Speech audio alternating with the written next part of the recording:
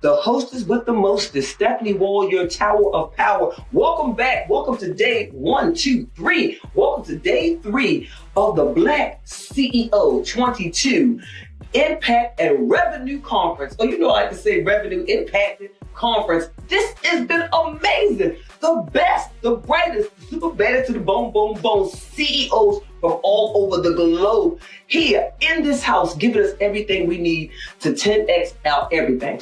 Our mindset, our money, our revenue. Look, we said women, black women, unstoppable black women in the house, 10x.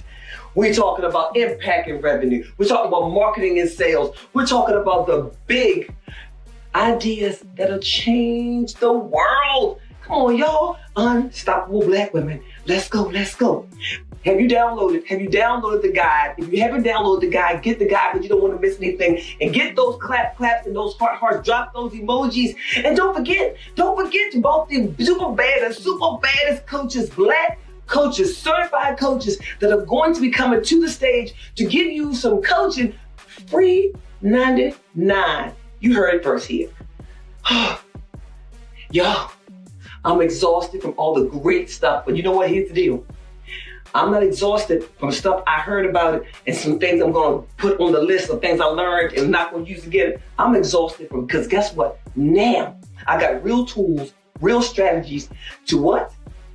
To not be addicted to the process. Come on, y'all. Come on. See you in there. Welcome to day 3, 1, 2, 3 of the Black CEO 22, Black CEO 22 Impact and Revenue Conference. This has been Stephanie Wall, your tower of power.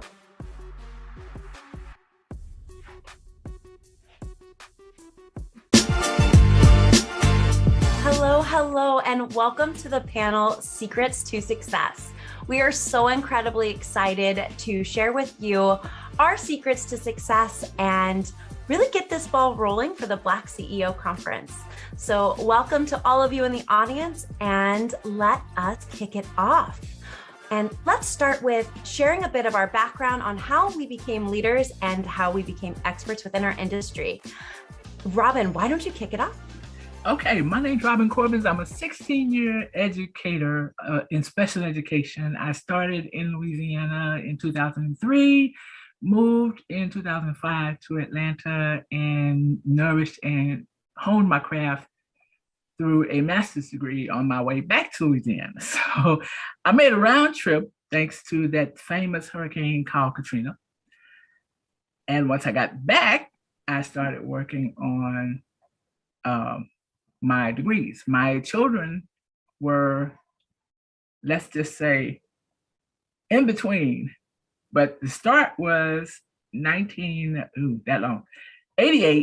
and I graduated in 99 with my first one. Okay, my first degree. The second one was in 2007 after the 2005 hurricane. So in all those years, I just kept working to get what I felt I deserved. I love that. And Yvette, how about you? Experience. I became a leader in my industry. I was in my late 20s when my marriage ended. And I was financially, it was very difficult for me and my children. So I changed my career. I went into financial services, and that gave me such an education as a woman in a male-dominated industry that I started to empower myself with the things that I learned. And I've always cared about women, especially women with children who've been through adversity. And my most enjoyable clients seem to be the ones who are going through the roughest time. So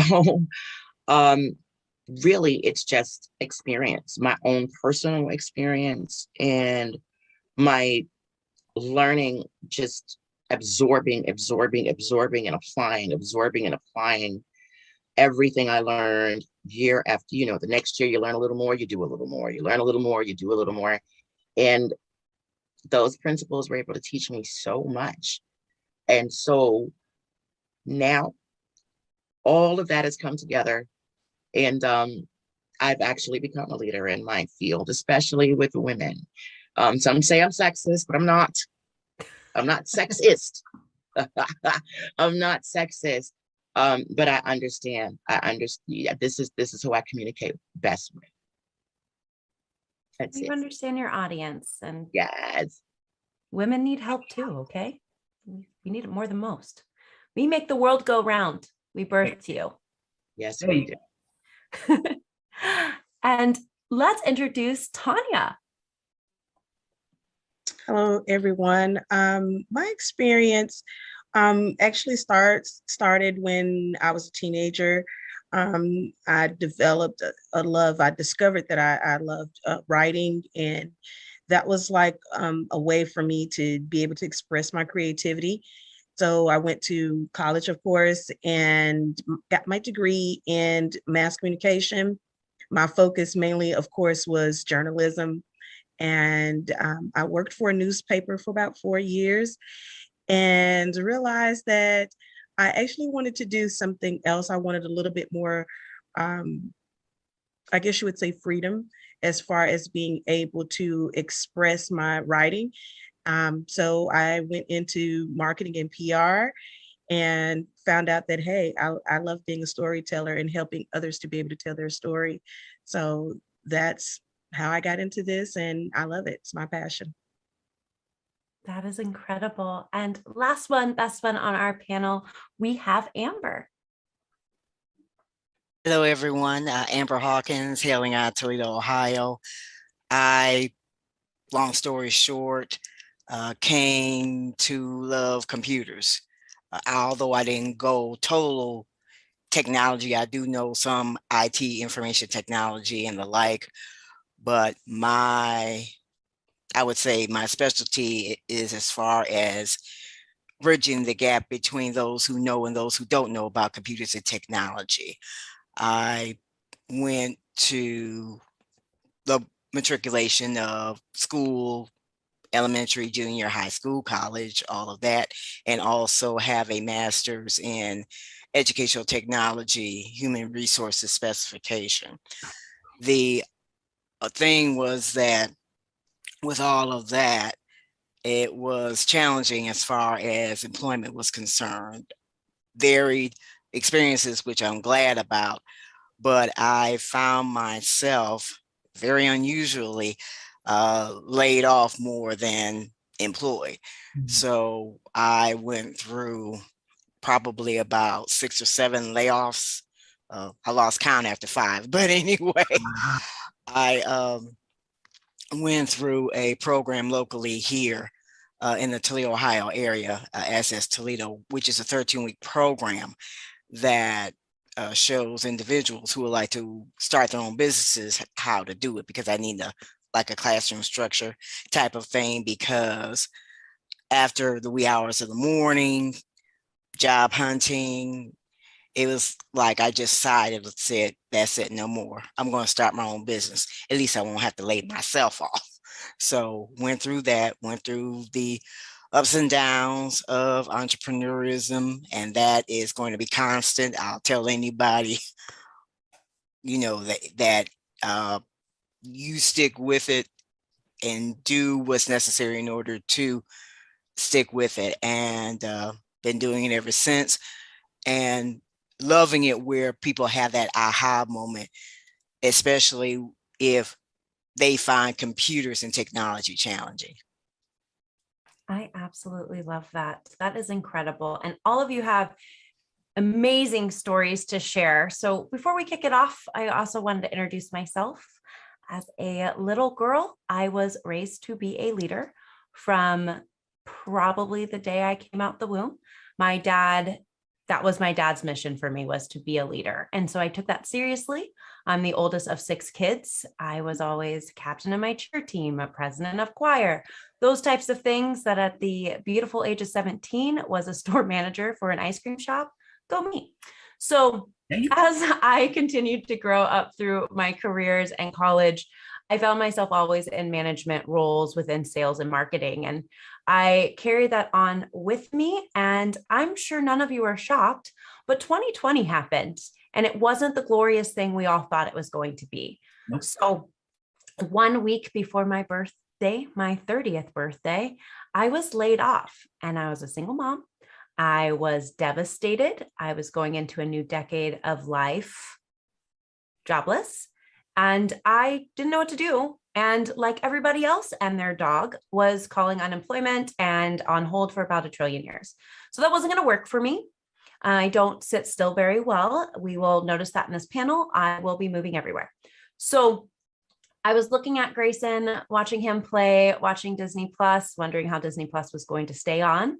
And in that moment, was also scrolling through Instagram, and it dawned on me that I could really teach people how to use social media and turn it into a scroll stopping moneymaker, because I was an award-winning salesperson and always top in my departments for being the queen of social media.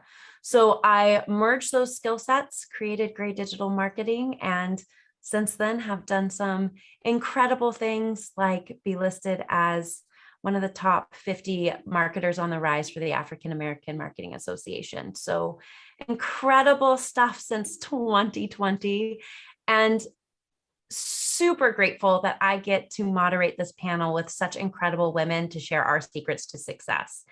And what I want everybody to know is success looks different for every single person. And how we got there is more important than where we've arrived. And so as you hear our stories, from the ones we just told to the ones we're going to share here in a few moments, look for those golden nuggets that resonate with you, because all 5 of us come from different backgrounds and all 5 of us have different stories to tell. But the success is in the details, and we've got to where we have gotten to because of hard work, effort, and for many of us, because we have children to feed. So we are so excited to share this moment with you, and we're all going to go around and share how we define success, because everyone defines it differently based on their own personal experience. And we're going to start with Robin, but how do you define success? For me, success is if someone learns something from me today. Success is not always about money to me. Yes, people need money. Yes, you have to pay bills. But being the type of person that I am, success for me is if somebody meets me and they learn something from me today, I've been successful today. Tomorrow, you're not promised anything. But today, you start at between 12:01 a.m. and 12 midnight. If someone's learned something from me today, that is a successful day for me. Now, everything else is what we call in Louisiana, lagniappe. That means extra. Okay, so whatever I can teach someone and they've learned it, it's success for me. That is You beautiful. teach them how to fish and they can eat for life. How about you, Tanya? So I define success where the things that you love to do meets what you were destined to do. That to me is considered as success. A lot of times, just like Robin was saying, success isn't always defined by the bottom dollar. And I think that especially in my particular industry and helping small businesses to be able to tell their story, a lot of times they are so stressed and so focused on the money aspect. Yep. And it's not even about that if you are doing what you are destined to do, what you love to do, the money's going to follow. It's going to come. So that's my definition. It's simple, straight to the point. It's all about what you're passionate about doing. And if it meets right there at that critical point of what you're destined to do, you've become successful. Beautiful, like absolutely beautiful. I love how the two just like merge together and you're like, no, this is what you love and what you're destined for. Right. Incredible. Yvette. Well, when I was homeschooling my adult children, one of the things I would tell them is that if you can find what you love to do and find a way to make money doing it, you'll never work a day in your life. And that's cliche. I'm sure we've heard that before. But to me, that is success. Doing something for a living that is something you would love to do. Me counseling, talking to women, helping with finances and things like that. That's something for many clients I was doing for free anyway. So the people who couldn't afford me that I cared about. So success to me is that and being in the best physical condition I can be in, being in the best mental condition I can be in, being in the best emotional condition that I can be in, and close family relationships with my friends. So relationships are serious. Success also, I guess, is multifaceted. For me, is being debt free, retiring comfortably, having a plan for as I age. There's a lot of longevity in my family. My grandmother's like 102 when she passed. Everybody's like 90s, 100, 80s, and I don't want to be a burden on my children. So knowing that I've made the plans that need to be made, that while they're raising their children, they don't have to worry about mom. They can come see me and not see about me. So I guess that's success, all wrapped up for me. That's success for a lifetime. That is incredible. Amber, how about you? With what all the ladies mentioned, I will say, as far as the financial part, because you have to admit a lot of people are concerned about that, at least in that aspect of it, be financially literate. I would say that for me, actually back around 2019, 2020, that was the time frame I decided in my mind, because along with what I was going through, I came to the realization I was not financially literate as I thought. And that was very important to me. And it's actually very important as far as our livelihoods. I would equate that as part of success, because you are going to do what you're going to do. And in the enjoyment of life, at least have that financial foundation that you need. As far as what you do you find the joy in it? Because if you're not finding the joy in what you're doing, and it's like a day by day by day by day, you're feeling kind of robotic and all of that, maybe that needs to be investigated. Like, okay, wait a minute, is this going to equate to the life I'm trying to live, or is this going to be where this is how things are going to be it your job, be it business, be it whatever the case may be. So having that financial foundation, or at least learning more about it and doing what you love that brings you joy. So people learning about and having that opportunity to overcoming whatever computer skill they're trying to learn, that brings me joy. I absolutely love all of these. All of you are so incredible. I just am like writing down these gold nuggets as we go. And I think for me personally, I would really define success a couple ways. One way that is not your typical way, but that is by learning how to be comfortable with the uncomfortable. I think that when you're uncomfortable, you're trying new things and you're growing and learning, because our comfort zone is should be a very scary place for all of us. And then I also look at it as just help one person every single day. And so if me helping one person every single day helps take me out of my comfort zone, then I'm advancing and learning. And I consider that being successful, because I don't ever want to stop learning. And every golden nugget I take in, I get to give back out to the world. So that is how I would define success. So we're going to keep going with this panel. And if you haven't yet grabbed your notebook and pen, I suggest you do so, because it's only going to get better from here. as we move along to our next beautiful question, which is, what adversity did you overcome to reach your current level of success? And looking back, what do you wish you did differently? And we're going to swing that lovely question over to Yvette. Belief. I think belief in myself was probably the biggest thing, because the comfort zone is not comfortable. You're used to it, but the comfort zone is not comfortable. And the belief that I could take it to the next level, the next level, the next level, was something that was very challenging for me, because everything I wanted to do and the ways I wanted to advance were things I didn't know yet. I had to learn.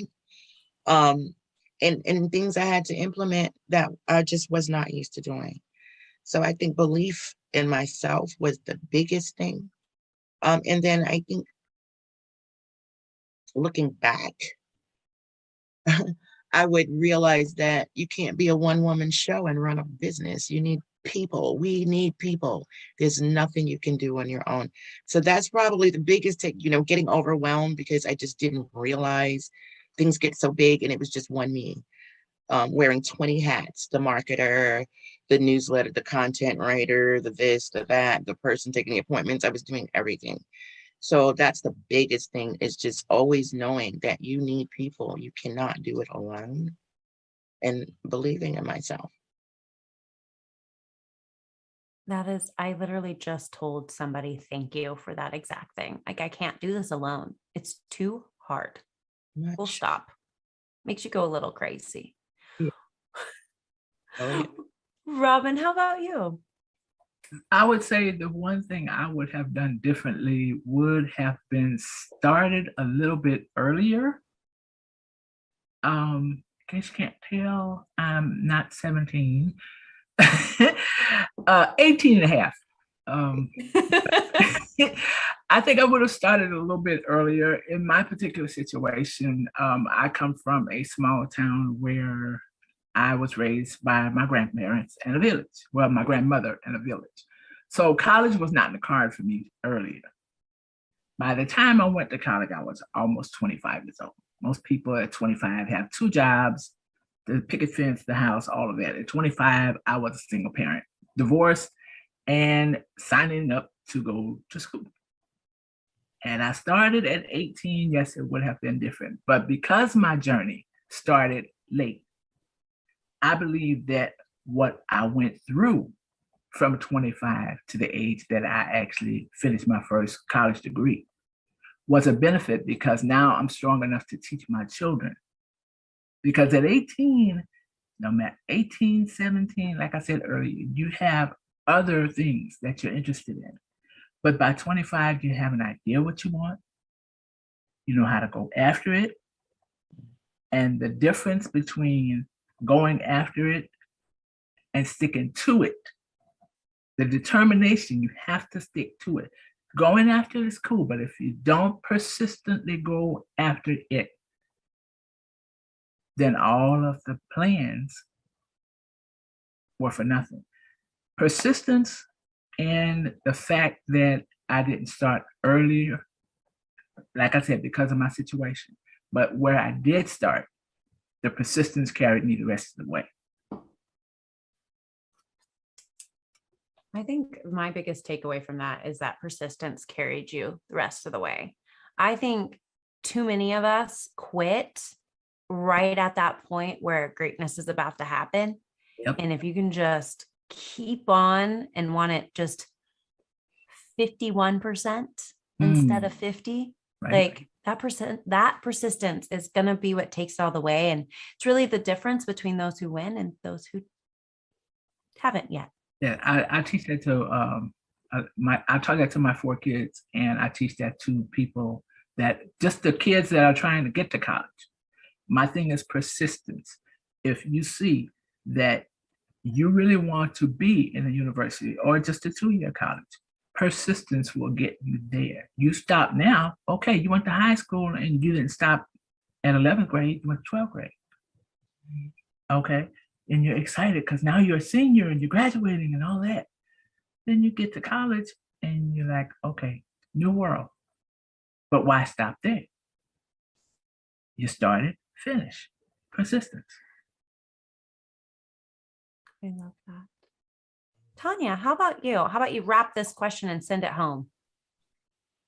I think for me, being in the position of being divorced, losing my job, being homeless with my kids, I Wow. think that put me in a position to where it was like, you've got to fight for this. And I think that's when I discovered the light bulb went on and said, this is what you're destined to do. Because in the midst of that, I mean, I was hosting webinars and collaborating with other business women, and I didn't even have a roof over my head. Wow.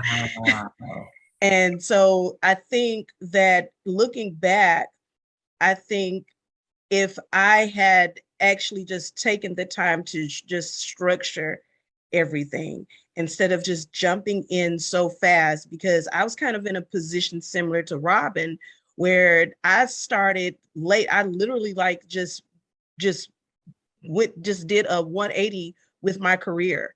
Mm. And it was like, okay, I'm coming back, full circle back to doing what I actually love to do instead of just doing something just to get by. So I was like, I'm over 40, and I don't have that much time left. And so I was just so quick to jump into it, and I didn't take the time to actually structure my business, take the time to learn more about my industry, because from the time that I was working up until 2015, marketing and PR had changed a lot. It had changed a lot. And it just kind of just was like this moment where it's like, okay, Tanya, you've got to go back to the drawing board. And this time, take some time and just get back in there, but take your time, learn more, collaborate more, network more. So I think that if I had done that, I don't think that I would have been in the position where I had to start over. Even in the midst of the adversity, I think that I wouldn't have had to start over. That was so powerful. I forgot that I have to move to the next question, and I'm just staring to try not to cry. So one quick second to take a deep breath. Switching gears here, everyone. According to many articles out on the internet, many are in agreement that writing down goals, creating a strong belief system, and investing in yourself are keys to success. Do you agree, or do you have any you would add or take away from the list? And Amber, would love to hear your thoughts. My thinking as far as that is concerned, it doesn't hurt to write the goals because you want to see your accomplishments. You want to see how far you come. You want to actually witness the fact that after you've achieved something, after you accomplish something, you can go back. I remember when I wrote this down, and it was probably easy to attain. It probably was. I had to go through this, go through that, jump through this hurdle, jump through that hurdle. There was a time I did not think I was going to make it, period, to accomplish this goal, because this happened, that happened, whatever. But I accomplished it. I did it. I'm thankful. On to the next goal. And if you have to be your best cheerleader, if nobody's cheering for you, at least cheer for you, because it is you that you want to be the best you, and it's you who is doing everything from writing. And with computers and technology, you can write, you can type, you can write it on and put it as part of your smartphone, have apps to do that and everything from there. So yes, you do set your goals. Yes, you do set your boundaries, because you want, well, when I say boundaries, I'm going to narrow down boundaries as far as what are you going to tolerate in this process?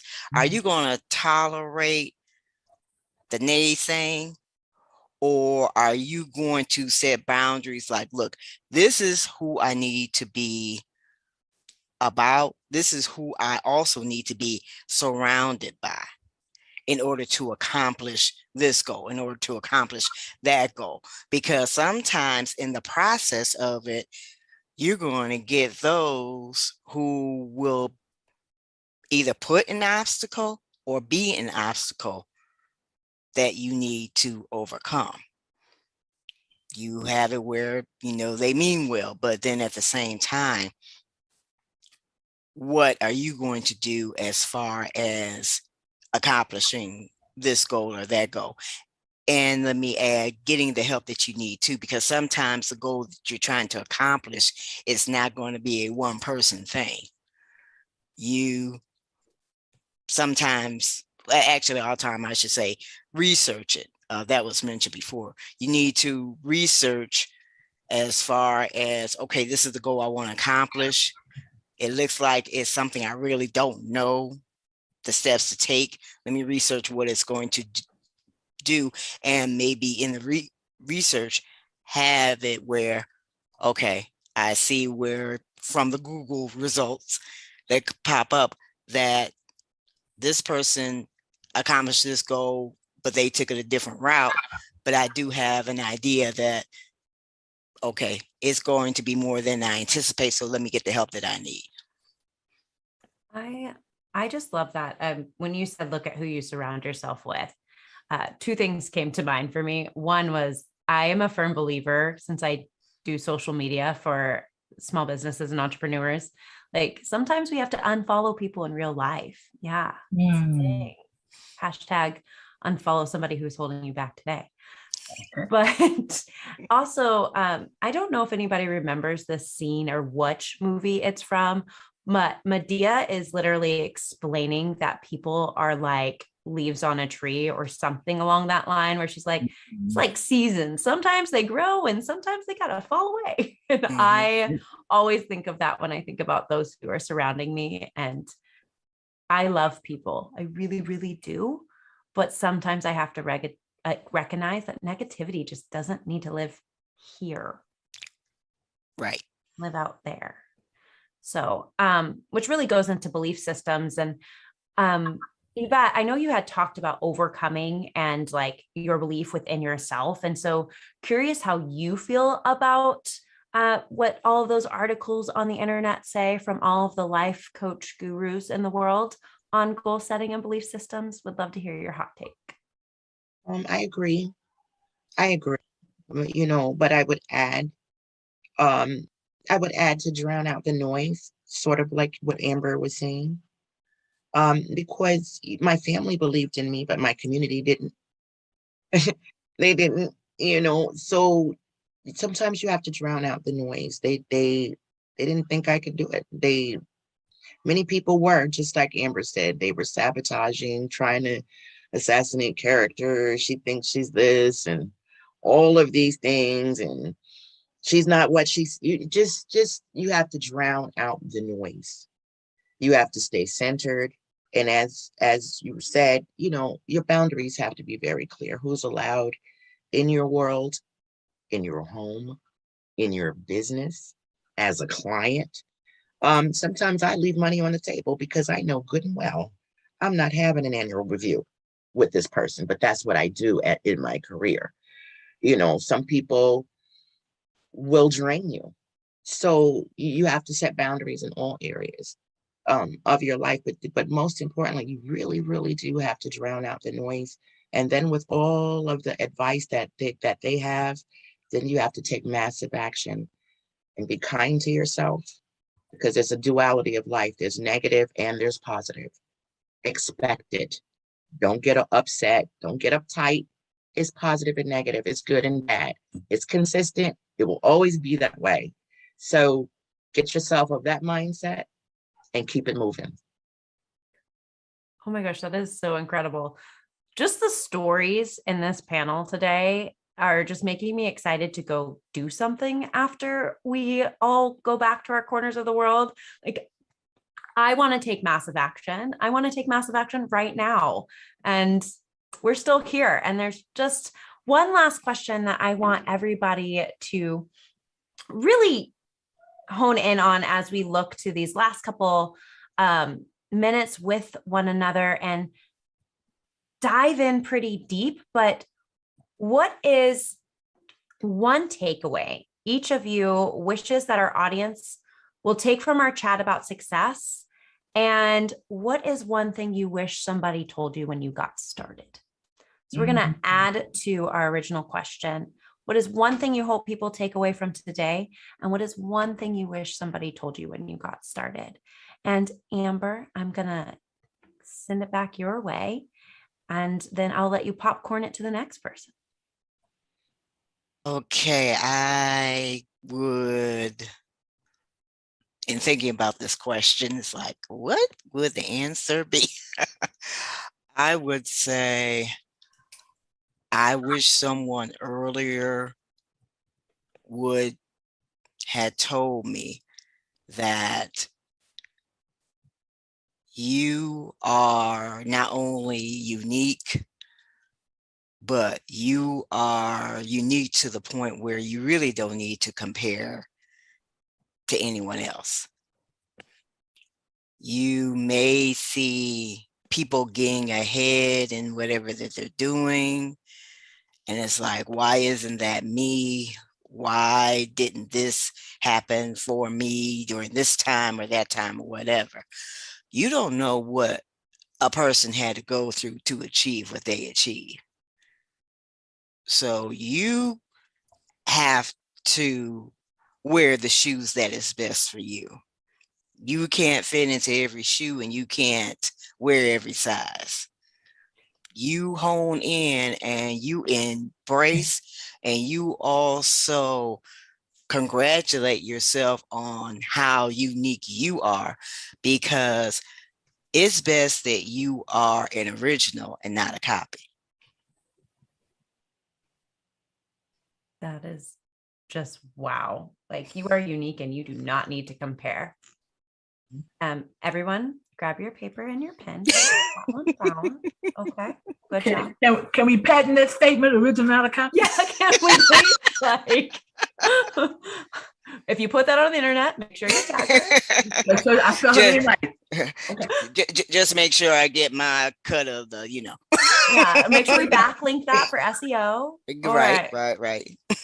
Oh my goodness, I know I told you to popcorn, but here I am being the distracting human that I am. No, that's fine. I thank you for mentioning that, Robin. So, hey, well, we'll go along with Robin, because I love this, and also at the same time, I think we all can agree that we are the best that we are, and we are all originals of us.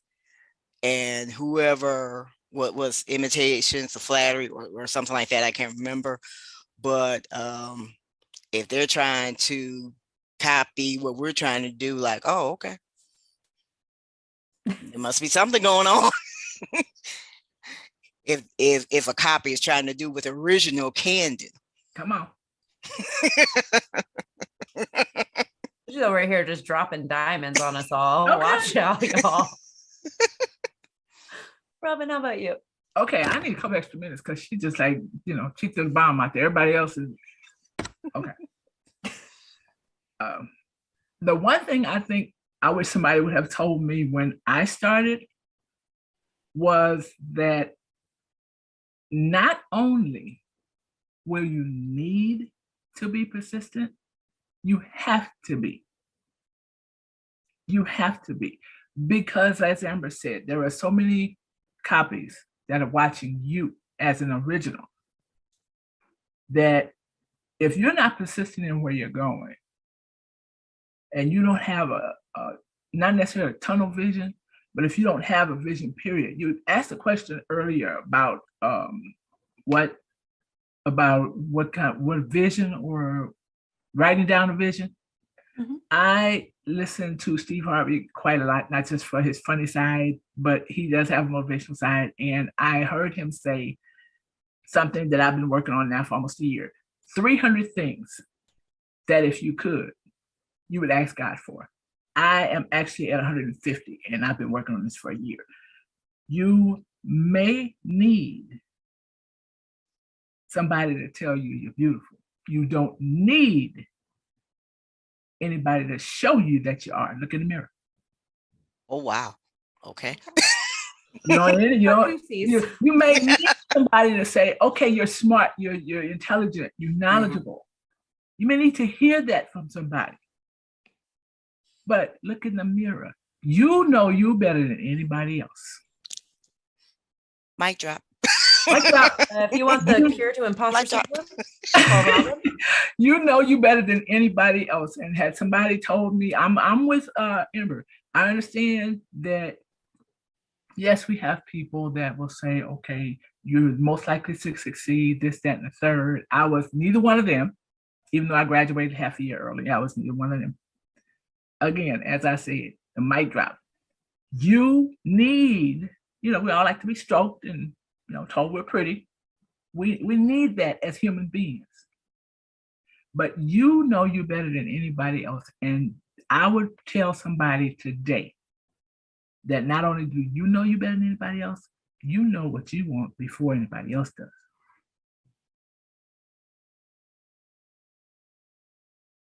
You know what you want before you tell anybody else.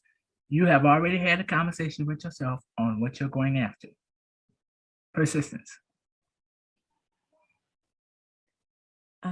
Well, now I feel like I need to go get a whiteboard marker and write it on the mirror and just stare at myself and read it. I literally have chills. I don't know if I'm scared to hear what my drop's telling you about.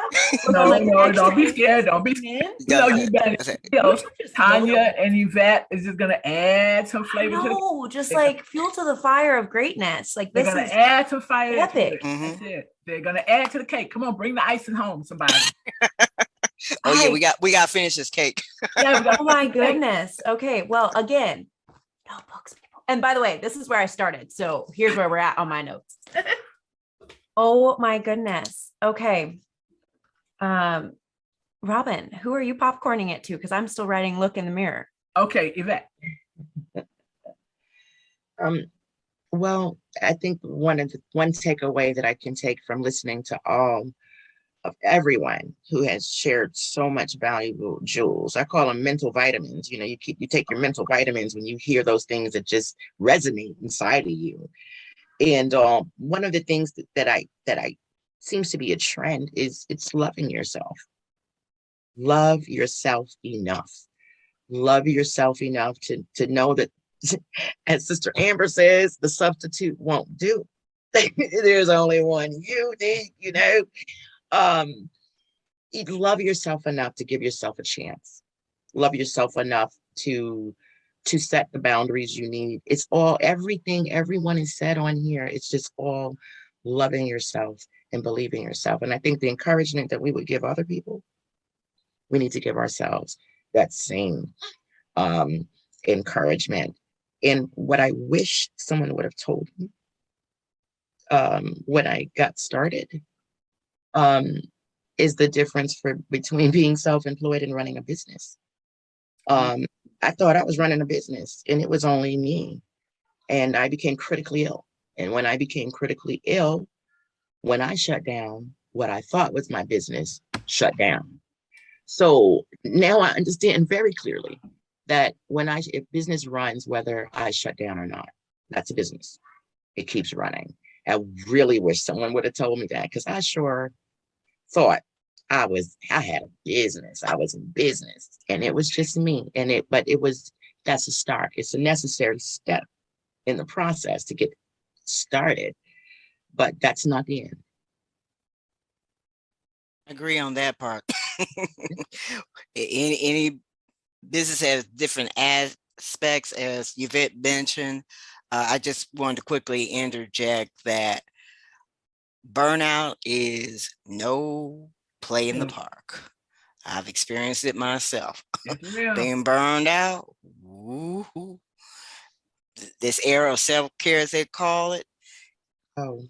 Say what you want, but it is extremely necessary. Like Yvette said, And I believe she is also saying too, if you don't take care of you, how can you take care of anything and anybody else? Mm-hmm. Mhm. Show of hands, how many of us have had burnout to the point of like collapse? Yes. Serious. We could probably spend a whole hour talking about how to avoid burnout. One out. Avoid it. It's a secret to success. Mhm.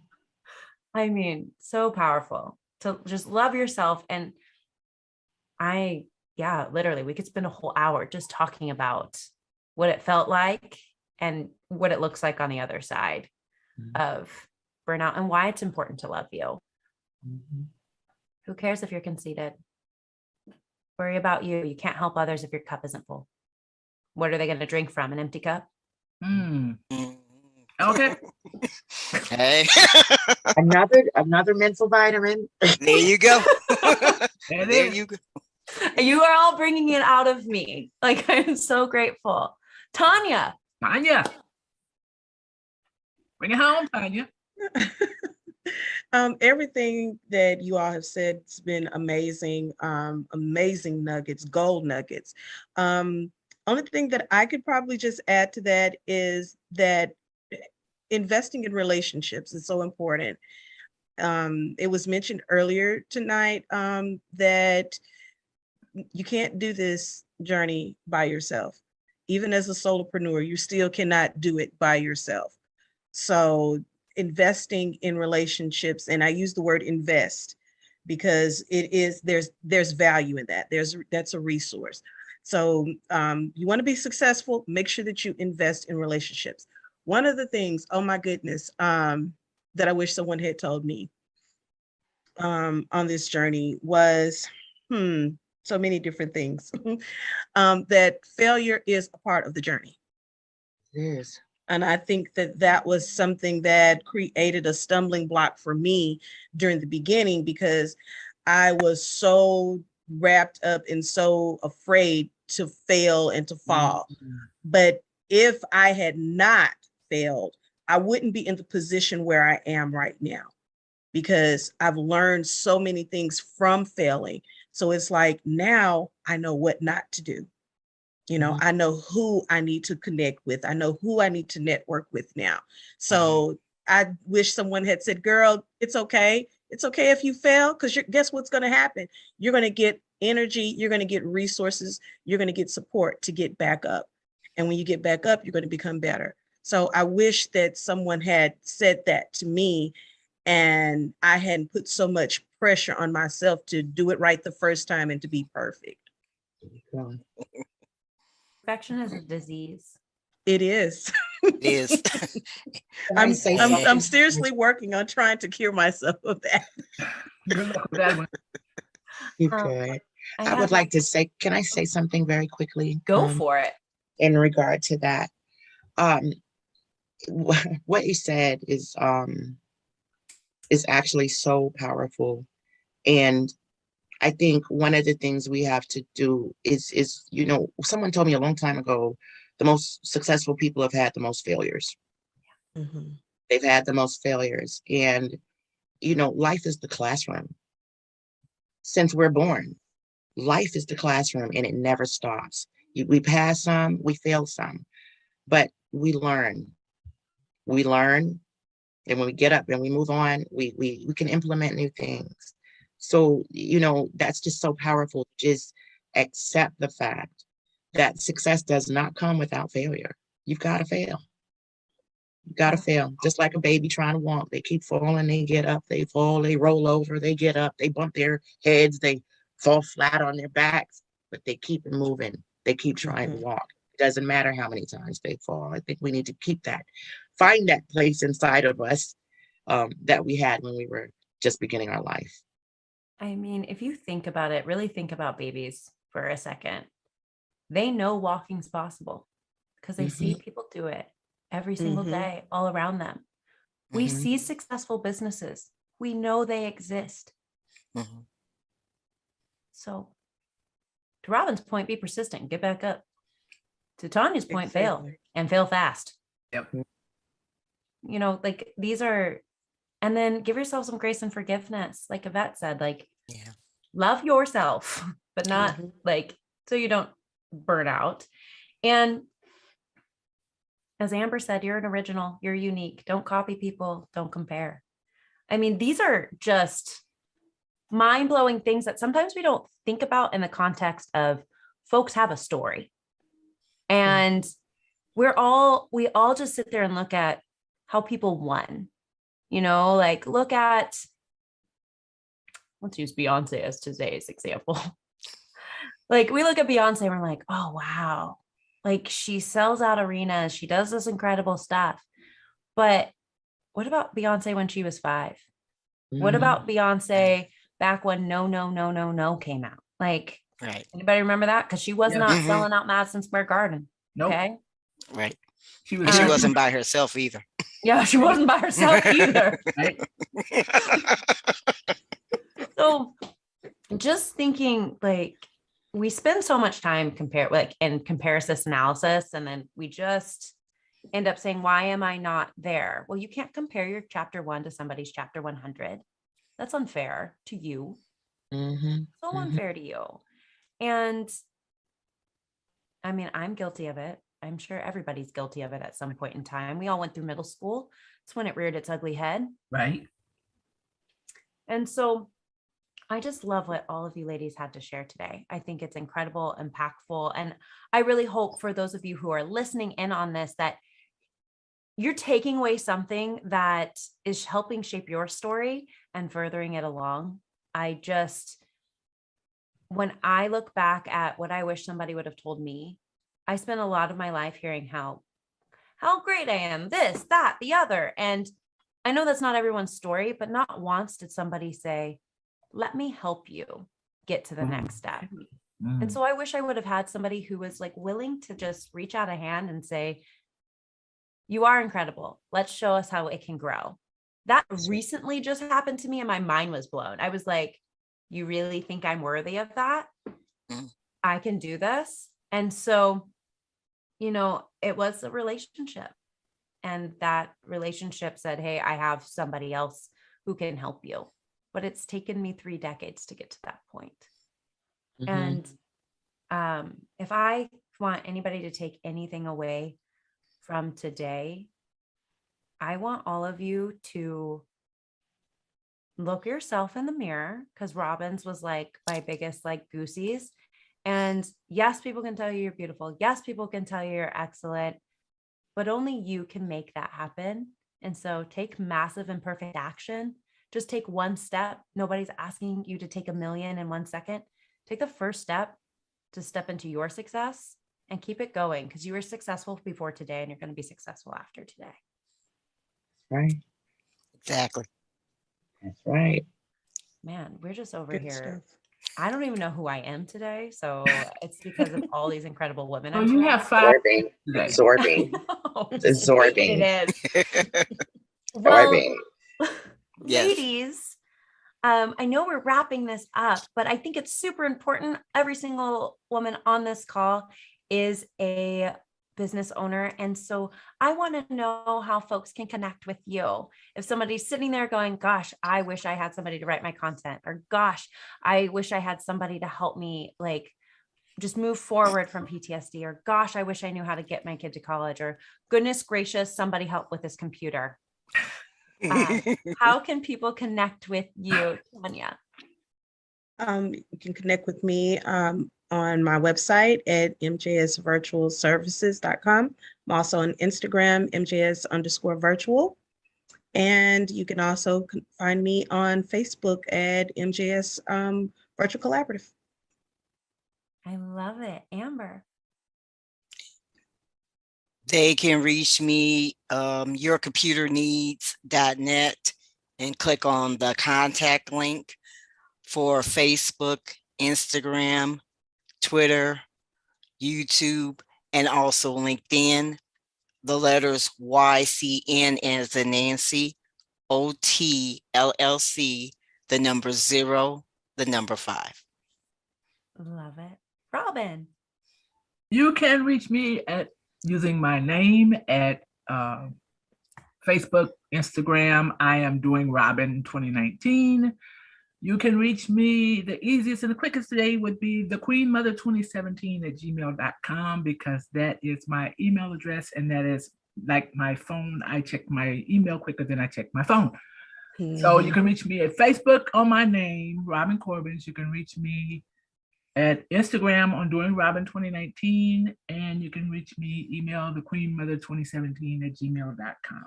I love that email. The Queen Mother. Right. The Queen Mother. I love that email.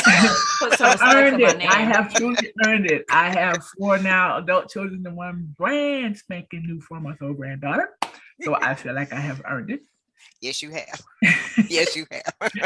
So that would be the quickest way to get in contact with me, other than I believe I have a LinkedIn page too. I don't use it a lot, but we need to talk, Amber. We need to talk about you and those computers, because my computer has seen better days. Okay, definitely will. Okay, so just remember the Queen Mother 2017 email, and we'll talk. Definitely will. Hit her up, Amber. Start typing that now. Nobody can forget the Queen Mother. phone- Nobody. Your phone. Uh-oh. What's going on with the phone? My phone is my computer screen. Oh, I understand. Okay, that is my computer screen. Uh-huh. Okay, so yes, Call it, girl. we must talk. But Mhm. ladies, thank you for the nuggets. I appreciate the time. I would definitely say, let me just throw a little something else in here. Those of you, now don't wait until your baby is 18 and contact me, because she needs to be in 9th grade getting her money together to go to college. Okay, and anybody else that Absolutely. has a teenager, do not wait until they get into their senior year to find that money, because believe it or not, it's too late.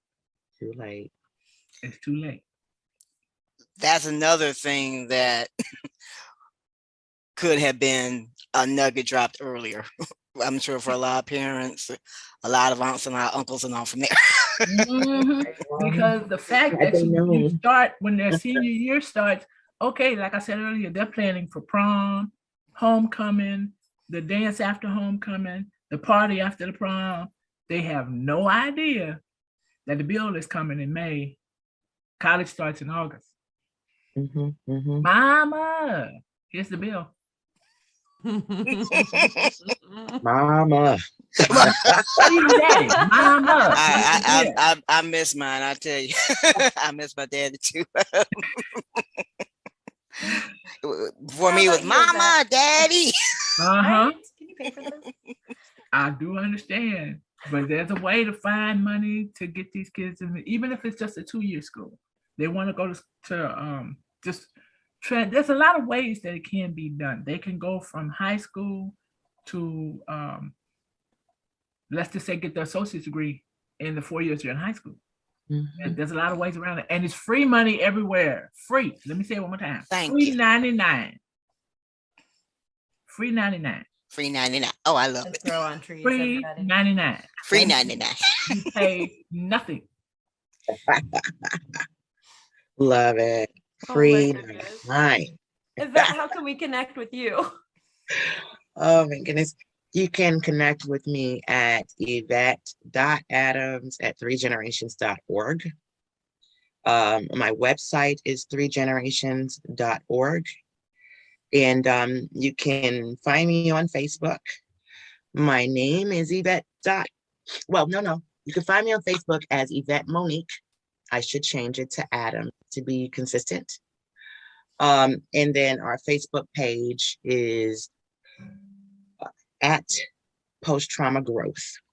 So you can just put in there the @ sign and post-trauma growth, and 3 generations will pop up. I love it. Well, friends, if you would like to connect with yours truly, easiest ways to get me to answer you quickly would be follow me on Instagram and send me a DM at Gray with an A, digital MKTG. You will see a lovely picture of me in a hat. Usually I almost wore it today. I'm like the queen of hats because I wear many of them. And then you can also find me on LinkedIn under Rayland Logan. That is RELAND LOGAN. I am the only one, so you're not going to get lists of them. So if you really ever want to find me, just type in Raylan Logan and I will be the only thing that shows up on the internet. So so happy and excited that we got to spend time with all of you. Please, please, please connect with any of these fabulous women that are on this panel. We make things happen, and they had such incredible stories to share. And in case you need a real quick wrap up and we're curious what I wrote down today, we have "You Are Unique and You Don't Need to Compare" from Amber. Robin, look in the mirror. You know you better than anyone else. Yvette, catch those mental vitamins every single day, but this will be a heavy dose of them. And love yourself, don't burn out. And Tanya, invest in relationships and fail forward fast. Yeah. So thank you so much for sharing, ladies. You truly are incredible. I hope you hear that time and time again. And if not, please follow Robin's advice and go look in the mirror. And everybody, remember to fill your cup, because you can't help anybody with it. All righty, everyone. We'll talk to you soon. Thank you, Raylan. Bye, Bye, ladies. Bye-bye.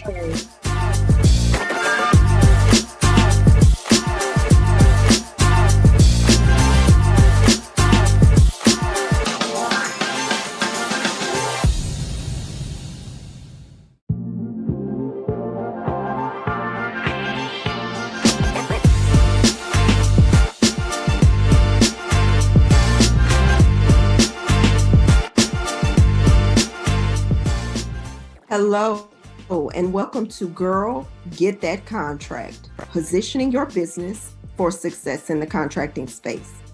I'm Dr. B. Adamson, and I'm excited to be here today to teach you how to position your business for growth in contracting.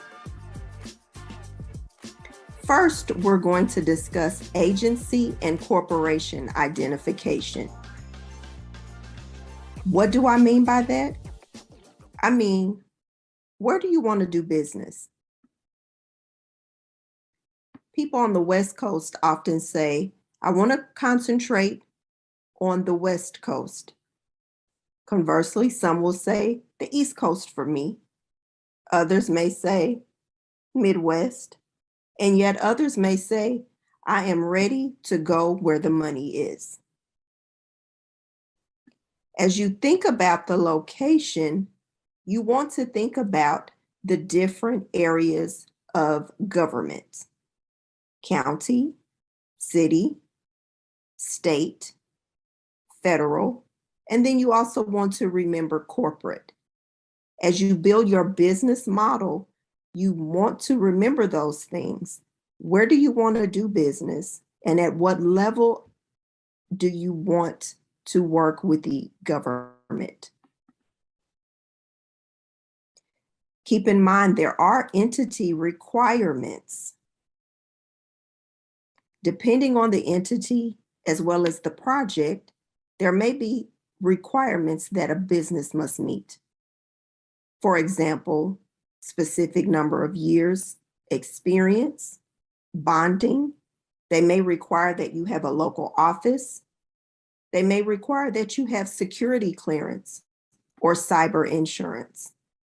We know a lot of ransom is being asked for folks that are getting information through data breaches.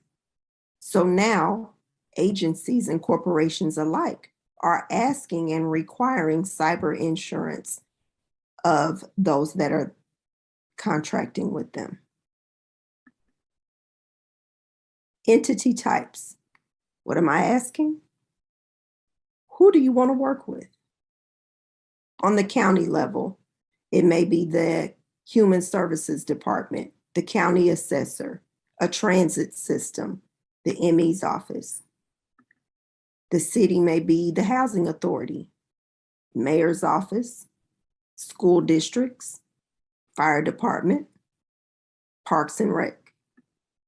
On the state level, the county assessor, the Workforce Commission, Health and Human Services. Federally, Department of Commerce, FEMA, DOJ, CIA. Understand that this is not an all-inclusive list. It's here to give you an idea of companies or agencies. To give you an idea of agencies you may be interested in working with. This is not an all-inclusive list, but I encourage you as you develop your business model to make a list of those agencies you're interested in working with. Let's not forget the corporations, airlines, casinos, Let's not forget the corporations, the airlines, the hospitals, hotels, and theme parks are just some of those corporations you may be interested in working with. What is your niche? As a Black CEO, your minority status is an important thing to think about. A lot of business owners say, I'm not interested, it takes too long, they're asking for too much paperwork, I really don't want them in my business. However, there's something very important I want you to think about. The government works to make sure small businesses get at least 23% of all federal contracting dollars. What does that mean? For every $100 that's spent, they seek to give 23 of those to a minority-owned company.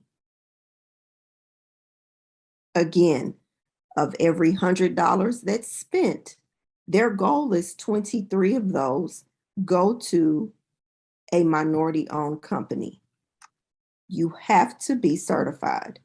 Yes, you can look at me and say, oh, she's a Black woman.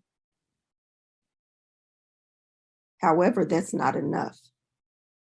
They require all businesses that want this certification to go through and apply so that a neutral third party confirms, yes, this company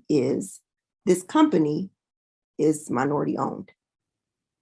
It has to be 51% owned by the minority.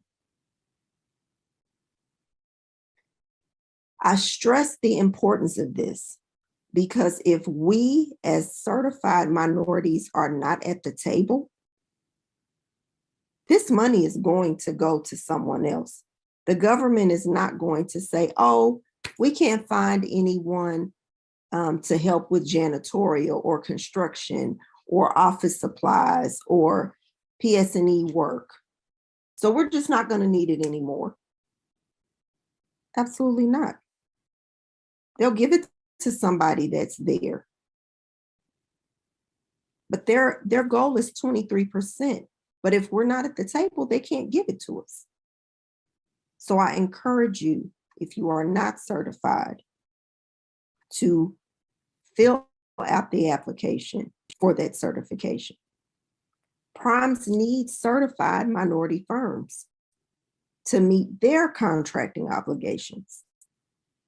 Also, there are some contracts set aside for specific minority-owned businesses. We've heard DMWBE, SBE, 8A, veteran-owned, small business. We've heard those things. But if you don't have those designations, those are opportunities that, one, have a smaller pool for competition, that two, if you're not certified, you can't participate. Subcontractors versus prime contractors. Subcontractors deal directly with the prime. They're not involved with the agency. And it gives you an opportunity to really learn contracting. A lot of times people want to jump deep, but they don't have the skill set. They don't have the business acumen. They don't have the experience. So I encourage you, to consider subbing on contracts. I'm not saying for forever, but as you build your business model, you'll know when the time is right to transition. And it's not that you'll always transition fully into prime. You may say, I want to work in prime with federal agencies right now, but I'm good at being a sub in my local government. Typically, subcontractors are newly formed entities. They want to really learn working with a specific agency. They may not have the financial bandwidth to pay for insurance or bonding. And they may want to focus on some of those informal purchases, which we'll talk about in a little bit. Prime contractors, they usually have more experience. They have larger capacity so that they can cover insurance and bonding requirements.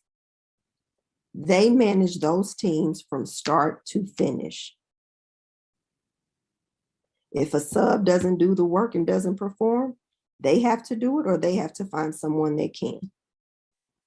It's a lot of responsibility being the prime. Yes, you get more money, but there's also more responsibility. Small businesses. I want you to raise your hand if you own a small business.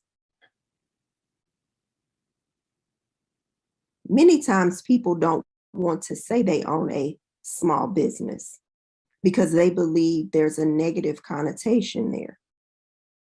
However, you'd be interested to find just how small a business is when you look at the definition in Title 13, Part 121 of the Electronic Code of Federal Regulations. These size standards qualify businesses for certain small business initiatives. Again, another layer of opportunity. Don't shy away from being small. It has its benefits. Okay, you've decided, okay, I'm good. Let's move forward with contracting. I encourage you to review terminology. RFQ, RFB, RFP, single source, sole source. These are all terminology terms that are used in government contracting. Solicitation, bid date, Q&A, addendum, clarification. What do those mean? It's a lot of terminology. If you're unfamiliar, I encourage you to get familiar. RFBs, requests for bid.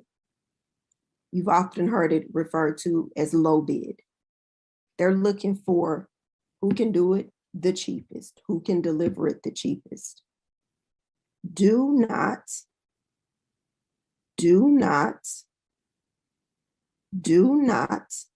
underbid just to win. Know your break-even point. Know your profit margin. Then prepare your bid. You may have two bids at the same time. You may have one that's a bid that you want a profit margin of 6%.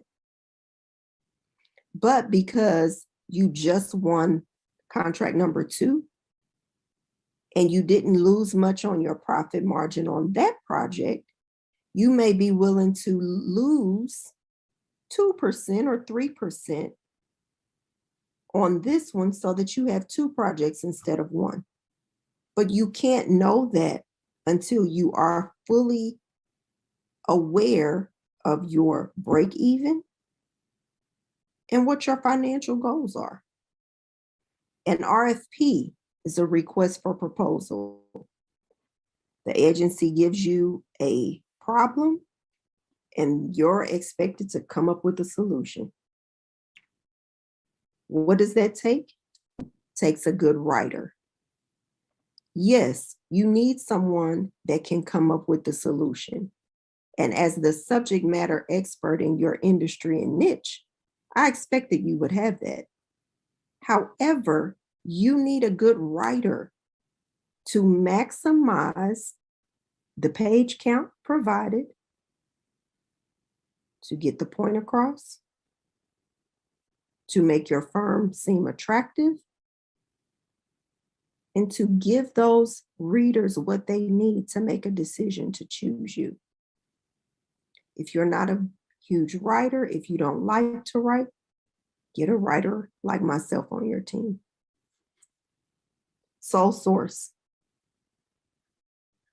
That means that there's only one person that can do the job or provide the good. Think of a patent. Contract types. There are all types. You should be familiar enough with the different types and know what you can and cannot negotiate on as it relates to your business. I want you to remember that an IDIQ is not a guarantee of money. It is a guaranteed commitment. Example, you have a moving company and you have a contract with the school district to do their moves throughout the next 3 years. They've committed to calling you when they need something moved. They have not committed to calling you X amount of times throughout the contract. So yes, you'll see an IDIQ. I encourage you not to build your complete contracting model on IDIQs. You want to vary and diversify your contract base. Informal versus formal. What is it? The quick thing to remember is an informal isn't advertised. Each agency has a monetary threshold that determines what's informal and what's formal. It may be 10,000, maybe 30,000, maybe 50, maybe 75. In your research, as you're developing your business model, as you're identifying which agencies you want to work with, you'll find that information out. An example of an informal, you're a coach, you have experience in education, specifically, you were a principal for 4 years. An agency, being a school district, calls you and says, oh, we see that you coach principals. We've got 12, we're a small district, but we've got 12 principals we'd like you to work with. We've got some administrative goals, we've got some professional development we'd like you to work with them on, and just to coach them to be better within our districts. Now, you've done your research and you know that their informal threshold is 50,000. They told you they have 12 principals. So get your calculator out. You know that on average, 50,000 divided by 12 is about $4,000. But you know your break even may be 2,500. So you said, okay, my break even is 2,500. I'm only going to charge 3,200 per principal for this 1-year contract. So you're at 38.4. They may say, oh, great. We're going to draft up a contract, get you to sign it. We can get you started. You think about that. If you do that in 5 more districts, that's almost $200,000 to do something that you've already mastered, something you already have experience in. Look for those opportunities that allow you to use what you've already mastered to increase your bottom line. Formal projects are larger in value. They usually have a longer term. And here goes that word again, subcontracting.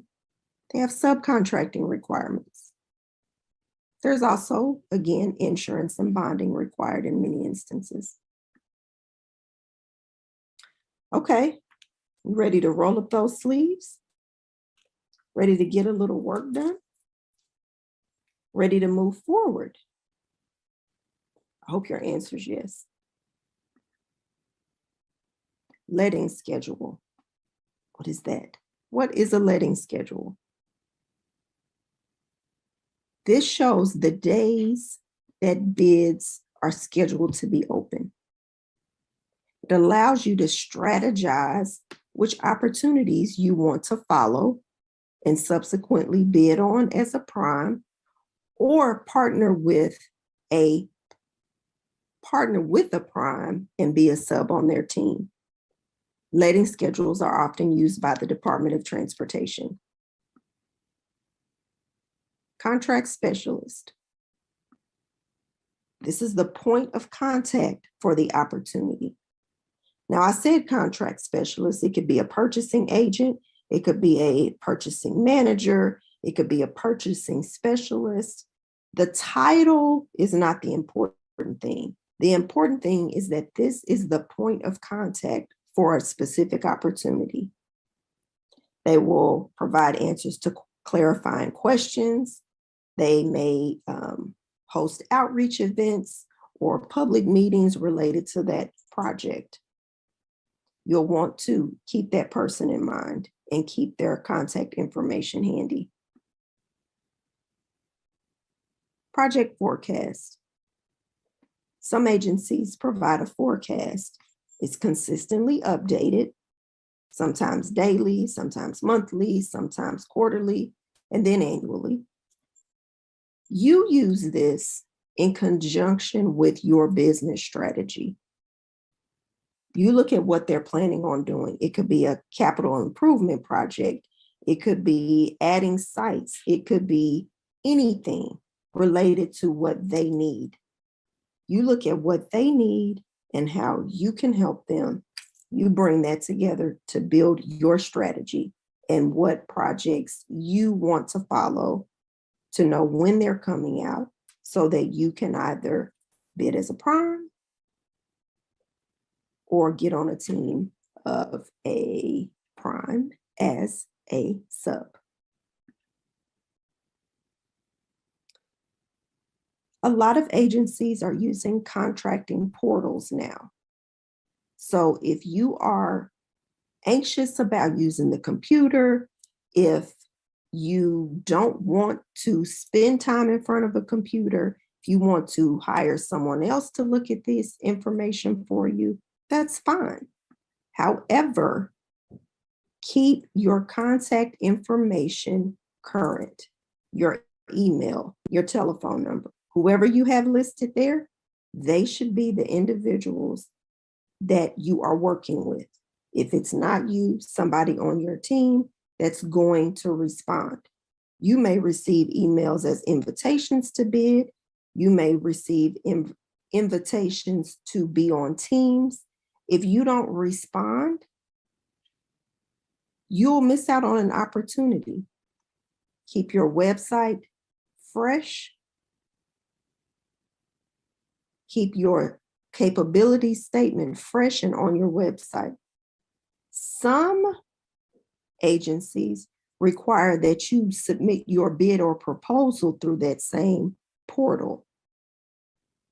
Educate yourself or your employee or your consultant to do that. You want to, when you take the time to prepare a bid or prepare a proposal, you don't want to wait till the last minute to submit.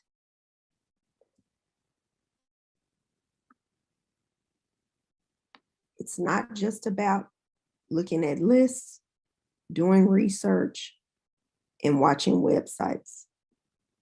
It's about building relationships. When I work with my clients, I tell them that we're playing the relationship long game. This is not an expectation that I sit down with the prime today, we have a Starbucks coffee, and tomorrow you send me this agreement that says from now until forever, you are forever going to be my sub for every contract that I have. It's not realistic. Primes need subs. Subs need primes. It's a joint partnership. Every opportunity that comes your way as a sub or as a prime might not be a good fit. Follow your business model. Know what your plan is. Move forward with that plan. There may be opportunities that come to you that you were unaware of, that you may adjust your business strategy, and that's fine. But know that building these relationships is for the long haul. It's not just what a prime can give to you as a sub, but also what you can give the prime as a sub. Your knowledge, your tools, the things that your company may have built in relation to IT, the experiences you've had, your network of folks. Because while you may be one minority certified business, generally, you associate with others that are as well. A prime may say they need a minority-owned firm in a specific area. You may know who that person is. Share that information. But remember, every relationship will not result in a contracting opportunity.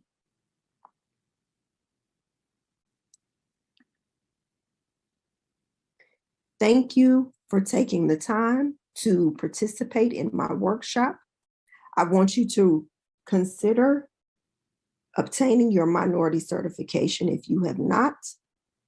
Get your website built out with an email address tied to your URL, not Gmail, not Yahoo, not AOL, not Outlook. I want you to make a list of the agencies you want to work with. I want you to determine the location in which you want to seek business. If you have questions, if you're ready to move into this space, if you need assistance with your capability statement, I'm here. My contact information is on the screen. Please feel free to email me and definitely follow us on social media. Have a great day. Specifically because this is what actually got me. Hi, I'm Caruana D, your government contract strategist from San Francisco, California. For those who choose to work with me, what I want most is to see you be able to build your generational wealth, leveraging your business to do that. It's so very possible. I know that it's possible for you. It was possible for me. I've been able to do things I never dreamt possible. It's something that I always, my greatest desire is to impact Black and brown communities with the knowledge of government contracting, where there's trillions of dollars that's being left on the table that's specifically set aside for Black and women and minority small business owners.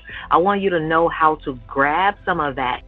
You, in turn, can buy your block back when gentrification is happening in your community, build generational wealth, and, of course, to change your family legacy and the things that we talk about. It's all about financial literacy.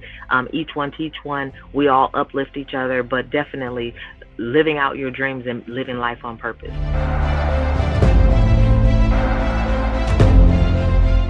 Listen up, you all. Coming to the stage next is Caruana Dyson. She's going to talk to us about getting those governmental contracts. She says, stop chasing individuals, stop chasing groups, stop chasing those people that you have to chase. Instead, let's get those minority contracts because they're seeking businesses, small minority-owned businesses. If that's you and you feel that it's what you need to do, so I get the song in there. I want you to get your pen, your paper. Come on, dial in. Y'all know what to do. Hit the emojis. Bring Caruana up to the stage. Come on, Caruana. Give us that thing so we can get these pesos, dineros, the moolah.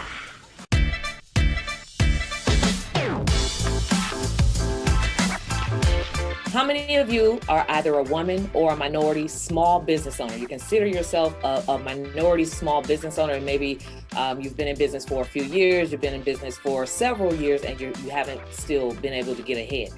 Did you know that the US federal government spent just last year during the pandemic over $10 trillion on small business products and services? Okay. If you didn't know that, just know that at least 26% of that, which is a little more than 2.6 trillion, was obligated to be spent with minority small business owners, right?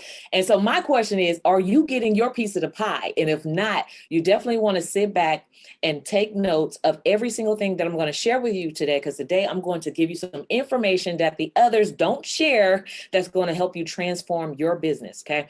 So I'm Karwana D. I'm a government contract strategist. I help minority small business owners learn how to grow their business with these government contracts. Now, if you think $2.6 trillion is a lot of money, just know that there's even more when we add the budget spend for the state level, as well as what's being spent on your city local level. They have money for you. And I like to show you exactly how you can go about getting some of that piece of the pie, okay? So today I want to empower you with this information. I want to first start with a little bit of how I got started. I am Karwana D. Again, I'm a government contract strategist who actually help people learn this step-by-step process and strategy, just like in the movie War Dog. So a little over 10 years ago, I actually was broke, busted, and disgusted. I was sitting in the very same seats that many of you are sitting in today, trying to figure out how to get ahead in my business, trying to figure out how I was going to pay my bills, have consistent, sustainable income, and never have to worry about going back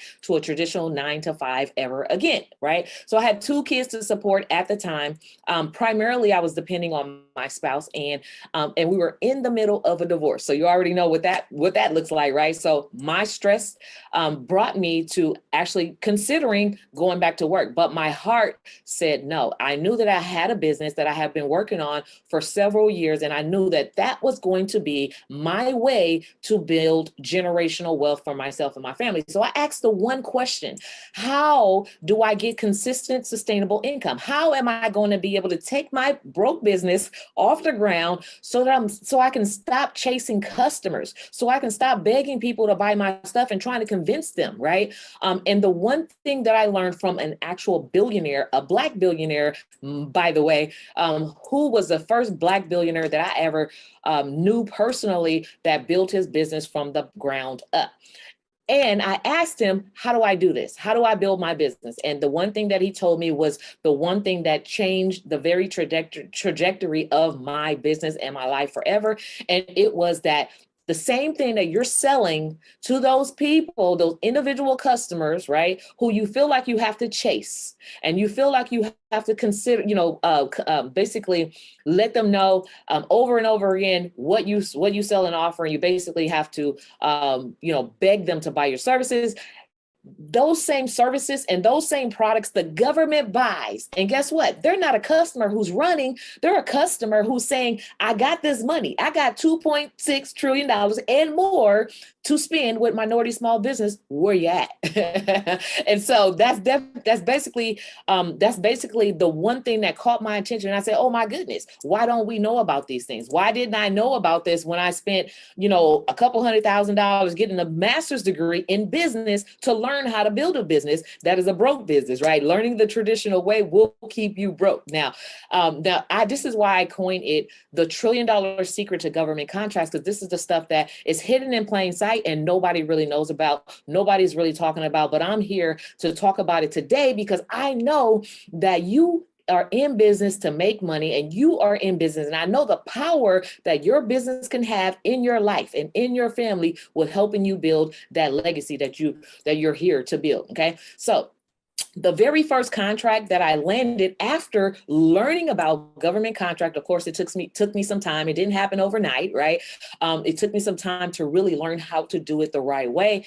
The very first contract that I landed was a $70,000 contract for, guess what? 28 days of work. Right. And this was actually shooting photography services. So when you think about it, I was actually on site for about 2 hours a day. So that's not even when you calculate all the hours, not even 3 days of work, 3 8-hour days of work, where I was able to walk away with $70,000 in a contract for my very first client, government contracting client, right? And so for most businesses, especially minority small business owners, that $70,000 is not even something that they maybe will ever make, in the first 2 to 5 years or whatever. For some, you haven't even gotten to the first 5.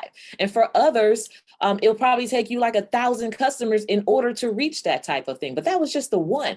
But guess what? I'm here to tell you that one contract actually ended up duplicating and tripling and quadrupling. Before I knew it, I was actually landing multiple contracts simultaneously, and those contracts began to get larger and larger. And before I know it, I learned how to land multiple 6-figure contracts for very part-time work. And this is the stuff that I'm excited about. So if you're excited, leave a comment and let me know that you're excited. If you're one of the ones who said, I am a minority small business owner, especially if you're a woman minority small business owner, because that makes you a double minority, leave a comment, because this is the money that the government has for you.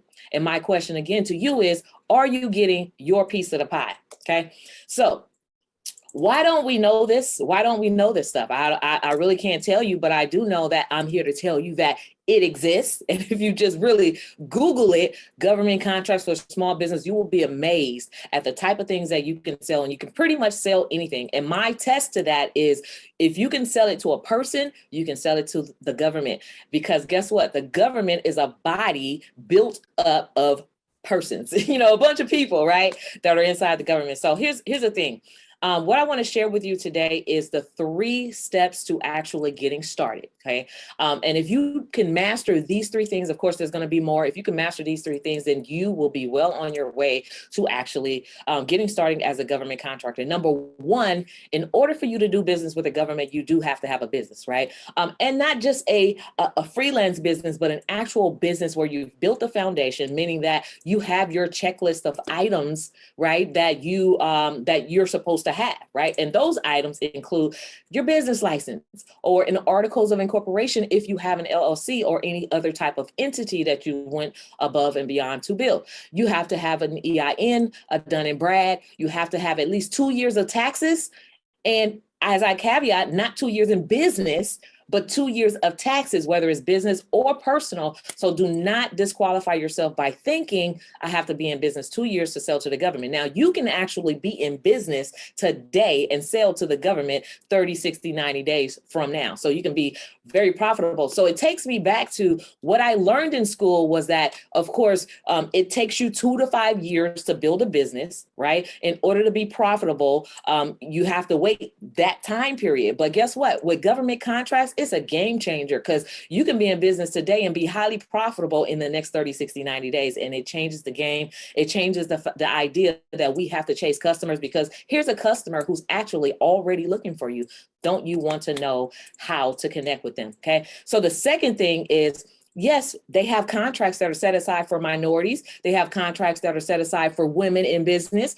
They have contracts that are set aside for small businesses in general and disadvantaged small businesses. We're all at a disadvantage, because according to the Small Business Act, of course, any company that has under 500 employees is qualified as a small business concern, right? And if you're not even generating 30 million a year on average, then guess what? You are at a disadvantage, a huge disadvantage. And you want to actually take your golden ticket to knock on the door of the government and ask them for your contracts. Okay. So, and that's just literally how simple it is. Of course, I make it sound a lot easier than what it really is. There's some work involved. Okay. But it's not just enough to be those things. There's a certification process that has to take place to officially become a small minority woman disadvantaged small business. So there's a certification process. So that's the second step. The third step is, of course, once you've actually gotten your business foundation in order, and you've got actually officially certified yourself as a minority small business that's at a disadvantage, the third step is to submit proposals, right? So every single day, every single minute, there are thousands and upon thousands across every single agency, federal, state, and local opportunities that are put out there where the government is saying, we need this service, we need this product, we need this. And it's everything, including janitorial services, communications, photography, video production, of course, catering, restaurant, event planning, you name it. I've actually have a client who actually sell prosthetic wigs to the government. So do not think for one moment that you cannot sell to the government. So that third step is just basically looking for those opportunities that they're putting out there and responding to it. So if you can master those three things, right? Getting your business in order, getting certified as a small business so that you can actually go after those certified, set aside contracts for certified small businesses, and then responding to the opportunities, then you will actually have made yourself a legacy business, because you're not only are you able to land multiple contracts simultaneously, but these contracts are large in size. So now you're buying your time back from chasing those individual customers. So hopefully that information is resonating with you. And hopefully you are now aware that government contracting is something that can change your life, and you will begin to take action. And so now I said all that to say, and in closing, I want to say this, right? I want you to be like the little engine that could, that think they can, right? Because it all starts, your belief system, it all starts within you thinking that you can actually accomplish this, right? And then two, I know I can, right? Because there's the engine, just like, the engine, I don't know if you guys remember from childhood, the little engine that could, he was watching all of these other engines and trains, with their big choo-choos. And he's like, I think I can. He had a little tiny choo-choo, but he was trying to get to become that big choo-choo train. Just like a small business looking at all of these giant businesses and saying, I think I can grow into this giant business. But guess what? Those giant businesses, I bet you believe that they are doing business with the government. That is the secret. And guess what? This government contracting thing actually levels the playing ground to even the little train like you can do it. So you go from thinking to knowing to actually doing it, because it's going to take action in order to participate in this multiple $trillion spend that is there. And then once you do it, you want to come back and you want to empower, educate, and inspire someone else that they can do it too. And so that has been the evolution of my success journey. And that is the evolution that I want to see each and every one of you who raised your hands, who made the comment that you are a small business owner and that you are that minority small business who are looking to actually build a legacy business. So if you want to learn more, I want you to go to qualifyforgovernmentcontracts.com. Go to qualifyforgovernmentcontracts.com so that you can actually get my free checklist on how to qualify your business for government contracts with all the steps, and then also the free case study where we're going to talk more about how these three components work and can work for you.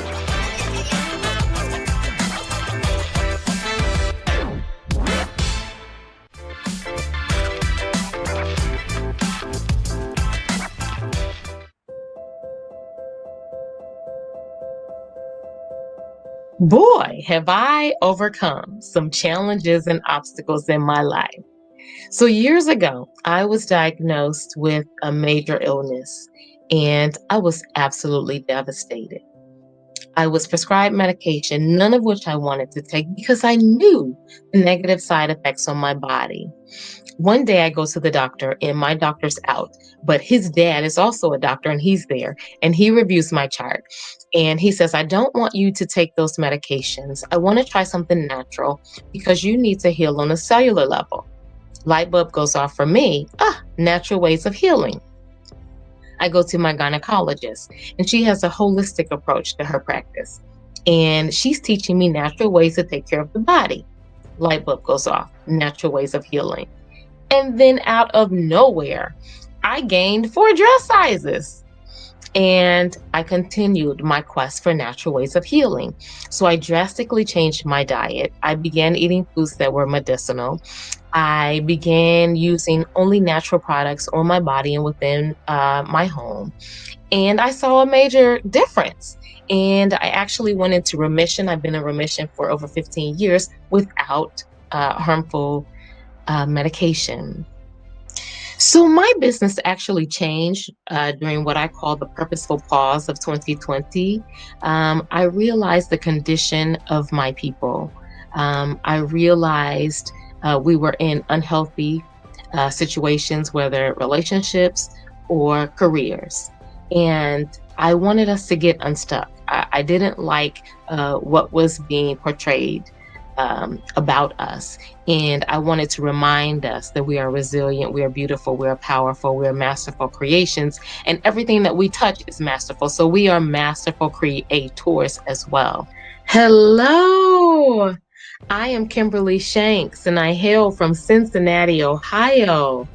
The name of my business is Strategize with Kimberly.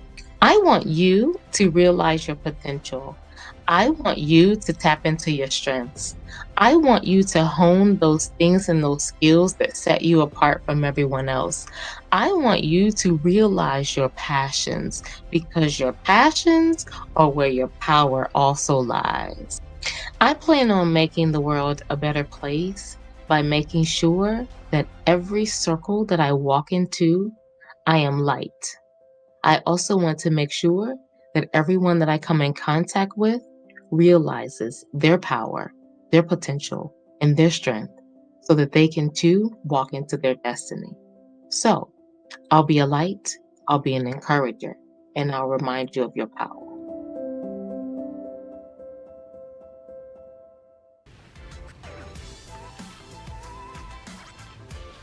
Kimberly Shanks says, who are you? Who are you and what sets you apart from other folks? In this world of dog eat dog and everybody wants to be brilliant, everybody's fabulous, what sets you apart? Don't you want to know what sets you apart from the next person? That I know who I am. Do you know who you are? She kept asking you, who are you and what sets you apart, and do you know what it is? Do you know what it is? Let's get to it. Hit the emojis. Hit the emojis. You are brilliant. Hit the emojis. Let's go. Let's go. Let's go. Let's go.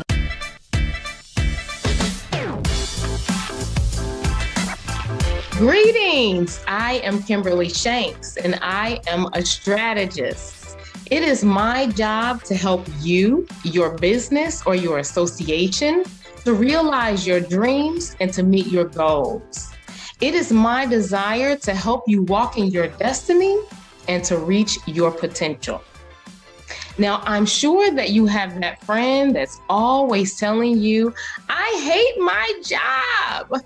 Oh, I'm not paid enough. Things are not going well. They don't give me what I deserve. They don't respect my diversity. I hate it. Oh, wait, that's you. Oh, wait, that was me, just to be honest. So last year, during what I call the purposeful pause, everything came into perspective clearly for me. I decided that I would no longer assimilate into a system that did not value me, my diversity, my ideas, my worth, what I bring to the table, and even my hair. If I could not authentically show up, I decided I wanted no parts of that ball game. I don't even want those relationships anymore. So I needed my own. I began entrepreneurship, this journey, like in 2008, and at times still working for others. But last year, everything changed and everything became clearer. You know what it's like working 3 times as hard as your unqualified counterpart? Getting there early, leaving late, having no life, not getting compensated for the enslavement that you're giving them? I decided if I'm going to kill myself, I'm going to kill myself for my benefit, for my people, and to make impact in my community, because I am powerful. What I have to offer is powerful.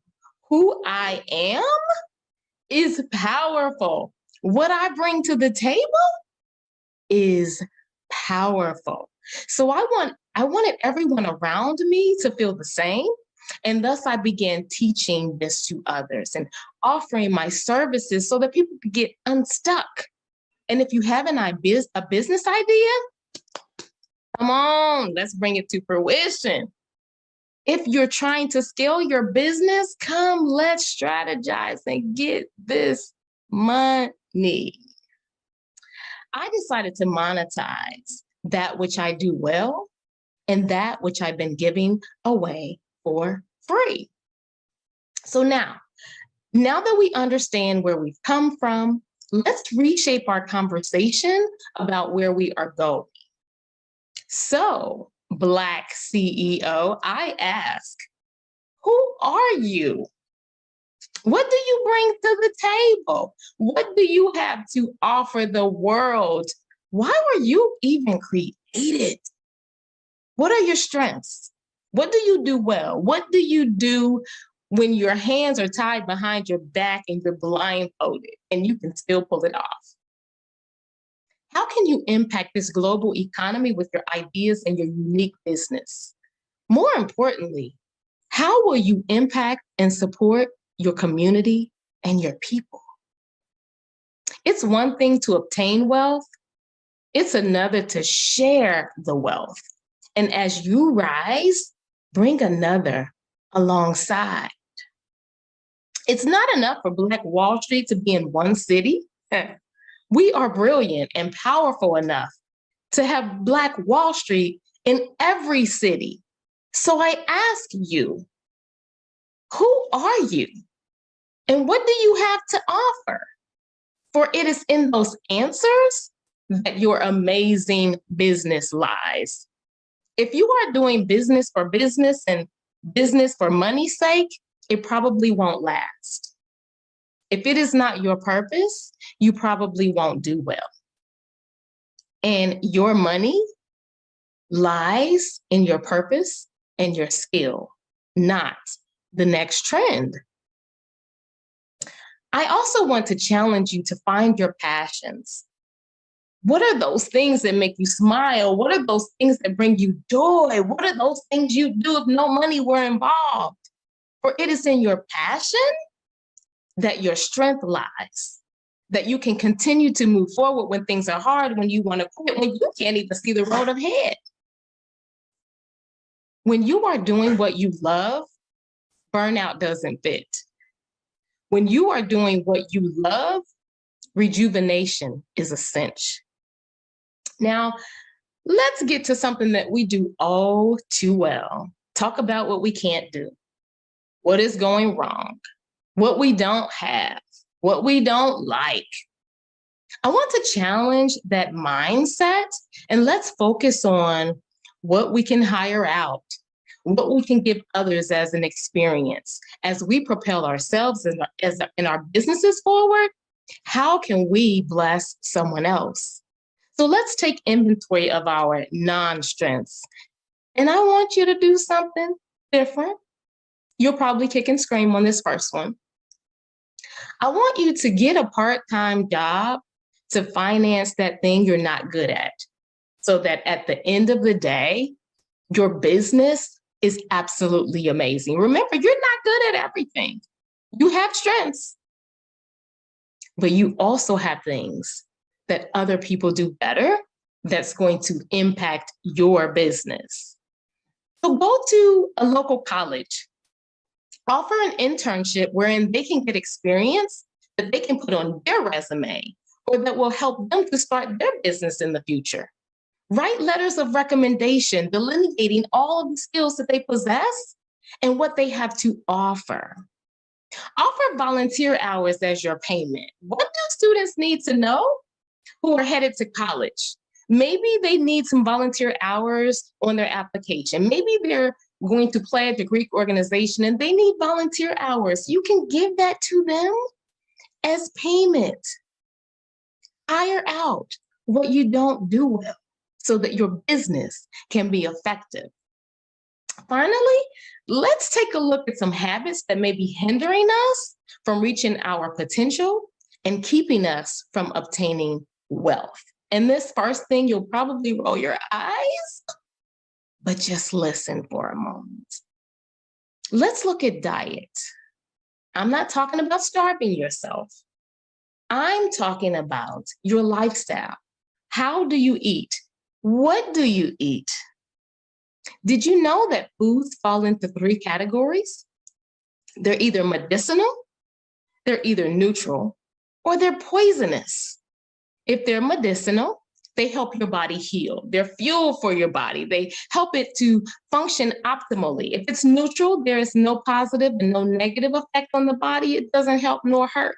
But if it's poisonous, it causes weight gain, dis-ease. It saps your energy that you need to run your business well.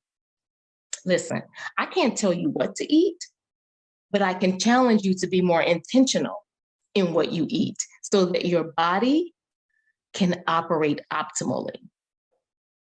Let's talk about one more thing. It starts with an E, and I won't say it loud. Okay, so let's say movement instead, because I think people like that word a little better. When we say exercise, people turn off and they get intimidated and they say, I hate the gym, as do I. But I do understand the importance of movement. Movement improves your strength, it increases endurance, it yields more energy, it delivers oxygen to areas that need it, it helps your body to operate efficiently. So you hate the gym. It's not the be all end all. I bet there's an album that you love listening to, and you can dance to that for 30 minutes. Do you have steps in your house? I bet you can walk them. Do you have a pet? Okay, don't just walk around the block. Do an extra 15 minutes of walking with your dog. Movement is important. Maybe you like to skate. Do anything. And if you are of a certain age and things start going south, I know you need some resistance training as well. Put some weights on your ankles or your arms and clean the house. Why are we talking about movement? Because your body needs to perform optimally if you plan to run this business and get this money. If your body is broken down, I don't care how much money you have, you can't spend it. I don't care what impact you want to make, you can't make it. Let's try to eat differently and to move a little more. Finally, let's talk about this powerful mind of ours. Let's talk about our mentality. It's one of the biggest things that hinders us from reaching our potential and our goals. The way that we think. I tell my children all the time, the only limit that exists is the one that you are creating in your mind, because nothing is impossible. So the next time you want to give up or you think that you are unable to achieve your goal or to move forward, Mr. or Miss CEO, I want you to think of the resilience of your ancestors who laid in shackles, in feces, and were sick just getting to America. I want you to think of the whips and the lashes that they took for not conforming. Tell me you're going through more than that to start and to scale your business. On a positive note, because we forget how great we are, and we have come to believe the narratives that tell us what we're not, remember where you come from. Remember the power of your forefathers and your foremothers. Don't believe the hype. Don't buy into that narrative. No. Remember who created mathematics. Remember who created art. Remember who created language, the writing system, medicine, architecture, the calendar. Think of those pyramids.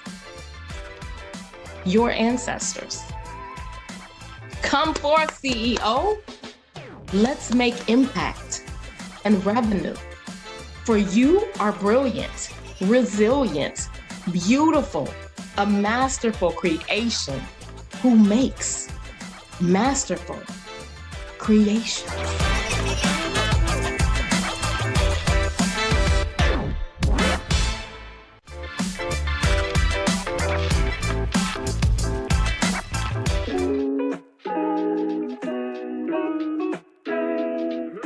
My main area of struggle was around finding my place. My entire childhood was spent going back and forth between two completely different households. I was an only child in one and number 3 of 5 in the other. I attended like 5 different elementary schools, and mostly because I did 25 years in the military, I called 25 to 30 living spaces my home. I never even had that one passion for what I wanted to be when I grew up either. When I was a kid, I was interested in teaching and anything related to the arts, dancing, singing, drawing, acting, all of it. I realized that what I love is getting curious about the way people think, what makes them behave the way they do. I love training people to accomplish tasks more effectively and efficiently. I remember seeing Ian Van Zandt and Marianne Williamson and others on Oprah and think, oh, I wish I could do that. And then I realized that my entire life had led me to becoming a transformational coach, helping people to create and manage the results they want in their lives by rightly applying spiritual principles, transforming themselves, their families, and their communities. See, the work I do is important to me because this is the legacy that I want to leave. When I lay my head down on the pillow for the last time, I want to have left a beneficial footprint for having walked this earth, that future generations will come to know their true nature and continue to work for peace, equality, and freedom for all people. I'm Denise Hanks, a life mastery consultant from Bridgeport, Connecticut. If you decide to work with me, I would be honored to serve and support you in creating a vision for your life that you're in love with. Teach you lifelong skill sets to help you partner with the infinite and rise above whatever the conditions, situations, and circumstances, and become who you want to be, do what you want to do, have what you want to have, and give what you want to give. I believe the world can be a better place when we see that we can live a life we love, giving our time and energy to the things that matter without regard to conditions and perceived limitations. When we're able to express love freely without fear and inspire others to do the same. My plan is to help us master this kind of life by speaking, coaching, training, and being an example in my own life.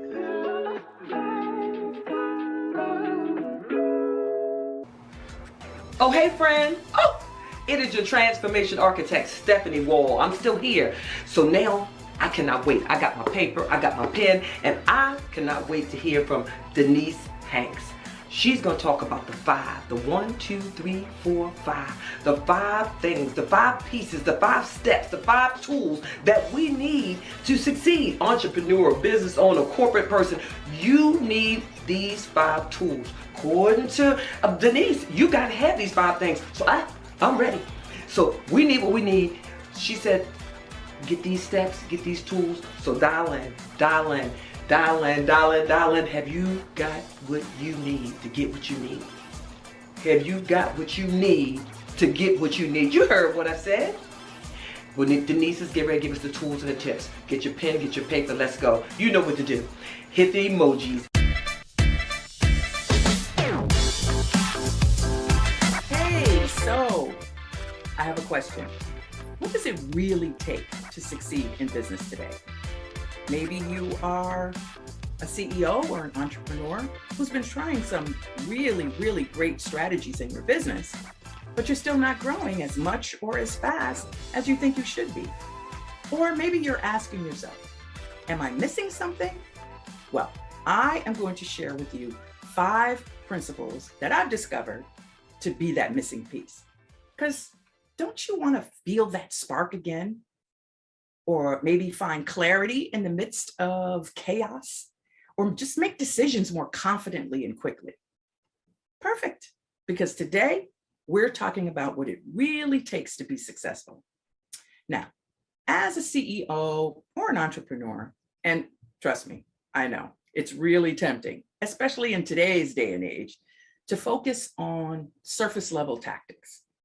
You see it being advertised all the time online, people talking about trainings and courses on things like how big is your following or increasing your social media. And what about that funnel? How big is your list, right? They say, make sure you have all these things dialed in. And while those business practices are important, yes, there is a time and place for all of that. But quite frankly, the most successful people I know, they've launched their businesses over the last decade or so, and they haven't focused at all on any of those surface level tactics. But they are really good at these 5 things, and they continually stay good at them. And once you have these 5 principles, then you can do the rest. Then you can put everything else together and thrive in your business. So let's dive into principle number 1. It's your willingness to befriend your fear. That's right.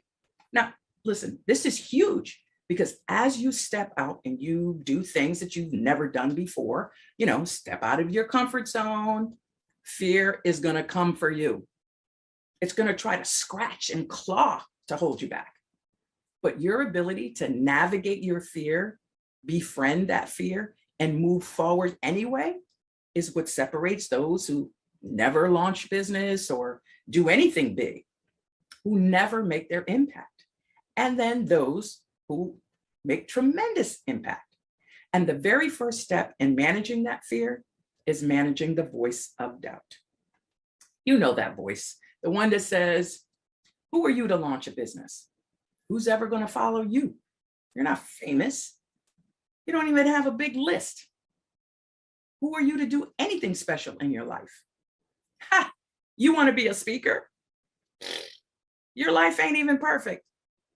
And look at when you tell your friends and your family that you're going to start your own business, they're laughing at you. Yeah, all those voices of doubt and fear.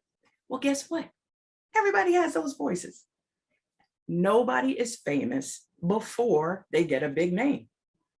Think about anybody famous. They all started at the same place, at the beginning, right? So every highly successful person has learned to navigate that voice of doubt and overcome fear as they're building their business. Number 2, you must be willing to let go of the Lone Ranger syndrome. Yeah. Now, the Lone Ranger syndrome is that voice that says you can do it all by yourself. Yeah. In fact, you shouldn't get any help from people, because if you do, you wouldn't really have earned it yourself. Lies. Successful people get help from other people all the time. In fact, the most successful people hire some kind of a coach, right? Successful business people hire a business coach. People who want to see results quickly in their body image, they hire a fitness coach. People who want to be successful athletes, they hire a performance coach. And people who want to grow in personal development, they hire a life coach. They all have a mentor, and most of them are also plugged into some kind of a community. So listen, I've had the privilege of training and coaching hundreds of people, right? Over the last few years, and even seen it actually, I know I've seen it in myself. Okay, so it's this pattern of, you reach a certain level of success and then you move into a slump, right? And then you get successful again, and then you move into a slump. And what happens is actually predictable. See, we get successful, and then there's this temptation to disconnect. We stop connecting to our community. We stop asking for help. We even stop getting our mentorship. And then slowly, we go into this downturn and into a slump. And then we're in this trough of struggle. And then what do? Yeah. Hey, help, I'm struggling. Things aren't going well. And then we reconnect to our mentorship, our network, and our community. So go ahead, just let go of that Lone Ranger syndrome and allow support into your life. Now, principle number 3 for creating successful business is resilience. Yes, you've got to be resilient. The most successful people I know are the ones who fail the fastest. What do I mean by that? They're the ones who try things out more often. And when it doesn't work, they get up, they try something else. They get up, they try something else. They're incredibly resilient. And you've got to have a thick skin, right? You've got to be resilient to grow your business. And if you're an entrepreneur, that comes with beautiful benefits: unlimited income potential, the deep feeling of fulfillment that you're doing what you're meant to do. But you've got to have that courage and the resilience to move yourself forward, because there will be times when it may look like your efforts have failed. But part of resilience is you got to find the good that you can take from it and then move forward. Just shake the dust off, pick yourself up, and get back after it. And that skill of being resilient is essential for being successful in business and in life. All right, we're at number 4. And that is, you've really got to be a lifelong learner. I am a lifelong learner. I feel like I'm constantly learning. I'm always willing to do something, something new to help connect with my audience, with my clients, with you, right? To help serve and impact you. It's so inspiring to look at all the greats, right? The great speakers and coaches who are always learning, especially learning things you think they've already learned. So over the years, I've attended many conferences, live and virtual events. And what impresses me the most is seeing, the big name speakers taking notes and offering takeaways after someone else has presented. I mean, how inspiring is it to see these people who are at the top of their game with massive success, and they're sitting somewhere taking notes more than anybody else in the audience? The reason they're successful is because they're committed to being learners. Leaders are learners first. And in your business, there's going to be a whole bunch of stuff that you're going to have to learn. You're going to have to skill up in order to deliver your best work in the world. And in order to impact more people, to grow your business. But if you're willing to be a lifelong learner, then you're willing to learn new skills to impact people. And that mindset is going to serve you from day one until the end of your career. All right, we're at the 5th one. And that 5th attribute is, it will actually support you again in your business. And that is that you care about people. Simple, right? But don't sleep on this one, because whatever business you're in, you're going to have customers. Maybe you have employees. Well, you want them to grow and succeed, right? So this is what I want for you. See, I believe that whatever you're facing, whatever circumstances are at you right now, it's no match for the power that's breathing you. And this is huge because, look, when my clients are faced with a challenge, when they're faced with a struggle, when things just aren't going right, it's my caring for people, my willingness to show up for them, that helps me get out of bed in the morning. It helps me to be resilient, to dust myself off and, wipe off my own knees when I've had a failure. And that's what helps me to rise above the challenges that I'm facing. And it's actually a guiding principle for my own business. So when I'm making decisions, I ask, what's good for my clients? What's good for the people that I'm serving, right? For all concerned. And those decisions always lead you forward. Now, where people get into trouble is when they start forgetting about that. They think, what's good for the bottom line? What's good for me? What's good for us? But you see, universal good means that there is no private good. What's good for you is also good for your customers. So when you lead with caring for them, they're going to feel that. And you won't be able to keep the good from coming your way. Not when you lead from that place. So I certainly hope that these principles have helped you, and they will be helpful in succeeding in your business. And if you'd like to hear more about this, or you'd like to learn more about how to apply these principles in your life, maybe how I could help support you personally or your team, just text the word success to 203-409-8886. That's success to 203-409-8886. And listen, know this, you are meant for success. You're meant for expansion. You're meant to go forward in your life. And when you adopt these 5 principles, they will serve you for many, many years to come. All right, well, I appreciate you so much. Thank you for watching, and I'll see you soon.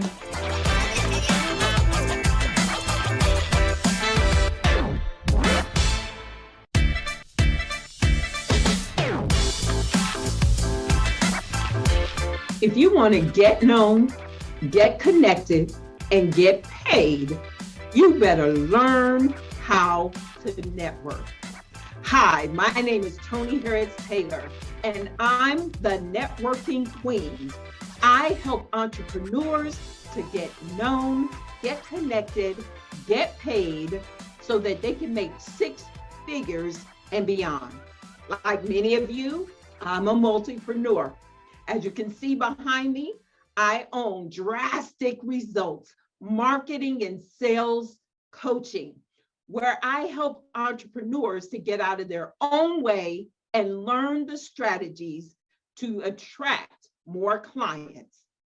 I also own a franchise called Network in Action. Network in Action is a group of people that come together to build relationships that bring them more referrals. I teach them how to build connections that will last a lifetime. Today, I'm going to teach you the strategies you need to show up, be up, follow up, to blow up. So let's get started. Show up, be up, follow up, to blow up. Networking, the foundation for everything I have in my life, from building my business down to my husband. Yeah, there's a story. Met him through every strategy that I'm going to tell you today. So listen up, because networking changes lives. So here's the problem. You have a successful business. You're helping other businesses. You want to help them to grow even more to their next level and learn how to leverage networking, but you just don't know how to do it. I'm going to show you the strategies on how to leverage networking where it can change your life. So this talk is for you if you want to grow your business through networking, but you don't know how. You're a cop. You're already a connector of people. I'm a connector of people. I'm a cop, and I'm proud of that. But I wanted to get paid for connecting people. Keep listening. I'm going to tell you how you can get paid to connect more people. You're a center of influence, or you want to be a center of influence, and you want to use your network to attract more clients to your business. So here's my story. My story is I am a successful business coach. I actually am passionate about helping my clients to get drastic, to get out of their own way so that they can grow their business using marketing and sales strategies. But in 2019, I was at a crossroad. I needed to make decisions about which way I was going to go. You see, as a business coach, I had helped thousands of people learn strategies to grow their business. I'm an international speaker and an international coach. Here's the problem. I couldn't see a retirement strategy. How am I going to get out of coaching when I'm ready to sit down somewhere? And I started thinking that my only answer was to get a job. Now, let me be clear. I did not want a job. But I knew that if I got a job, I'd get a retirement plan that went along with it. I was frustrated. I was disappointed that I could not figure this out, and I was confused. Ever been there? I'm doing good, making six figures in my business, but I needed to go to my next level and didn't know what to do. So someone that I met networking, a money mindset coach named Carol, invited me to her house. While we're sitting by her pool, talking about my dilemma, she asked me a very poignant question. She said, Tony, what's your why? I told her, and she was like, girl, you've already accomplished that. Perhaps you need a new why. You need to get clear on what it is you want to do so that you'll be excited to get out of bed every morning. So I teach this stuff. So I was like, okay, I'm going to go and create a new why, and I'll be back. A couple weeks later, we got on Zoom. She said, Tony, what is your why? I said, my why is to touch, move, and inspire my clients to take drastic steps to be better than they were before they met me. I'm a resource, I'm a connector. I want to help my clients build deeper relationships that are beneficial to their life and business. She said, oh my God, that's perfect. That's who you are. She said, are you doing that? Yes. When I coach, when I speak, I get paid. Yes. She said, what would you need to do to get paid to connect people? I said, I need to start a networking group. She said, why don't you? You know, at the time I was in a BNI group. They met weekly. It felt very heavy. They had some things in their network that I was like, I don't think so. So I said to her, absolutely not. She said, I told her, I don't have technology. I don't know what to charge. I've seen too many people run networking groups and not make any money. Yeah, no, thank you. She said to me, Tony, don't worry about the how, it will show up. I was like, and clicked off of Zoom. I was like, not having it. No, I'm not starting a networking group. Well, what she didn't know and what I had forgot was 3 months earlier, I showed up to a women's retreat at a time when I was really not sure what direction I wanted to go, when I was at that crossroads. So I registered for this retreat the last day of registration. And it was 5 hours from my house. I live in Houston. It was in Fort Worth. And frankly, the only reason I went is because my brother lives in that area and my mother wanted to go. So I went. There was a very intimate event, quality over quantity. And there was a woman there from Network in Action. She said, oh my God, you're a business coach. You should consider being a Network in Action franchise owner. I said, Network in Action, I've heard of that, but I'm a BNI member. She said, no, it's not BNI. And then I said, franchise, that sounds like a lot of money. She said, yes, it's an investment. I said, well, not sure I'm ready for that. And she said, no worries, I'm going to connect with you. Now, I teach networking, and I teach when you meet someone interesting, you don't leave it up to them to follow up with you. You book an appointment on the spot. Well, I broke my own rule with this lady. I guess it was the investment that scared me. And I did not book an appointment with her. So she didn't follow up like she promised she would, until 3 months later, 1 week after the conversation with Carol. Don't worry about the how, Carol said, it will show up. Tony, I haven't forgotten about you. I still think you should be a Network in Action franchise owner. Yeah, what was that investment again? She told me. I said, girl, I don't have it. She said, don't worry about the investment. I'm just going to make the connection.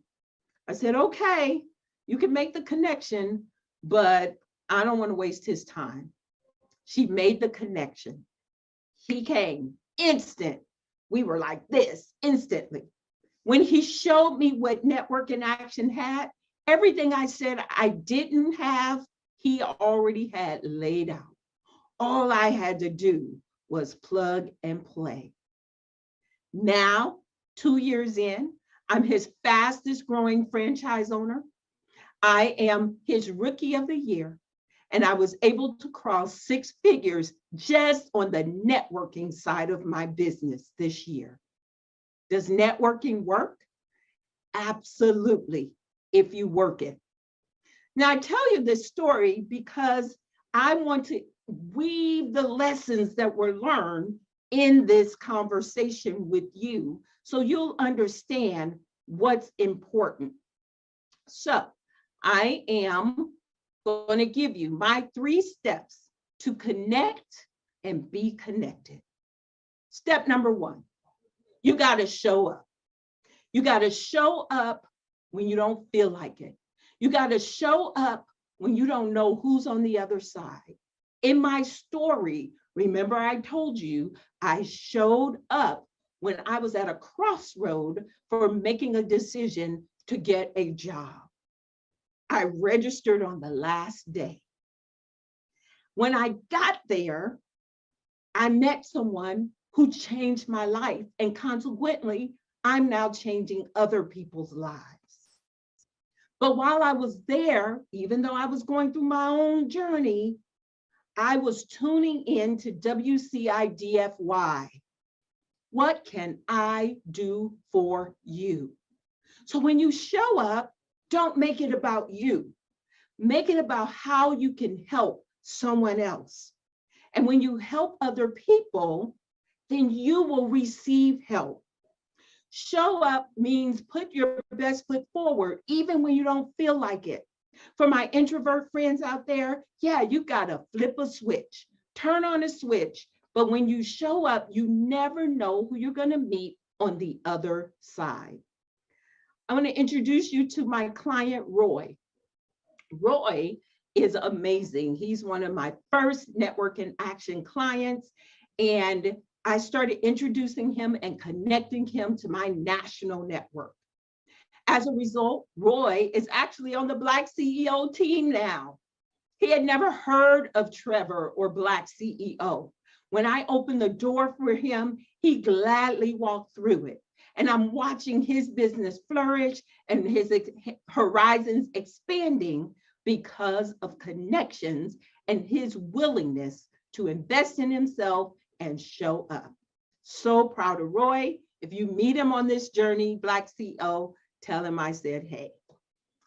Number 2, you've got to be up. Remember my saying, show up, be up. Now, I'm going to talk about virtual networking. Virtual is here to stay. In fact, the gift that the pandemic gave us was it expanded our borders beyond just our locality. Now we can attend virtual meetings everywhere, but you are not there if your camera is off. You are not there if you look a hot mess. You are not there if you are not engaging. The smart way to expand your network is to turn your camera on, dress from the waist up.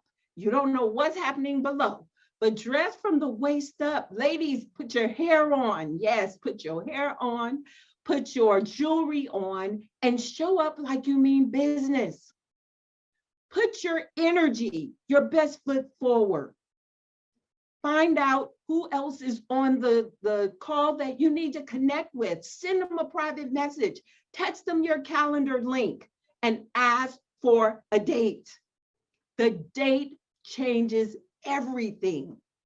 It is what changes the game for most people. So ask for a date. When you get on that date, well, I can't tell you now what to do, but know that it's not about you. It's all about helping the next person. Turn the camera on, be prepared, dress to impress, make connections, and ask for dates. This is Star. Star is one of my best friends, and she hears me talk about networking. She's like, she's not really impressed. But she came to my viral networking conference in November, and she got on fire. And she immediately went to another conference where she was the speaker. And on the second day, she said, Tony, I had nothing to do, and I really wanted to talk myself out of not showing up. She said, but I decided I'm going to go ahead and do what Tony teaches. I'm going to show up. She showed up, and she made 2 connections, set 2 dates that are going to turn into, both of them, 5-figure training opportunities. Do what Tony tells you, and your network will expand exponentially, and you will make money. Number 3, the most important step is to follow up. Don't show up, don't be up if you're not going to have a strategy to follow up. Now, I just simplified the follow-up for you. If you schedule dates and get them on your calendar before you leave an event, whether it's in person or virtual, you limit the amount of follow-up you have to do.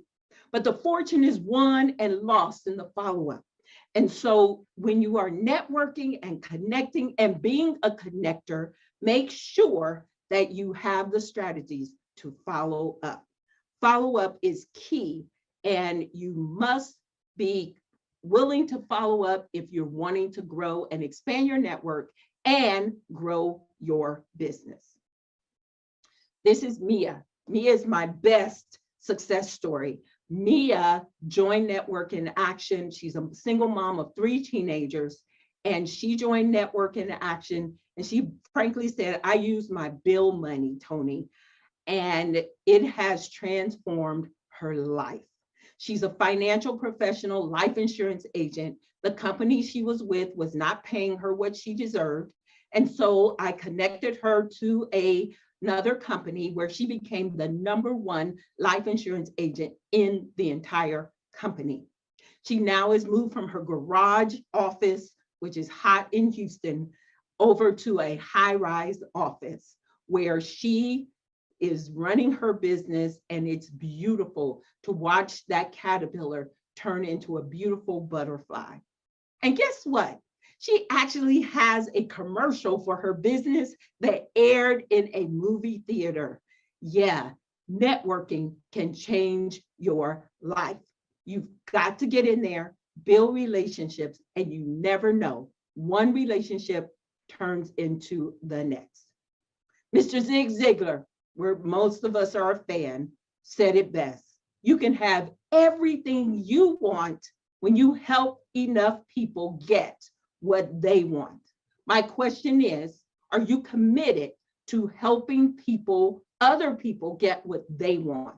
This is truly true for my life, because the more people I serve, the more people and more doors that have been open for me. So what's next? Let's connect. Scan the QR code or text, pick up your phone and text NIA to 21,000. You'll get my digital business card, all my social media is there. Connect with me, schedule a one-to-one. Let's talk about NIA. You can become a member of our network. We are launching, or I've launched my national networking group, so you can be anywhere. And I am also looking for virtual leaders, people who want to make money, not just being a president or vice president of somebody else's group. I want to help you make money being a cop, a connector of people, serving as a center of influence and making money at the same time. And then you might even want to consider purchasing your own franchise. Remember my story. I said I could not start my own networking group because I didn't have this, didn't have this, didn't have that. But then when the franchise came into my life, he had everything I said I didn't have. And I launched, signed my contract and launched my first group within 6 weeks. Still the #1 fastest launching franchisee to this day. If you're passionate about helping other people to grow, your business coach, social media manager, website developer, other professions that help business owners to grow. Let's talk. I know I can help you to grow too. And if nothing else, I'll share with you my connections. My name is Tony Harris Taylor, and I'm saying show up, be up, follow up, and you will blow up. And remember, take a drastic step today for a fantastic tomorrow. Let's connect. Talk to you soon.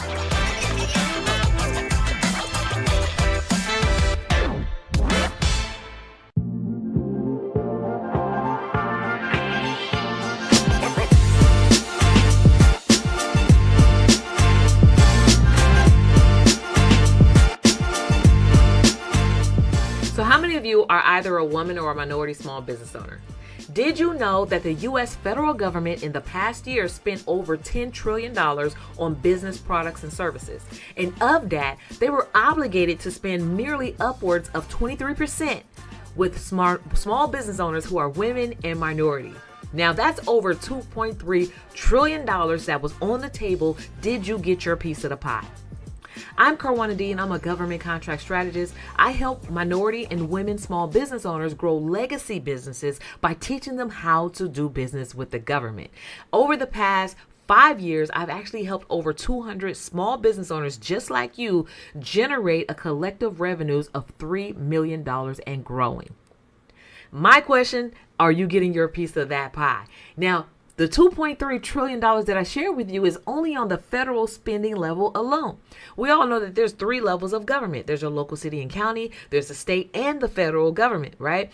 So there's even more money on the table of what they're obligated to spend with your business when you add the state and when you add the city level budgets, okay?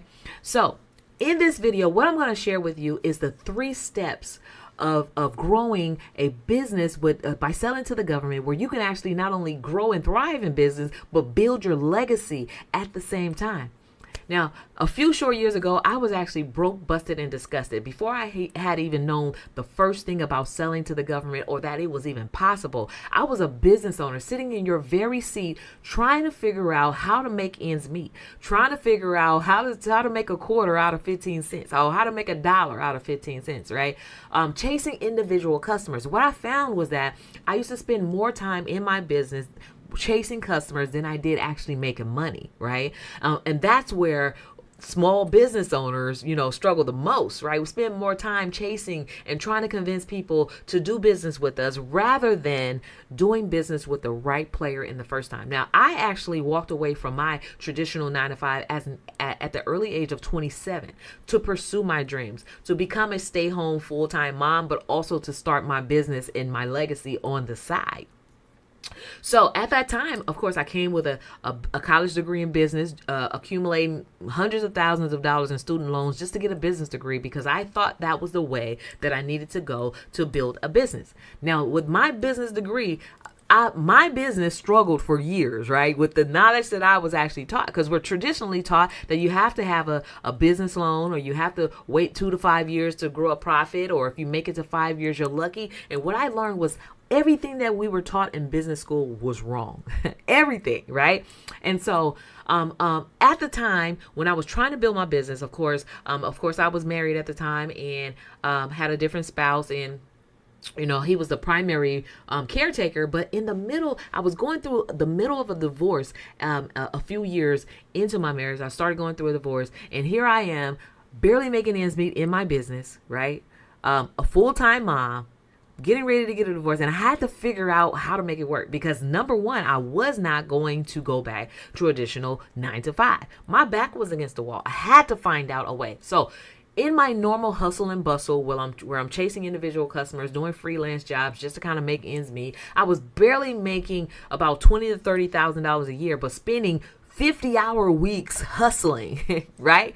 The numbers didn't add up for me. So I had to find a way to really figure out how I was going to build a business so I can provide for my children, so that I can get out of the customer chase and all of those things that I no longer wanted to do. And during my hustle, I actually started doing freelance work for the first Black billionaire that I had ever known, who built his business from the ground up. And I began to ask the question, how did you build a multi-billion-dollar business as a Black man in today's time, right? And so the number one thing that he shared with me changed my life completely. And it was that he was selling to the government. And he looked at me and said, the very thing that you're doing for me, because I was doing photography services at the time, you can actually do for the government and land multiple six-figure contracts and be actually grow enough to becoming the first Black millionaire in your family. I looked at that as an opportunity to want to learn more. And so in my research, what I've discovered was the $1 trillion secret to government contracts for minority and women-owned businesses. And that's what I coined it, because I had no clue. Now, when you go to, the SBA, and when you go to business school, not once do they say it's possible for a small business, individual proprietor, like sole proprietor, can sell to such a big giant client. And the truth of the matter is, what I learned was that government agencies, and there's millions of them across the federal level. We're talking about your city and county level, and your state, the Department of Transportation, Department of Public Health, Department of Economic Workforce Development, the City Hall, like the hospital, like all of these agencies, right? The Department of Energy. They all have set aside budgets for women and minorities, small business owners, and other business concerns. And that one thing actually helped me to go, like, learning that in 3 steps, what I had to figure out. There were 3 steps, and I'm going to share with you exactly what those 3 steps are. But that helped me to take my business from earning barely $20,000 to $30,000 a year to landing my first $70,000 contract. And guess what? It was for 28 days of work. Now, mind you, I had walked away from a traditional job because I was missing out on, being able to be there for my kids when they, say their first words and take their first steps and all those things. I no longer wanted to be that person. And so I walked away from a job where I was working 40-hour work weeks, making about $90,000 a year, and I started my business, which started on a steep uphill, right? It was like a struggle to get up that hill. But what I learned was that the government contracting $70,000 contract for 28 days of work merely replaced the full-time job that I had, right? For just 28 days of work. All I needed was 2 of those, right? And so in repeating the steps and the things that I learned, I ended up landing my second contract, right? Was similar size, similar days of work. And the first thing that I said to myself was, how powerful was this? And why don't we know this? When you go to City Hall to start your business, when you start a business or go to the state to get your LLC or whatever it is, right? When you go to business school, why don't they tell us the first person you should be looking at to get your business off the ground is selling to the government, right? Because with the government, you don't have to have marketing dollars, right? That's some of the struggle that small business owners have. We don't have the marketing dollars to, to be able to compete and be competitive and to really grow a business from the ground up. There's no real way to bootstrap your business that way and be thriving, right? But with government contracts, you can start a business today. In the next 60, 90 days, you can be highly profitable, landing your first 6-figure contract, if not a 5-figure contract or multiple contracts. And the truth is, you can land contracts simultaneously. There's no limit to how much you can sell to the government. And so what I'm about to share with you in today's session is how I was not only able to build a multi-billion-dollar, not billion, but million-dollar business for myself, but to help my clients generate upwards of $3 million and more and growing by leveraging their business, which is a vehicle to generate wealth, government contracts as the fuel to help them get there and to get there faster. Because I don't know about you, but we don't have 20 years to learn how to figure out how to make some money in our business. We have today. We have within the next 6 to 12 months to learn how to make this thing work. And this is the key to making it work. So now I said all that to say, as a business owner, the $1 trillion secret that I learned was that there's more money out there than you can imagine. So just think about it as a stream of flowing water, a stream of flowing money that's flowing down your street every single day. And every single day that we're not doing this, because it costs us not to do it, whether it's costing us directly or indirectly. It costs us not to do it, because every single minority business can be at least generating $250,000 a year. Okay. Case in point, I have a client who actually was in my boat, barely making money in her business, maybe not even $5,000 for the year, right? Learned these 3 steps that I'm about to share with you, positioned herself, and landed her first $250,000. That's $250,000 contract within her first 6 to 9 months of learning these 3 steps that I'm about to share with you. So, step number 1, and I call this my 3-step BCP method. This is a method that I actually designed based off the experience and the research that I've done on what I had to do to get to where I am today, right? What helped me to go from 20K years to 250K quarters, right? This is the method right here. Number 1, you have to have a business. The B stands for business.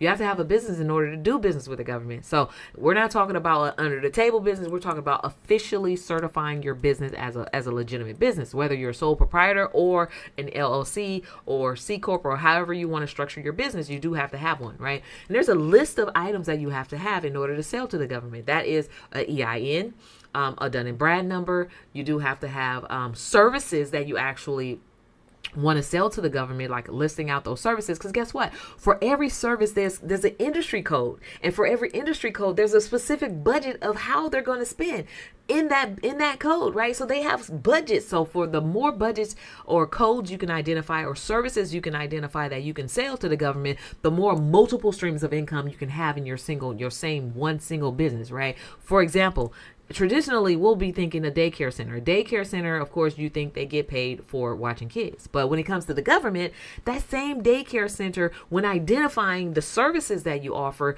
you watch kids during the day. Sometimes you have after school care. You feed the kids, right? Sometimes you do peer-to-peer counseling because the kids come from 2 separate households and maybe there's some drama there, right? So that's peer-to-peer counseling. We're talking about nutritional services. Sometimes you may even do photography services, once a year at your daycare, right? That's 5 different streams of income. Every single one of those services that I named, there's a specific industry code, and the government funds every single aspect. So you can either do business with the one individual person, right? Or you can do business with the government, who not only pays you and pays you well, but can pay you for every aspect of your business. Now we're talking about leaps and bounds growing your business, okay? Growing your business by leaps and bounds exponentially, right? To building a legacy business. And guess what? Your business is bigger than you, because it's not about what can we do for ourselves, but now when gentrification is happening in your community, you have the means to buy the block back. You have the means to build a legacy, to be the first time homeowner, to own land, right? To give back to your community, to be the philanthropist, all of those things. But it has to start with leveraging your business to generate revenue. And what more better person to do business with than the number 1 largest purchaser of services and products in the world? And us as little people, little individuals, small business owners, we have the ability to do that, to do business with the number 1 largest purchaser in the world, right? And they buy everything.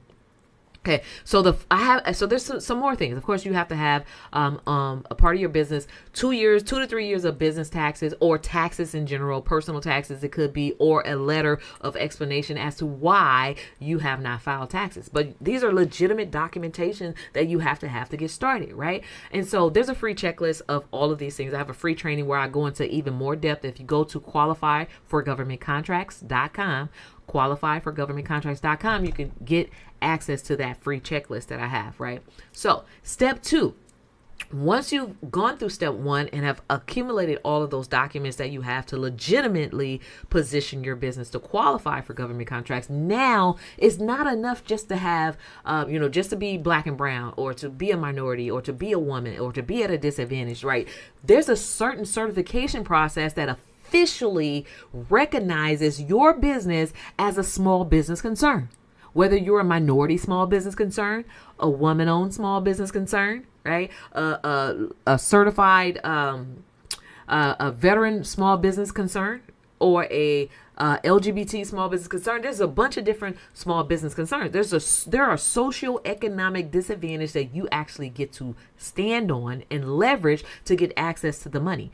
And so these are pools of income that are set aside specifically for these particular groups. But you have to officially fill out an application. This is called a certification in order to claim your piece of the pie. I don't know if you remember the story Willy Wonka and the Chocolate Factory, where everyone who had the golden ticket got to go inside the factory and eat up and get all the chocolate or whatever and candy that they wanted. Well, I want you to think about certifications, the process, although it's a lengthy, daunting process where you have to have all of your ducks in order, right? But it is your golden ticket to skipping the line to generating wealth, right? So just like if you go to an amusement park, they have a fast pass where you don't have to wait in line. You can get right to the front. Well, here's a golden ticket to skip the line to growing a thriving business, to growing it faster, to building a legacy, right? To accessing the funds that are specifically set aside for you. It's your golden ticket. I don't know about you, but I want my 40 acres and a mule. That golden ticket allows you to be able to generate enough revenues to get your own 40 acres and a mule. Okay, so get your certifications done. So that is the step. That's the second step, right? Understanding how to leverage your socioeconomic disadvantage statuses of groups that you've been a part of and have identified with that have traditionally been marginalized. They have money for you. Okay. And my question again to you is, are you getting your piece of that pie? The third step is proposals. BCP. That's my 3-step methodology that I use to help my clients generate millions and hundreds of thousands of dollars every single year in government contracts for their business. It's just selling to a giant client versus selling to a million little clients, right? And so the third step is every single day, multiple times a day, there are opportunities that are being poured out there. In fact, the government on every level, we're talking about every single agency, and there's millions of agencies across the U.S. They're putting out opportunities, purchasing opportunities of things that they're looking for. They're looking for paper clips, what is it? Sticky notes. They're looking for accessories and clothes and uniforms. They're looking for janitorial services and real estate. They're looking for insurance and travel, right? They're looking for photography and videography. They're looking for communications and music and ministers of music services, all those things. In fact, one of my clients actually helped her position her business to learn how to sell prosthetic wigs to the government. So if you think they're buying wigs, don't you think your thing is worth it? Right? Accounting services. I have a client who landed her first $250,000 contract in the 6 to 9 month period selling, and she's in the travel industry, and she sold actually breast care exams, right, to the government by partnering with a Black business that actually does that service. And so the opportunities are limited, and they're forecasting how much they're going to spend on these things every single year.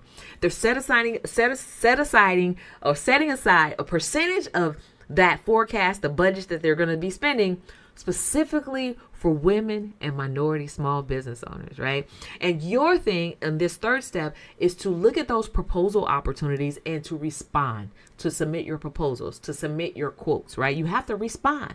So if you go through these 3 steps, get your business right, certify for these for your golden ticket, and then respond to the opportunities by submitting your proposals, then you too will have access to that $2.3 trillion spend annually and growing that is specifically set aside for you. What would that do for you? What would that do for your family? How would that position you in your community? How would you be able to contribute to your cause and the things that you want to do? A lot of nonprofits, people have non-profitable purposes and things that they want to do, but you have no money and no power in order to do it. Well, what if you leverage your for-profit business to get government contracts? Now you can fund your nonprofit purpose. Right? So it's all about strategy. It's all about understanding what's out there and how to take advantage of the opportunities that are out there. And so if you follow those 3 steps, I promise you will get to have contracting opportunities that are mind blowing. Okay. So right now, inaction and ignorance and lack of knowledge is keeping us from that. So every single year you're losing money, whether you're losing it directly or indirectly, simply because you didn't know. And this is why I coined it the $1 trillion secret, because most of us don't know, right? We did not know. But guess what? Once you know, I want to empower you to actually take action. Right? You want to take action. You want to be able to grow a business. If you're in business to make money, here's a giant client customer that's a guaranteed customer who's saying, I have money for you. I want to do business with you. Here's what I need. Can you serve me? Right? And don't disqualify yourself, because believe it or not, whatever it is that you sell, I can show you exactly the government is buying it. Okay. And so the other thing is, I want you to remember and think about, I don't know if you remember the little train that could, the story, right? The little train that could. So the little train, which is a little business, looked at the big train, which is the bigger businesses, right? The bigger businesses like the Amazons, the 500 Fortune companies, the Ubers, and like all of these mega companies that we look at and we're like, how did they do it? They started today and now they're billionaires, right? The secret is they understand this. And the secret that's going to be mind blowing to you is they too have government contracts. Do you think that they're doing more than just getting money from individual us, like customers? Yeah, they're doing more than that. They're actually selling services to the government. They're selling their services to the government. And guess what? Government contracting, the set-asides, the opportunities that are set aside for small disadvantaged business owners just like us, levels the playing ground. You too can sell to the government and become that mega, big business that you aspire to be. So the little train that could, with his little choo-choo, right, was listening to the big trains that was choo-choo deeper, right? A deeper, richer, stronger choo-choo. And he's like, I think I can, right? A lot of us, we're looking at these businesses and that are bigger than us, that are stronger than us. And we're like, I think I can. And that's a good place to be. But I want you to know that at some point you want to go from I think I can to I know I can. Right? And know that this is for you, and know that there's opportunities for you, because knowledge is power, but the application of knowledge is even more powerful than anything. So go from I think I can to I know I can to I will, right? Make it a part of your plan. Live life by design, not by default. Make it intentional. Be intentional about being successful, right? I think I can, I know I can, to I will, to I am doing it. Follow through. Do the work, right? Those who take action actually get the results. Do the work and know that you can do it, right? So that little train went from I think I can to I know I can to I will to I did it to now he's doing it. And then he goes back and shared with the next little train exactly how he got there. This is merely the exact journey of success that I've had. I thought that I could. I believed that I could. I began to do it. And now I'm sharing with you how you can do it too. And those 3 steps, the 3-step methodology of business certifications proposals, is exactly what helped me to get here. So now I'm empowering you because I know that you can do it, right? And I want you to go from I think I can to I know I can to actually I will, to doing it so that you too can empower the next generation, to empower the next entrepreneurs that come behind you, and know that there's a way to build a legacy business. And it's not going to take you 2 to 5 years to do it. And it's not going to take you having to get startup capital to do it. You can be highly profitable in the next 30, 60, 90 days and see your revolutionary change, right? Change the very trajectory of your family, of the paycheck to paycheck thing, all of those things, right? It is up to you to empower your legacy and to use your vehicle to generate the wealth that you need to do to be the change maker of tomorrow. And so with all that said, be encouraged. I hope that this was great for you, as good as it is for me. I love empowering entrepreneurs, but once I empower you with the information, it is your job and your duty to take action, right? And so today I'm calling you to take action. There's more training for you. I go into even more depth, and I also have another free gift. If you go to qualifyforgovernmentcontracts.com, you're going to get another free gift from me.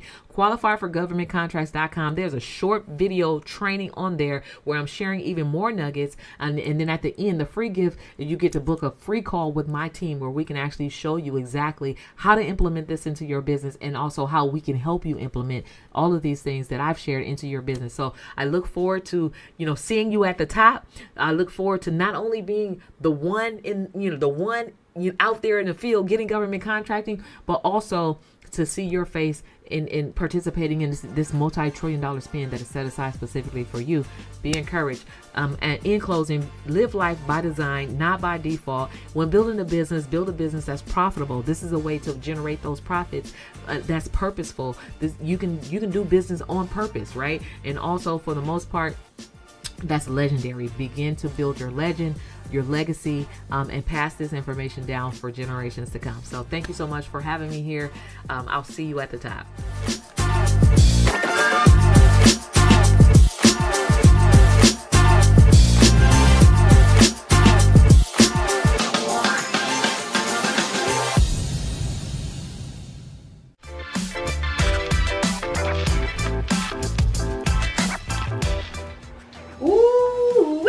fire all day. It's been fire all day. Y'all look, I'm on a hustle. I'm on my way. I'm on my way. But listen, our next speaker, oh my God, our next speaker, Diane Baldry. She said to to stay hungry for the hustle. To stay hungry for the hustle to succeed. Now listen, the tools, stay hungry. Do not give up on you. Listen, this sister said that she always rolled with her BFFs, Gucci, BMW, and Louis V. That may be y'all best friend too, but she gotta tell y'all about how she had to cut them good girlfriends off. Them good girlfriends. So listen, tap in right now because you want to hear from this speaker, Miss Diane Baldry. Tap in. Stay hungry, y'all. I'm hungry. I got to go. I'll be back. But y'all know who it is. It's the transformation architect. Gotta go. I got to transform and I'm getting these tools and I hope you're getting yours too. See y'all shortly. So, have you ever been in a position where you're working your 9 to 5 and you are rolling in the dough? Have you been in a position where you have your 9 to 5 and your side hustle, your own personal business, and you're rolling in the dough? That was me. I was able to buy whatever I wanted, so I felt, buy whatever I wanted, whenever I wanted, and live the life of my dreams. I was in hog heaven. I had my BFFs with me all the time. That was Gucci, Louis Vuitton, some of the others I can't forget. I keep forgetting that I get from Nordstrom's. You know, these were my BFFs that I hung with on a daily basis. They would take a ride with me in my BMW with the drop top down, my freshly done hair blowing in the wind. It was quite the extravagant, happy life, or so I thought. And then it hit me. I got that dreadful call one day from my job at the 9 to 5. Now, mind you, everyone else around me was getting the dreadful call. But I just knew that that call that was ringing on my phone was not for me. That was to tell me that that was going to be one of my employees that would have to get let go. And I was going to have to deliver the bad news. So when that phone rang, I stared at it and I looked at it a while. And I had the conversation playing out in my head with HR, how this was going to play out. But of course, it didn't go that way. I got the call and they called me to the office and they gave me the message that, hey, we've had to do some restructuring. Unfortunately, this means that we're going to have to let you go. And I pretty much sat there in shock for a couple minutes. There were no words that could express how much I did not expect that message to come out their mouth. But I had to take it. So from there, I get laid off and the first month comes around.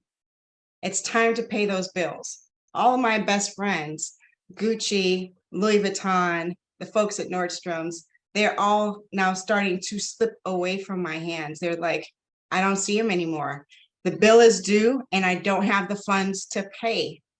So what in the world am I going to do? Like, I'm just going to get a job. I'm just going to get a job. It'll be a matter of time. Well, the second month rolls around, third month rolls around, and now I'm like, this is not funny anymore. All right, God, this is just not funny. So what do? I go crazy. I go networking everywhere. I'm calling everybody I know. And I finally end up landing a job. And I'm like super sweet and happy about it. I get in this job and tell me if you do this too. I get in this job and I'm like, yes, I'm making money. I'm going to do my thing. And you'd think I would have learned from the first time to not incorporate these same best friends into my life. You'd think I would have learned, but I didn't. What do? I start spending money here and there, living the good life again. I'm pulling out the BMW. I'm just like, money is going to keep coming until I die. How many of you have been in that position? So the dreadful day comes again. I get the call. I get told, hey, we're laying off everyone in the department. And we're so sorry. And here we go back on that same cycle. Money is full, and then I have none. I have plenty money, then I have none. After a while, that was getting tired. I mean, I went through 3 or 4 iterations, and you think by the first, second, third time for sure that I would have learned, but I didn't. Until finally, it got to the point where things were too hairy. And I said, let me do something different so that I could get different results. It was lonely. I felt like I was the only one. I felt like I would never get out of this financial yo-yo diet. But I'm here to tell you, I did my research. I went to New Wealth University and studied under Dr. Lynn Richardson. I worked with some of the best mentors and got my information together. And I have the key. There is a key.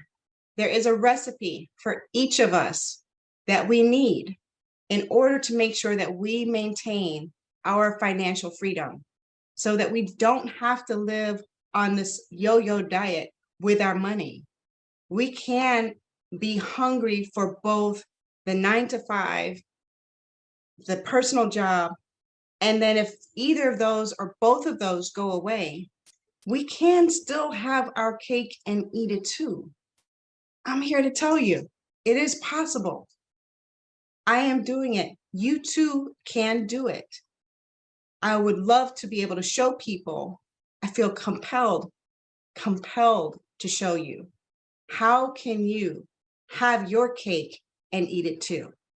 How can you get the recipe for your financial freedom? Because we can live our best life, live our best dream, earn the money that we deserve to make, and then keep it so that it would last for generations to come. I am here to tell you, there are certain things that are key to everyone's recipe. One of them is so simple, but no one does it. And that is living below your means. We want to be able to stay hungry for the hustle, stay hungry to do everything that you want, but be smart about it. Be smart about it and have your money working for you, because there will come a time where you may not want to work this hard. And eventually there has to be a transition from you working hard to your money working hard. You have to get the recipe. This is what I want to have everyone do. If you can take out the time and write down your recipe, where is it that you want to go? What is it that you're trying to cook up? What does success taste like for you? And put together how you're going to get there. What are the ingredients that need to go into your recipe? Each one of us have something different, because each one of us have something different that we want to taste, that we want to eat. And you eat it and say, now this is good. This is where I want to be. So that is my advice to you. I'm going to summarize that up for you very quickly.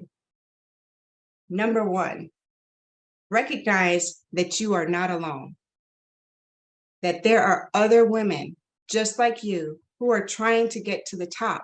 You have money coming in. You do not have to be in a situation where you have no money left over. Number 1. Number 2, live below your means. Find out what you're spending your money on. Write down every little thing that you spend your money on and find out where that fat is coming from. Cut out the fat. Cut out the fat and make sure that we are setting up our money to last forever and that it is working for you. Number 3, get your recipe together. Find a financial coach, a financial expert, someone who will get your style, someone who will understand the mind of a woman who stays hungry for life, and work with that person on your recipe. And you will find yourself in a tasty place of financial freedom. This is Diane Bowdry saying stay hungry in everything you do and happy eating. Thank you.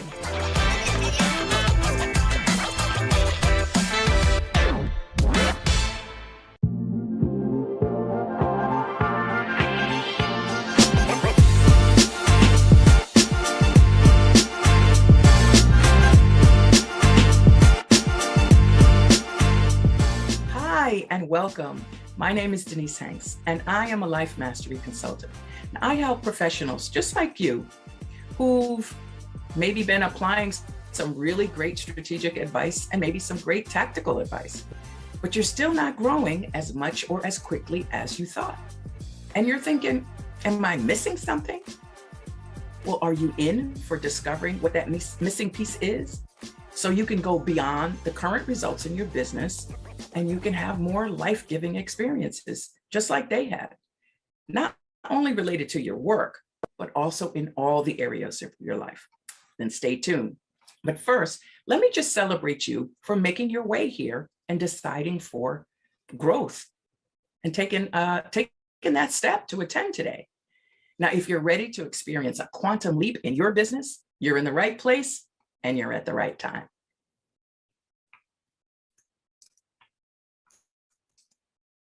Now, my talk today is about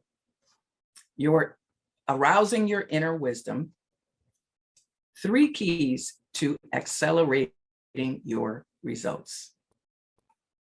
Now, first of all, we live in a universe that actually speaks to us through our longings and our discontents. You see, it's the feeling of longing for something that we haven't yet created, or the feeling of discontentment in our current circumstances that actually spark us to grow. Now, the Reverend Dr. Michael Beckwith has a great quote where he says, to change our life, we're often pushed by pain until we're pulled by a vision. Now, these 2 energies, the pain of your problem and the burning desire for what you really want, are essential for creating new results. Here, let me just tell you about a time in my life where pain actually pushed me to make a change. I was working for this nonprofit organization and I was the planner and special projects coordinator. So besides coordinating the strategic planning and the grant reporting for the agency, I was also the data systems manager, the database trainer, and I was the trainer for 2 of their programs. Now, were there things about this that I loved? Oh, absolutely. I kind of get bored easy. But what I didn't like was this feeling that I was not fully appreciated by upper management for all that daggum work I was doing. Now, you might know what that's like, right? It's more than overworked and underpaid. It actually started to feel like betrayal to me. Well, I began to actually notice the same pattern in my love life. I felt like I was giving more than I was getting. And then I started keeping score. And oh, I was always the one ahead. You know what I mean? Say amen. Anyhow, those thoughts soon led me to feeling frustrated and stressed out. And then I stopped eating right. I wasn't sleeping most nights. I was starting to get headaches the whole 9. Well, now having said all that, I also felt like I was stuck there.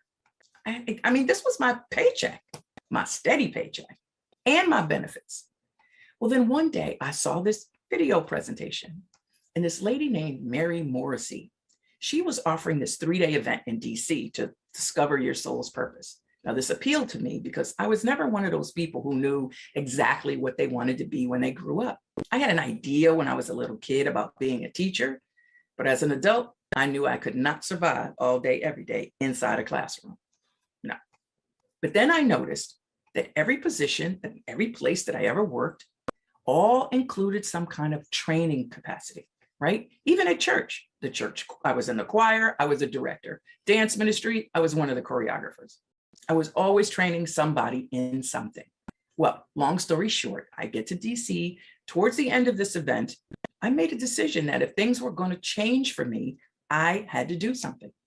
And once I discovered what I would really love, well, listen, as soon as I had that thought, this fear just rose up from somewhere way deep down inside me and just gripped my whole stomach. I had no idea how it was going to work out. I was unsure. I was terrified about putting myself out there. I mean, what if I failed? What if nobody would listen to me? What if I couldn't make a living at it? Then what would I do? Well, there was a part of me arguing really hard for why I couldn't do it, why it wasn't a good time, why it wasn't convenient, why I shouldn't spend the money, why it wasn't going to be easy, blah, blah, blah. But then there was this other part of me that knew that great opportunities never show up when it's convenient or when it's comfortable. Have you heard this? Great things occur on the other side of what's comfortable. Has that ever happened for you? Yeah. So I made a decision to let the part of me that wanted my dream to win over the part of me that was afraid. I mean, all I knew for sure was that I fell in love with what these folks were all about, which was empowering people to live a life that they love living by applying spiritual principles, which, by the way, I can talk about all day long. So I enrolled myself in the program and I went through the training process to become a certified life coach. And I found that there's a repeatable, reliable system on how to turn your dreams into reality. And it's called Dream Builder, which is based on 50 years of study centered on researching the most successful people on the planet and how they used 10 success principles to turn the desires that they had in their hearts into the landscape of their reality. Now, I personally applied this proven system to my own life.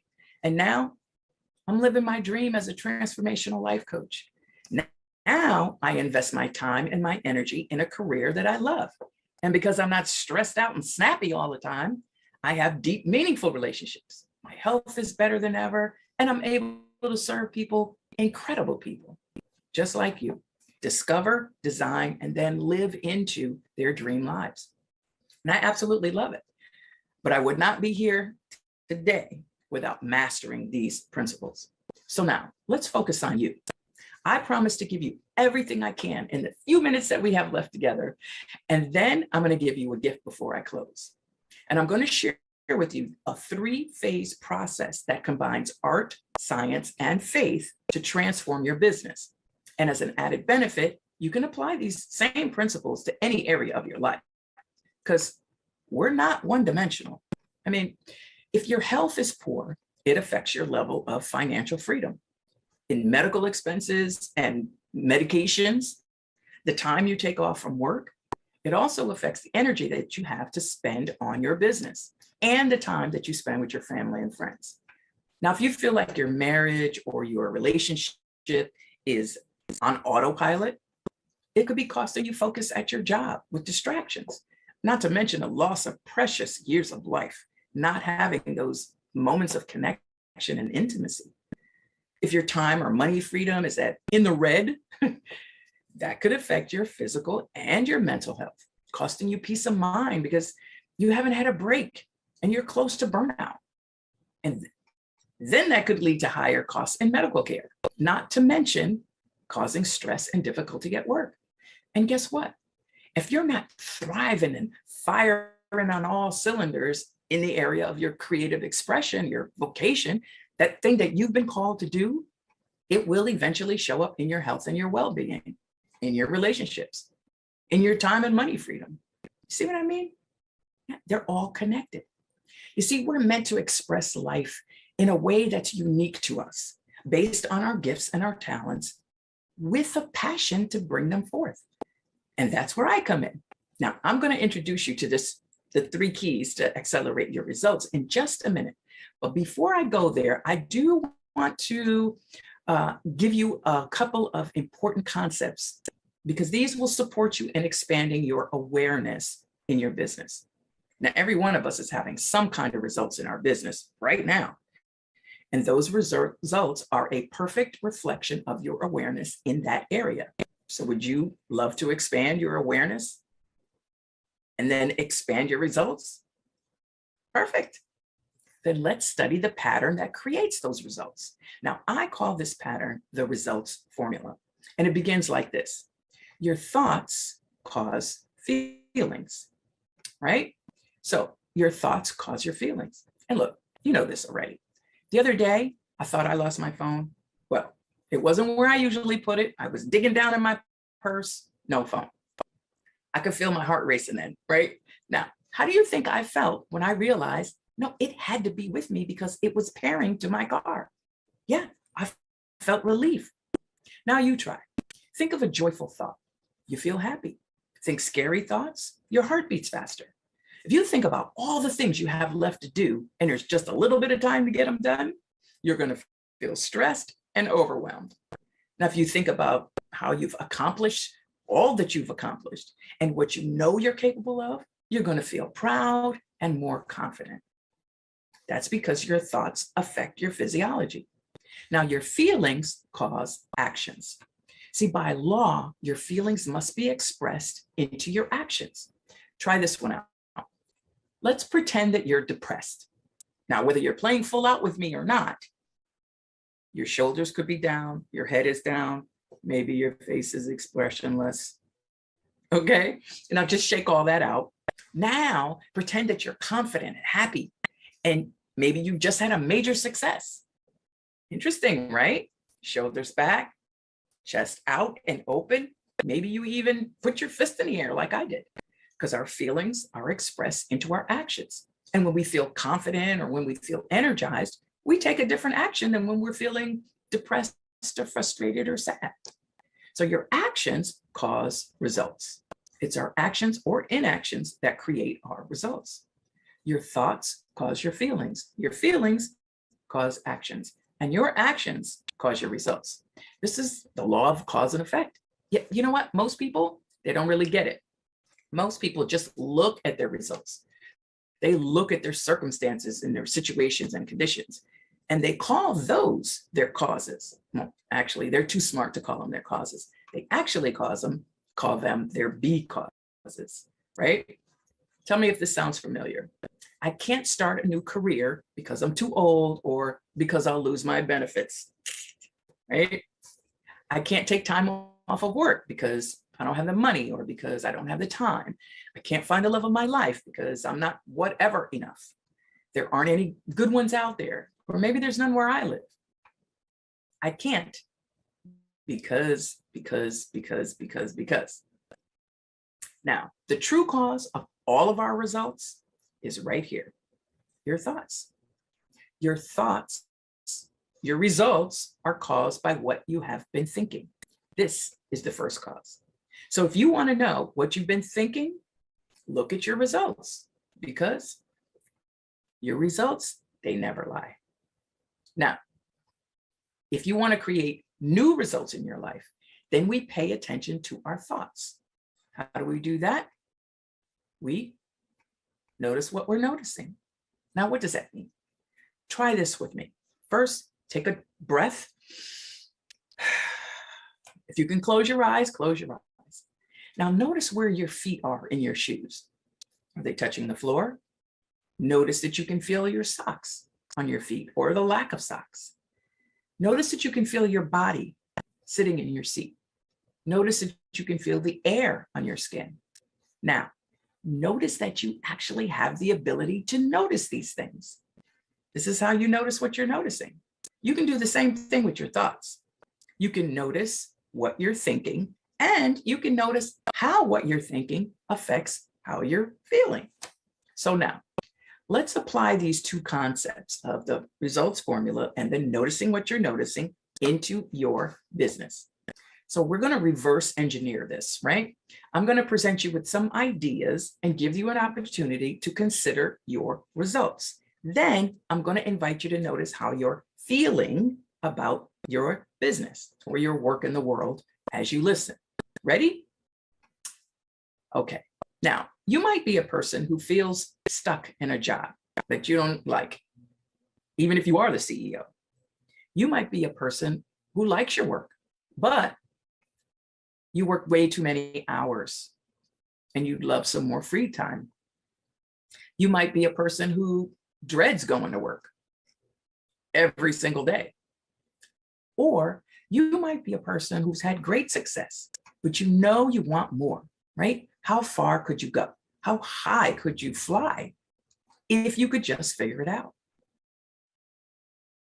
Now, on a scale from 1 to 5, how fulfilled are you in your current results, right? 1 being not fulfilled at all, And then 5 being completely fulfilled. Go ahead and make a note of that number. And now I want you to pay attention to your thoughts around that.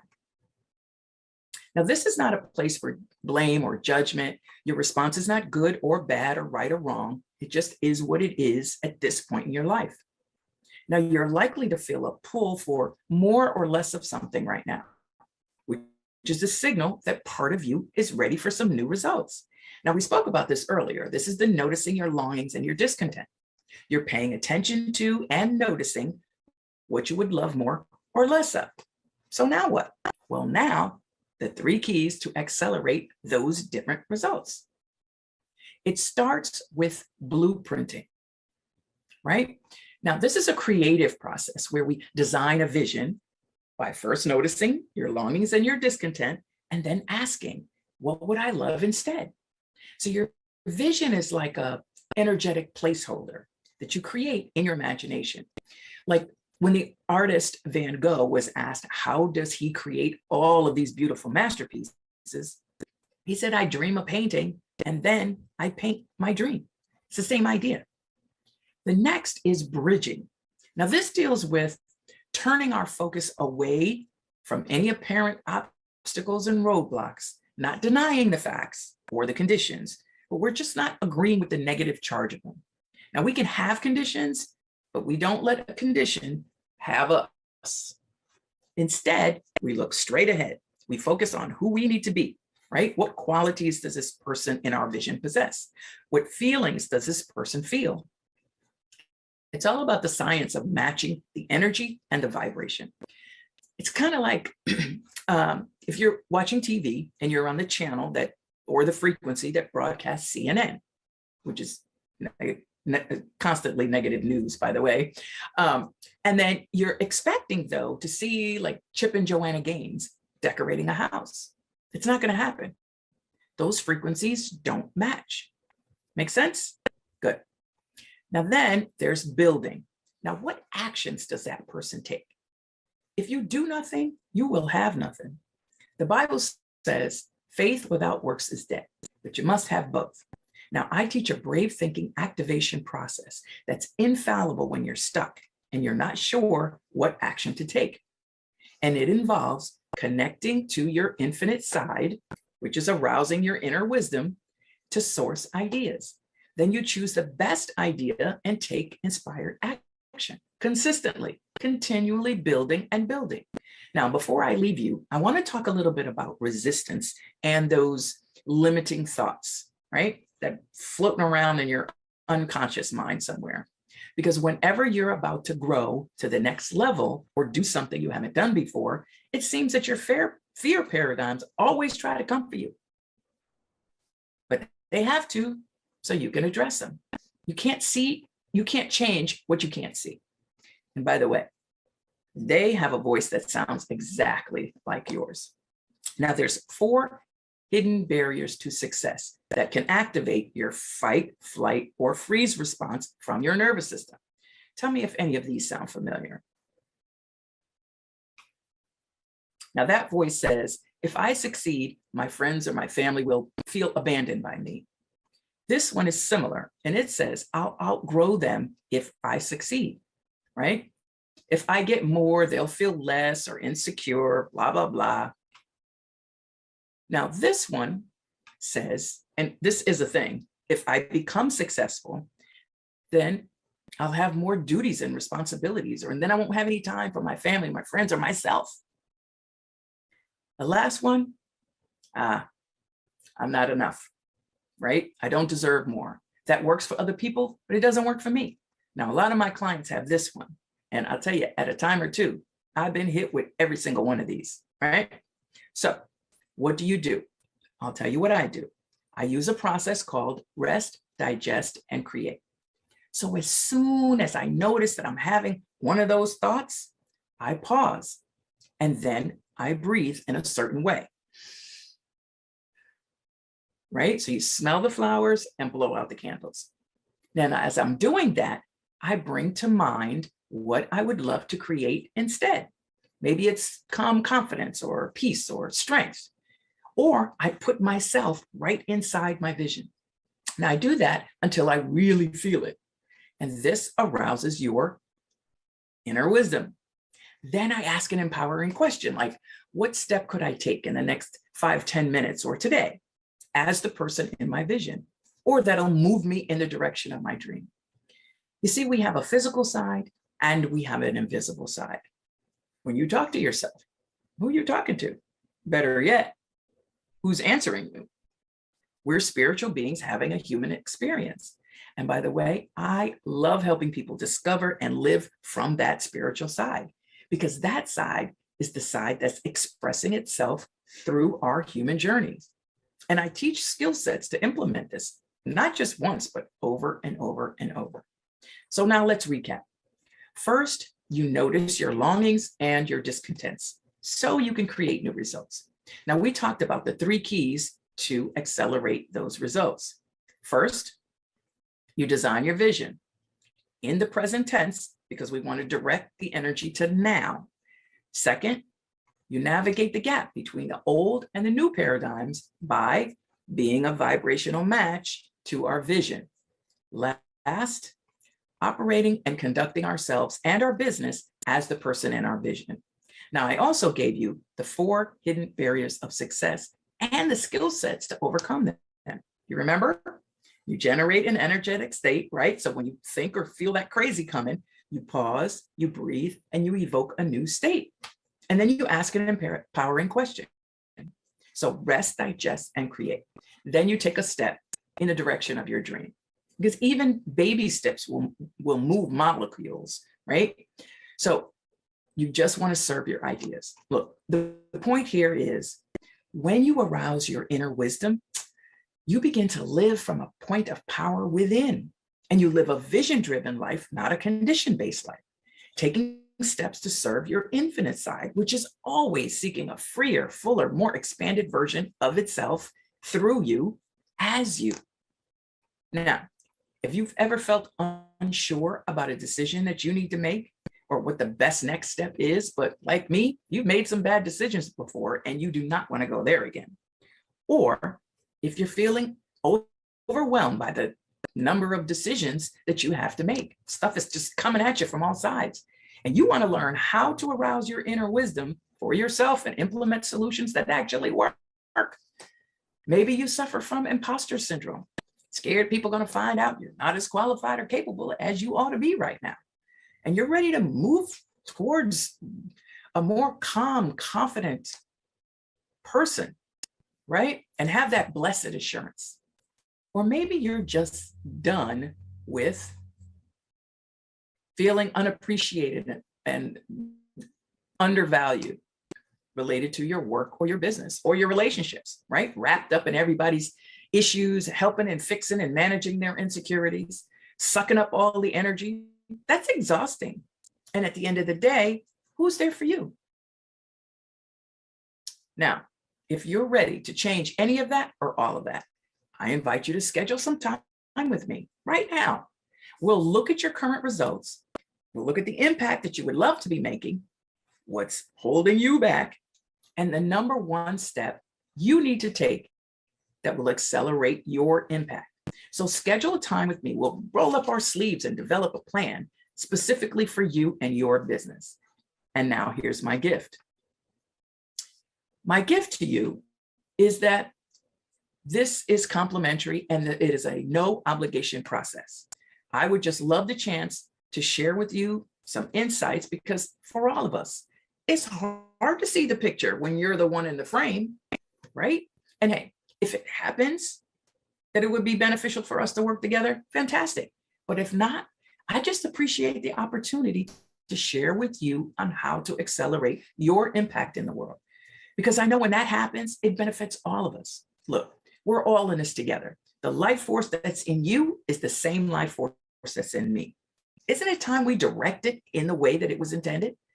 Now, to schedule your session with me today, just text the word DREAM, all caps, to 203-409-8886. That's DREAM, all caps, to 203-409-8886. All right. Now, again, I'm Denise Hanks. This was Arouse Your Inner Wisdom, 3 Keys to Accelerate Your Results. Now, it's my absolute pleasure to serve and support you today, and I look forward to helping you take your business and your life to the next level. You can find me on YouTube, and my business page on Facebook is Denise Hanks, Dream Builder Coach. Here's to making a difference in the world by you. Talk soon. Thank you.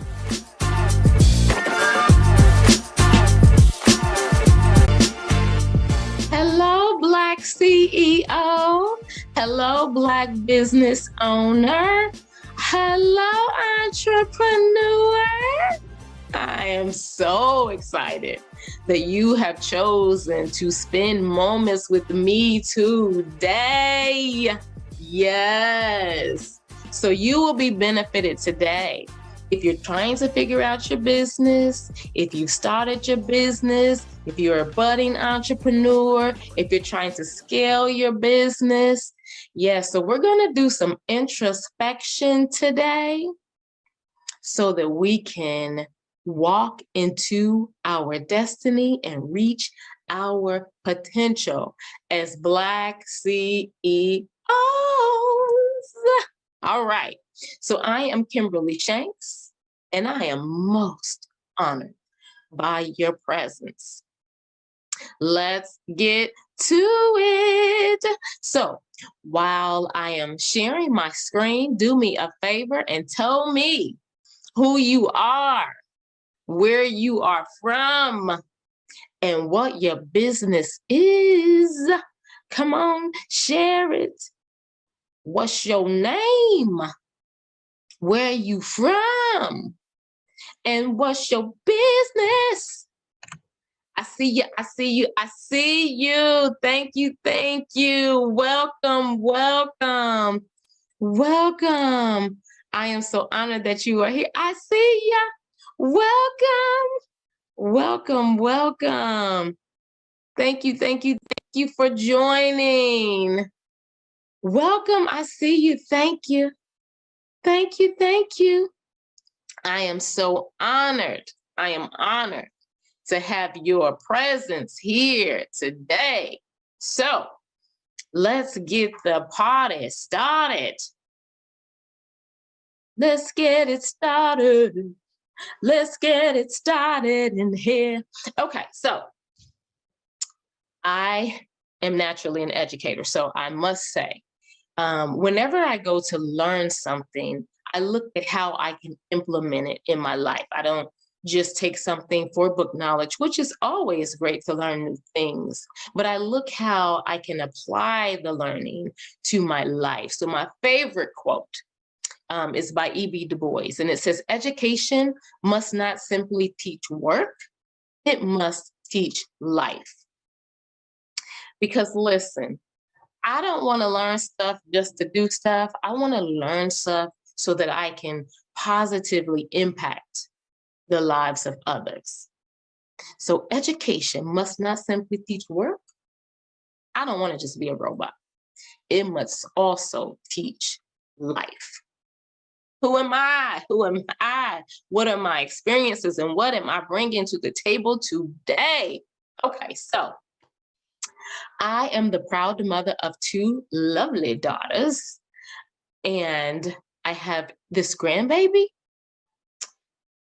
I didn't know that love was possible on a whole nother level, but there's a whole nother level of love that grandchildren bring out of you. Woo-wee, and I am enjoying every minute of my grandbaby.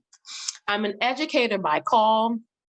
I've been a school administrator. I've conducted cultural and curricular audits. I've provided professional development. I've been an advocate for diversity and inclusion. I've helped businesses and institutions to create both their strategic and improvement plans. I have assisted 2 businesses with branding. I have helped 3 additional businesses to launch. Oh, was that fun to see the freedom on the faces and to see people excited about their purpose. When I tell you it's nothing like it, it is nothing like it. So what do? I helped one business to create a whole new division. And so quarterly, I facilitate sessions wherein we match businesses with resources to help them launch, sustain, and thrive. I also assist the university to formulate and execute their marketing and recruitment strategy for a particular college.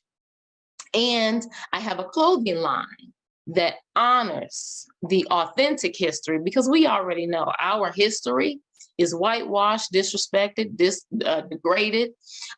So to honor our authentic history, our beauty, our resilience, our brilliance, because we are masterful creations. Yes. And finally, let me put this huge plug in. I don't care what your dream, goal, business idea, I don't care what you're trying to do or obtain, how much money you're trying to make, how much money you want to spend. If health and wellness is not on the top of your priority list, you're not going to be around to spend the money. You're not going to make as much money as you want because you're going to be tired, sick, fatigued. I don't want that for you. I don't want that for you. So we're going to take care of ourselves. Promise that you'll put self-care on the top of your list. Right next to that, I want to make this money. I want my business to thrive. You want your health to be optimal so that you can achieve those goals. Okay? So during the past 2 years, during what I call this purposeful pause, I did some self-reflection. Now, I am introspective by nature, but this really helped me put some things into focus. So I took inventory of my life. I looked at how I was making money, with whom I was making money, what businesses I were attached to, my relationships, the institutions that I was connected with, my circle of influence. I looked at everything. And I said, are you happy with the life that you're living, the people that you're connected to, the way you're making money, the jobs that you are connected to make this money? Are you happy? Are you fulfilled? And the answers were no, no, no, no, no, and no. I was doing things out of duty. I was working in spaces where I was not valued. My ideas weren't always respected. And my hair wasn't even honored. You know, Black girl magic differences. And so I decided to let go of things, people, institutions, and systems that no longer served me and were not beneficial. They were not healthy. They were not helping me to grow. They were sapping and draining me. And I was feeling sick. And I said, no, no, no, no, no. And so I always thought I was powerful. But after I inventoried myself and my life, I realized the depth of my power. And I realized who God created me to be. And I realized the gifts and talents that He had given me. And I realized what I was giving away for free. And I realized what was being taken from me. And I said, no, no, no, I reclaim my power. I stand in my power. And so the first thing I want you to say and to type into the chat is, I am powerful. Come on, please type. Yes, I see you. Thank you for your participation. I am powerful. You are powerful. The essence of your being is powerful. Your melanin alone makes you powerful. So I am very much into the psychology of colors. What colors, the reaction that colors bring out. Colors connote certain things. If you take a look at certain businesses, the colors that they use, they influence your buying power. They influence your spending. So when we think of the color Black,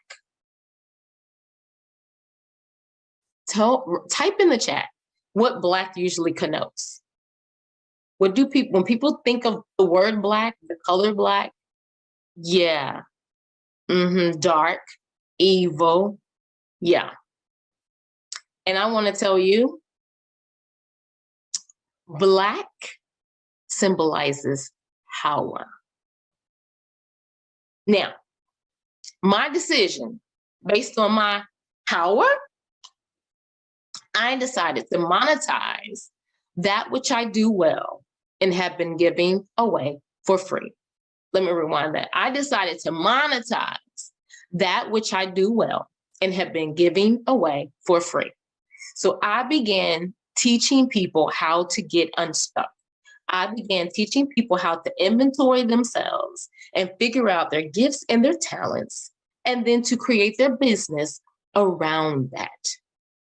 If you have a business idea, come on, let's go. Let's bring it to fruition. This session will help you formulate it. If you already have a business, this is going to help you scale it. This is going to help you be more intentional. This is going to help you focus and hone your skills so that you understand the power wherein you operate. So now that we have this understanding about where we've been, let's reshape the conversation about where we are going. So my first question is, who are you, Black CEO? Who are you? And I hope your notebook and your pen is right here, because what you'll want to do, and I really hope you really participate. You're really authentic in this session, not authentic with me, but authentic in yourself, with yourself, so that we can grow and become the best versions of ourselves, so that we can be that Black CEO that the world needs and is calling for. So you, my brother, my sister, your melanin, your essence, remember, is what? Powerful. So let me ask you this. What do you bring to the table? What do you bring to the table? Think about it. What do you have to bring to the table? Remember, I told you during the purposeful pause, I did a very in-depth inventory of who I was and what I had to offer and what I could offer the world. What do you bring to the table? What do you have to offer the world? What are your gifts and talents? What have you been created to do? How will you impact the world? How will you impact this global and local economy? What makes you tick? What's your temperament like? Why did you want to become a CEO? So, what do I have to offer? What do I bring to the table? So I'm a problem solver by nature. So you bring me a problem, I'm going to research, find the answer, and I'm going to help you solve it. I'm a leader by nature. So I don't follow the crowd follows me, because I've shown myself to be a leader. So that's what I bring to the table. I'm a peacemaker. I'm a mediator. So I'm going to bring people together. I'm a bridge builder. That's what I bring to the table. What are my gifts and what are my talents? I am creative as all get out. I can design something. I can see something in my mind and I can bring it to fruition. You can give me your idea and I can make it happen. If you have something you want to do, I'm going to figure out how we're going to do it. We're going to bring that to fruition. What have you been created to do? I was created to impact the world. I was created to be a circle, a sphere of influence within my circle. I was created to encourage and to inspire. How will I impact the global and the local economy? Well, first of all, I'm going to scale my business so that I have employees within my community. How am I going to impact the global economy? Well, I'm going to make sure that my business is not only national, but global. So that means I need to scale it in a way that affects global economy. But what else? I need to make sure that as I spend my money, that our dollars circulate more than 8 hours in our community. That's how I'm going to impact the global economy. Now, what makes me tick? Doing those things that I love, honey, makes my adrenaline flow, or doing absolutely nothing at all when I get the chance. That's what makes me tick. Now, what's my temperament? I'm laid back. I'm an introvert who does extroverted activities because I have to. I am adaptable, so I can adapt to any situation. You can take me anywhere, and I am comfortable. I know how to carry myself. I can go into any situation, hostile or not, and bring the temperature down. Yeah, that's my temperament. Now, why did I want to be a CEO?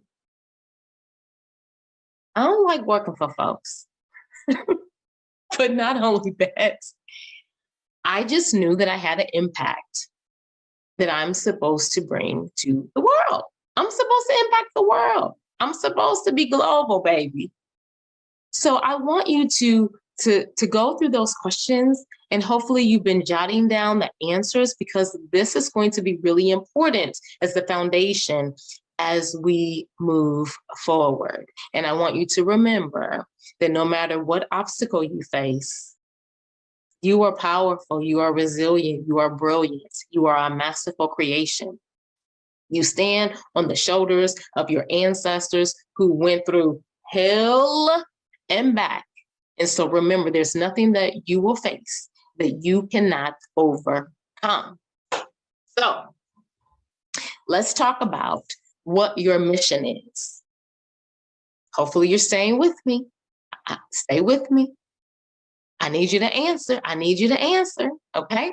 So what do you hope to gain with your existing business?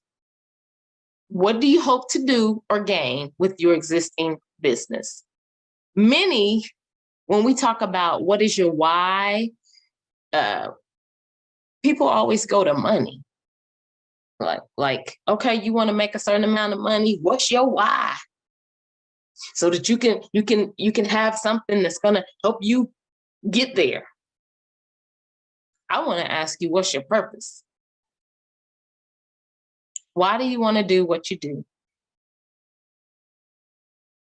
What is your purpose in life? That is really going to sustain you when you're tired, when you don't want to continue on. That dollar's going to come and go. But your purpose will be your fuel. Who is your target audience? Who were you created to serve? Who were you created to serve? What types of experiences do you want your customers and clients to have as a result of doing business with you? So I want my customers, when they open up their apparel that they've gotten from me, and I'm still working on this, so I haven't achieved this goal, but I want the experience to be such that my kids love Christmas and they love opening gifts. My thing is, I don't like wrapping. Oh my God, I'm going to put it in a bag. Here, Merry Christmas, Happy Birthday. And they're like, really, a bag, Mom?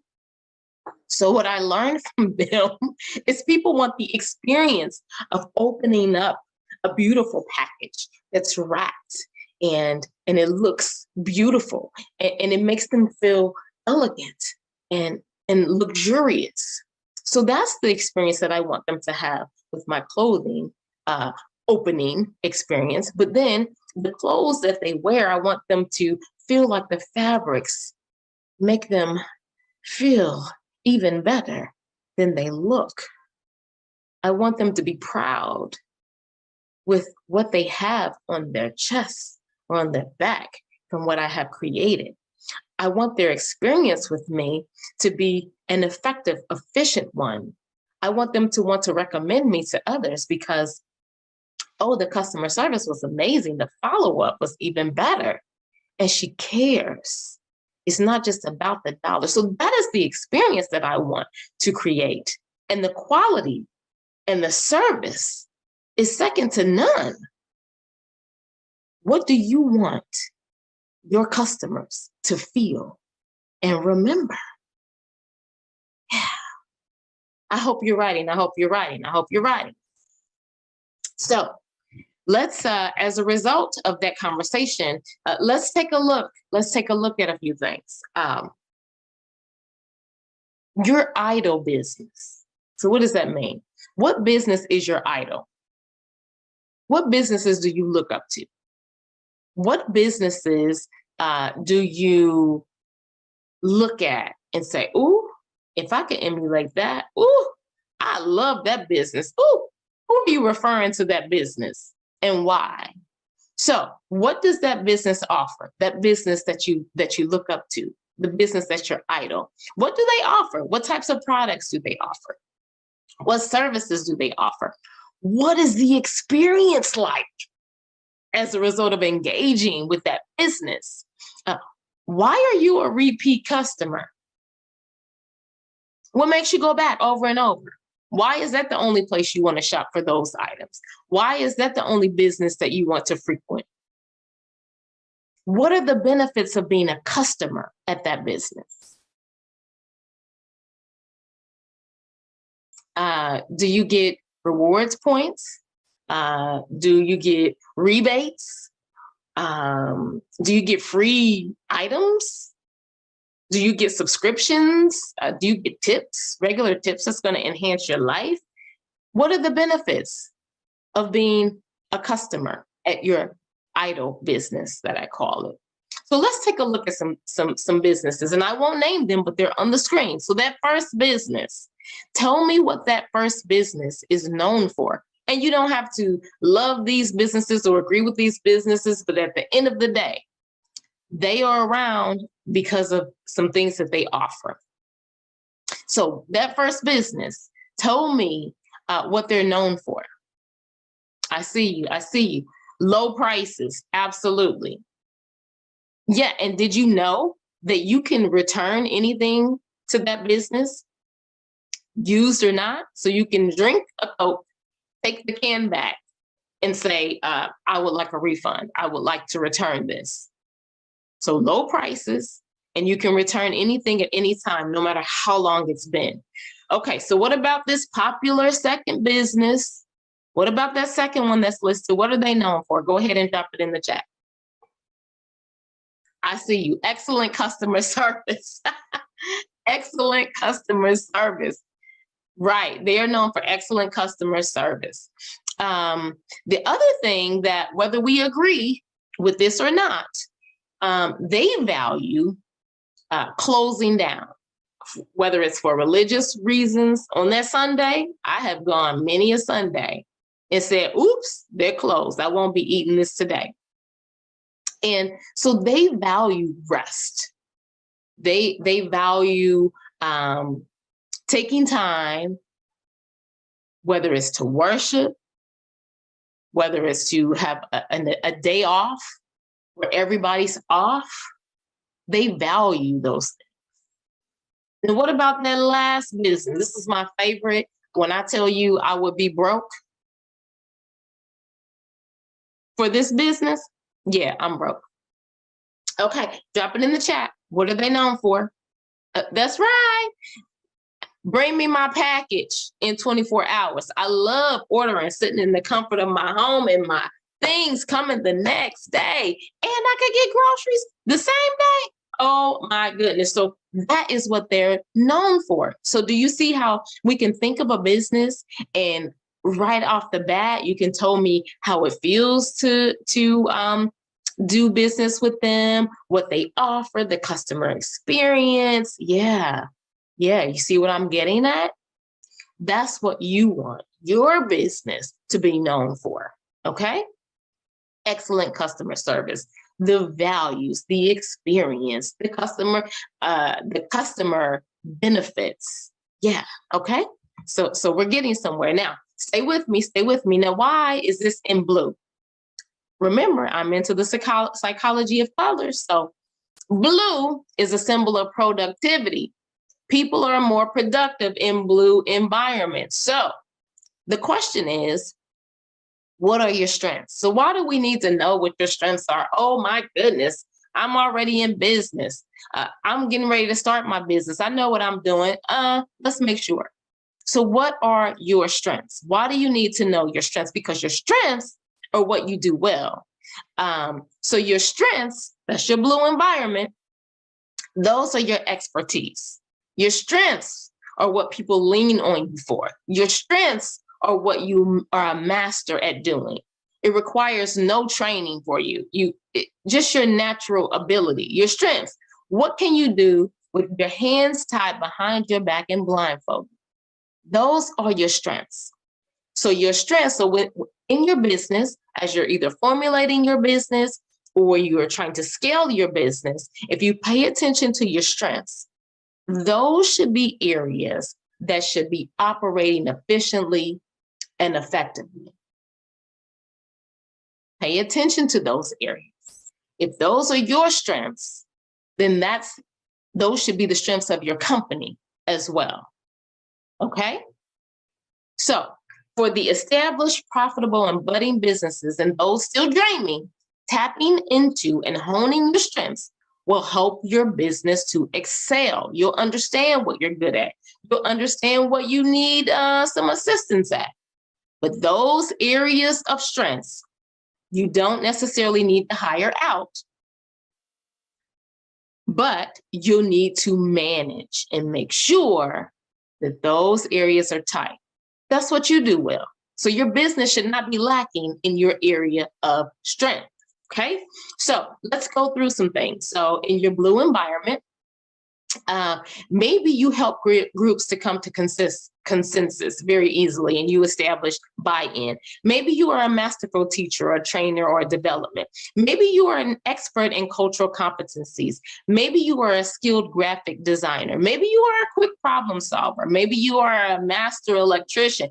Maybe you are a masterful seamstress. Maybe you are a masterful mediator. Whatever your expertise and strengths, there should be no issues in getting these areas off the ground and established. Now, do I want you to do everything because that's your strength? Absolutely not. But what I'm saying is these areas in your business should absolutely not be lacking. Now, if you will be involved, these are the areas that you need to make sure are top notch. And then for the other areas that are not your strengths, we need to hire out. Okay, so let's take a look. If we're formulating our business or we're trying to scale our business, so what does the color orange connotate? Orange connotates mood lifters. So what are you passionate about? What are you passionate about? Your passions, again, are your mood lifters. So what makes you smile? What do you enjoy doing? What do you find yourself talking about and sharing with others? If you could do anything in life as a career and not worry about money, what would it be? What do you do for entertainment, to relax, rejuvenate, to make others happy and comfortable? Again, if you're trying to formulate your business, you want to lean into your passions. If you already have an established business, you'll want to make sure that it's not business for business. You'll want to tap into your passions, okay? Because when you live in your passion, there is less chance of burnout, quitting, or being stagnant. You enjoy that space. So you are rejuvenated in that space. You thrive in that space. Use this place to launch your business if you're trying to figure it out, or if you're trying to scale. Make sure you are living in your passion. In your passion is where the money lies. Many think it's just in your skill set. It's not just in your skill set, because in your skill set, you can be drained and fatigued to the point of giving up. In your passion, You'll be tired, but you'll continue to be fueled. It won't be work. Oftentimes it can be play. In your passion lies your bag of money. Now, we know what our skills are. We know what our strengths are. What are your areas of opportunity? You're not going to be great at everything, okay? So green, psychology of color. Green promotes restfulness and calm. It improves efficiency and focus. So these are most likely areas of stress, restlessness, inefficiency, and heavy focus because you do not know how to do them, okay? So these are your higher outs. These are not the things in the scope of your strength bag. These are not things you can do blindfolded. These are things you struggle with, okay? So what are your areas of opportunity? What areas do you feel stuck in? You're like, I can't figure that out. Oh my gosh, I'm trying to scale this business, but this part I just don't get. I need help. Say it again, I need help. Say it again, I need help. I don't got it, okay? So these are areas that you need to lean on someone else who has that expertise. Don't try to do it all. I promise you, you will not be efficient and effective if you try to do it all. And your business will lag in certain areas, okay? Because it's not your area of expertise, okay? So what areas are you clueless in? Oh my gosh. What areas do you have to lean on others or you need training? Okay. Your business and relationships are as strong as the weakest link. So the areas of strength could be the booming areas of your business. But those areas that are not your strength, they will tank. They will cause your business to be stagnant. Okay. So hire out. And you're like, I can't afford to hire anybody. Well, actually, you can. You might have to get a part-time job. Oh, let me say it again. I'm sorry. You might have to get a part-time job to fund your dream, to scale your business, because it's lots of things that go into it and lots of sometimes money that you may not have, but in order to get to the next level, you need more money.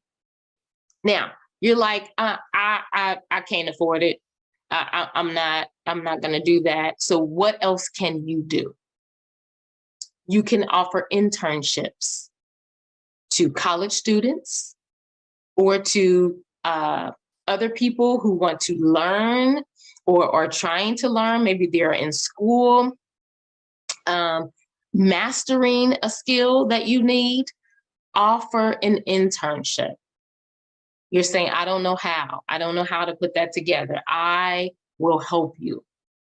Offer an internship, offer volunteer opportunities. So I don't believe in getting to get. I believe when you give, you should pull someone else up with you. So internships are a great way for students and those who are apprentices who are new to the field or who are in the field but don't have enough work experience to get jobs in that area, for them to get experience so that they can go on and fulfill their dreams. So offer an internship, create an internship so that, one, you can get the work done that you need by someone who is an expert in the field, whether you can pay them or not.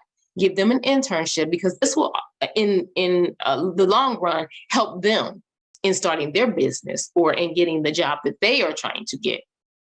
Offer volunteer opportunities for those who already know how to do it, and they just need volunteer hours. Like my daughter is a college student, and she needed volunteer hours because she needed to get into the college of her choice, and that was one of the criteria. Okay, so you can't get a part-time job. You can't hire out. You can definitely offer an internship and volunteer opportunities, and I can help you with those letters of recommendations and even how to formulate those internships, okay? So that's how you're gonna take care of your areas of opportunity. You're gonna hire out, you're gonna offer internships and volunteer opportunities. Now, let's talk about those areas of opportunity. So maybe you need help figuring out your target audience. Maybe you need help securing government contracts. Maybe you need help with social media marketing. Maybe you need help with funnel creation. Maybe you need help with website design. Maybe you need help with grant writing. Your business and relationships, remember, are as strong as the weakest link. So the areas of strength could be booming or they could tank. So hire out, internship, volunteer opportunities. So we've talked about your strengths. We've talked about your passions. We've talked about your areas of opportunity. We've talked about giving internships. We've talked about giving volunteer opportunities. We're going to write letters of recommendation. Let's talk about how your lifestyle impacts your business. We always want to focus on the money. We don't never want to focus on our health and our wellness, and how you being in optimal health helps you get to the goal. So, psychology of color. Orange is a mood lifter. I know that looks yellow, but I promise they told me that color was orange. So orange is a mood lifter. So when we talk about lifestyle, we want to sit in our mood lifters because we don't want to get caught up in and bask in those things that go wrong. Always being pessimistic, always looking at how things aren't going right, always looking at all the food and the this and the that. So let's take a look at lifestyle, because it definitely impacts us as Black CEOs, entrepreneurs, parents, friends. It impacts everything. So the first thing we're going to talk about is diet. And by diet, I mean way of eating and your lifestyle. I'm not talking about starving yourself. I'm talking about your way of eating and your way of eating, which is a lifestyle, okay? I'm also talking about movement. So I'm not going to say the E word because the E word tends to turn people off. So I'm going to say your movement. When we're talking about lifestyle, we're also talking about your mentality, your way of thinking. Is the cup half empty? Is the cup half full? These can make, break, or hinder your forward movement, your success, and your optimal performance. Your lifestyle, your diet, what you eat, your movement or the lack thereof, and your mentality. They all impact your progress in life. Okay, so let's get to this lifestyle. So let me just say, I am not a doctor. This is not medical advice. Please consult your doctor before changing your diet and eating certain foods, okay? Now, let's talk about this diet, this way of eating. I am not here to tell you what to eat. However, what you eat determines the following: your health, your weight, how and on what or for how long you get to spend your money. Foods fall into three categories. They are either medicinal, they operate as medicine and fuel for your body. They are either neutral, which means there's really not a negative or positive effect, or they are poisonous. They make you sick, they cause disease. So foods can help heal your body, make you sick, tired, hold weight, and cause disease. These can make, break, or hinder your forward movement, your success, and your optimal performance.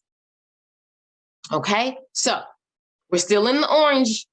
Orange means what? Mood lifter. Let's talk about movement. Keeping your body in shape and performing optimally. Exercise, that word hangs folks up. So let's replace that word with movement, okay? Movement improves your strength, increases endurance, yields more energy, delivers oxygen and nutrients to needed areas, and it helps your body operate efficiently. It's very important that movement is a part of your lifestyle just as much as food, okay? Now, let's talk about movement options, because I'm the first one that's going to tell you I absolutely hate going to the gym. I hate going to the gym. So I've had to find alternatives. Now, I personally love to skate. I love it. I love it. I love it. I love skating. So I've tried to incorporate that into my lifestyle routine of wellness once a week. And when I skip it, I try to make sure I do something else at home that week. But skating works well for me. Walking. Now, I don't always like to walk outside. It's cold or it's hot. So you know what I started doing? I started walking up and down my steps, and I do like 10 sets of those. That's movement. Music. Now, baby, I can live without the TV. I cannot live without music. So you know what I started doing? I put on my favorite CD, or I put shuffle on my iPad, and I dance. Oh, baby, I dance. Oh, did I say I dance? Hey, I dance. Hey, I dance. And that's exercise. Do it for 30 to 45 minutes, and that's your exercise right there. Or if you have a dog or a cat, let's engage in some activity. Take the dog on a long walk, not just up the street to pee and poop, okay? Make it a whole exercise routine with your pet. If you are of a certain age, as I am, things start to go south. My gynecologist was the one that told me, she said, okay, now you've hit this age, so now you need to do some resistance training. And so I started putting weights on my arms and legs, and I just walk around the house and I dance and I move. And that's my resistance training. Now, based on your blood type, certain movements and exercises can sap your energy, while others rejuvenate and yield optimal performance. So I won't get into all of this, but I will tell you that I am able to help and make recommendations based on your blood type that can actually be beneficial to you. And certain exercises that I do based on my blood type that are absolutely draining and do not yield optimal performance and energy. It's sapping. Okay. And so I make recommendations based on your blood type for certain movements that can be beneficial and help you operate optimally. So check with your doctor again before doing any activities. And this, again, is not medical advice. Still in the orange mood lifter, let's talk about your mentality. Oh my gosh, what you eat is important. Oh my gosh, your movement or the lack thereof is important for optimal performance. But I tell you, your mentality, how you think, woo, is so important. And we really don't focus on this enough. How you think and your thoughts really do determine your altitude. If you don't think you can, you can't. If you don't think you will, you won't. If you're sure that you can't make it, you absolutely will not make it. You'll stay where you are. If you're sure you're going to reach your goal, you absolutely will. Listen, this is my mentality. And I have done it so many times. My family look at me and they laugh, but they respect me at the same time. If I have an idea or if there's something I want to do, I'm going to jump off the bridge. Okay, well, that's probably the bad connotation. I'm going to jump out the airplane. And guess what? My parachute will open. There is nothing that I have a dream or a goal about that won't come to fruition, because if God gave me the dream, he's absolutely going to help me to bring it to fruition. I believe there's nothing I can't do. I believe whatever I set my mind and heart to will come to pass. So your thoughts determine your altitude, your resilience, your determination, your belief, and whether you achieve your goals, walk in your destiny, and reach your potential. So do me a favor and jot down those things that make you happy. I'm going to wait on this one. Write down those things that make you happy. Why? These need to be incorporated into your lifestyle regularly, not just when you have time. No, your mindset is important. Your mentality is important. What makes you smile? Write those things down. This is important. It may not seem to be, but it's really important. Your perspective on life, your perspective on work, your perspective on achievement, your perspective on achieving your goals, your outlook. What warms your heart? What brings you peace? What are you grateful for? Do me a favor. Close your eyes and think about what really brings you joy. Think about the things. What brings me joy? Doing those things that I love. What brings me joy? Being around people who I can be my authentic self with. What brings me joy? Experiencing love, unconditional love from those who accept me just as I am. What brings me joy? Doing absolutely nothing and enjoying that and not feeling guilty. What brings me joy? Walking in my destiny. What brings me joy? My grandbaby. So when things get tough, when life gets hard, I need you to think on those things. Think on those things that make you happy. Think on those things and stay in that place until your mind changes, until your spirit is uplifted. Go into that grateful space. Think of those things that make you happy.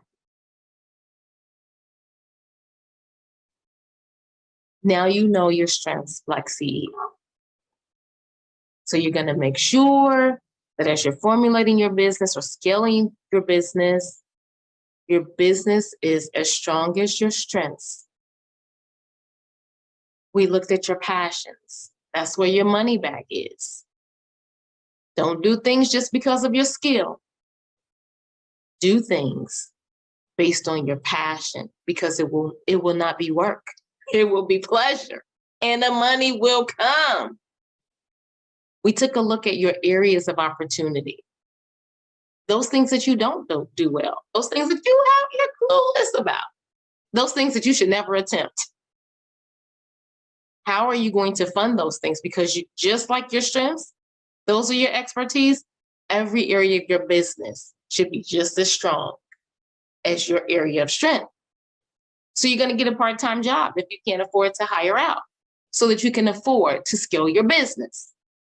Okay, you don't want to get a part-time job? You can't afford to pay? We're going to create internships.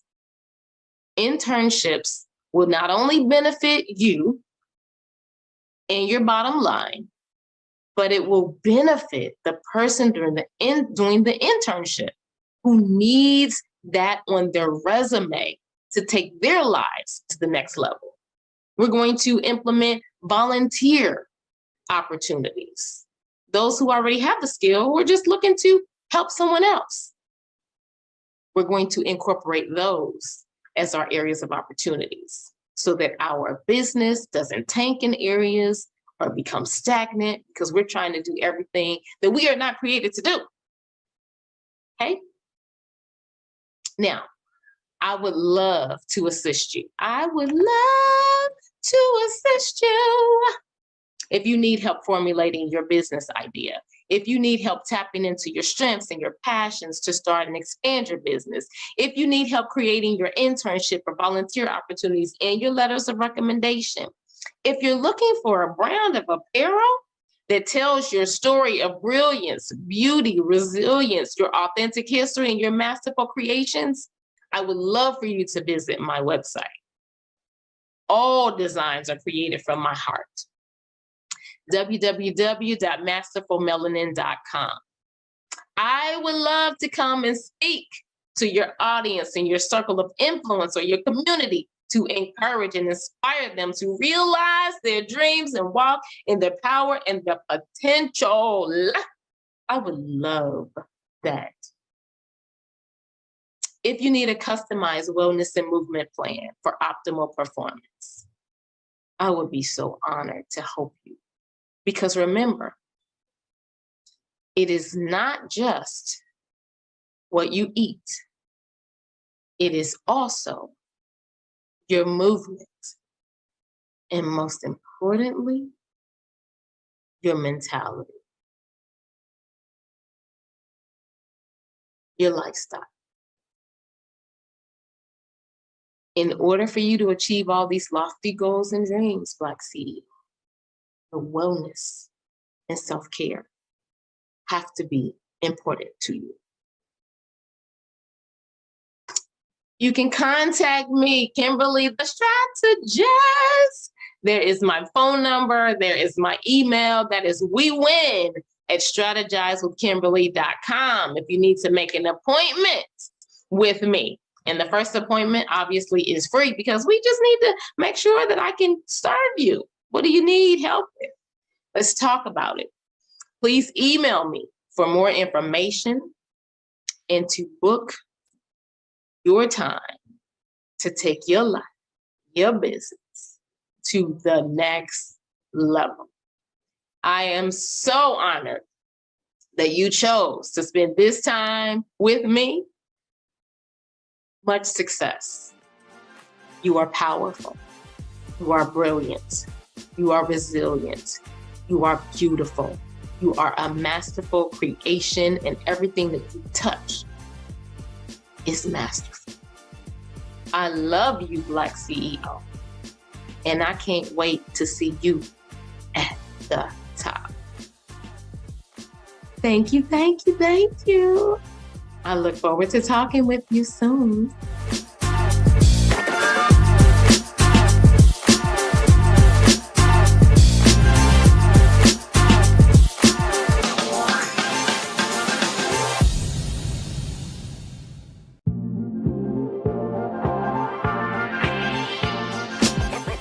Good morning, good evening, or good afternoon, wherever you are in the world. Thanks for showing up today, and I hope and pray and wish that you get something out of this and you are learning and always continuing to push forward.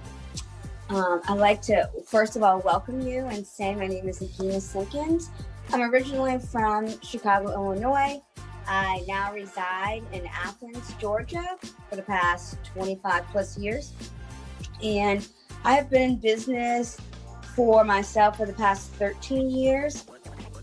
And recently I've went on a new venture and I started to teach people how to start their own business, which has been very exciting because my goal in the world is to help people reach their goals. So in starting this new venture, I came out, I tried to see what people really needed to get started in business.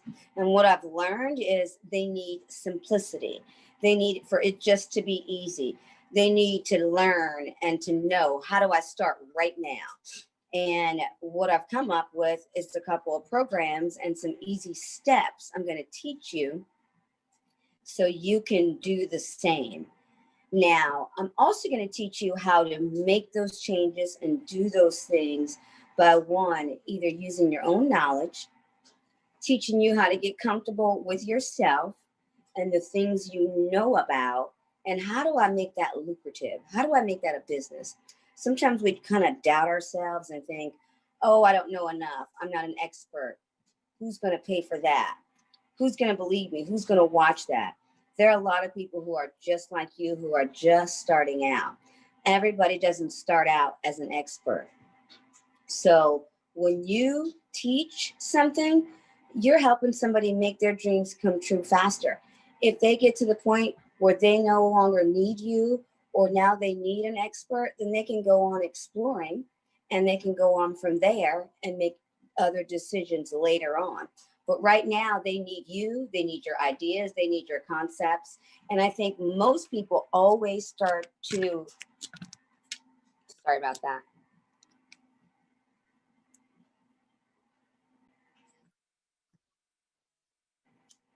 So sorry about the interruption, but just going on to say about how people need you, they want you, they're there for you, and you teaching them how to start their own businesses are giving them a new life.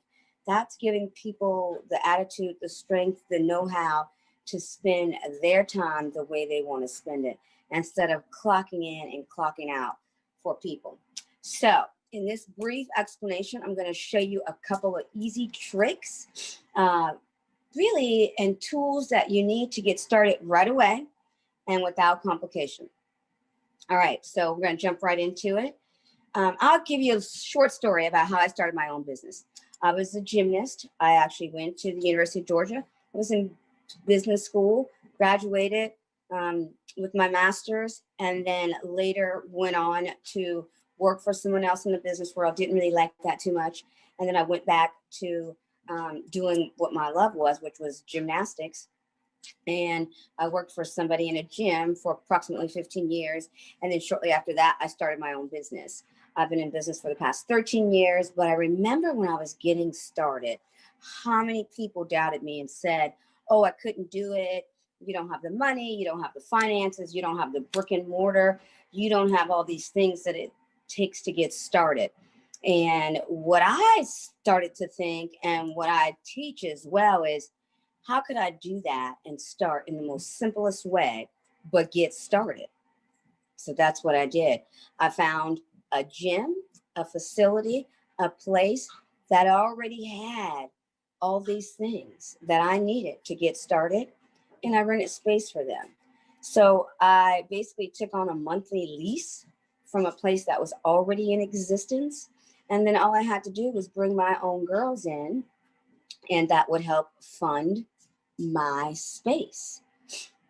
Now it's 13 years later. Oh my gosh, in business for quite some time now. And I started off with nothing. I started off with the idea, which is what I teach you how to do. You start off with an idea before you become prosperous, but you have to start somewhere. So number one, everybody says, oh, I don't know anybody, or I don't have a website. Let's start with that one. I don't have a website. So I'm going to teach you a couple apps. The one app is called uverse.com, and you can do it on your phone. So you might not even have a computer. Say all you have is a phone. You can go under the apps and put in uverse, and it'll show up this little app, and it'll say free website hosting.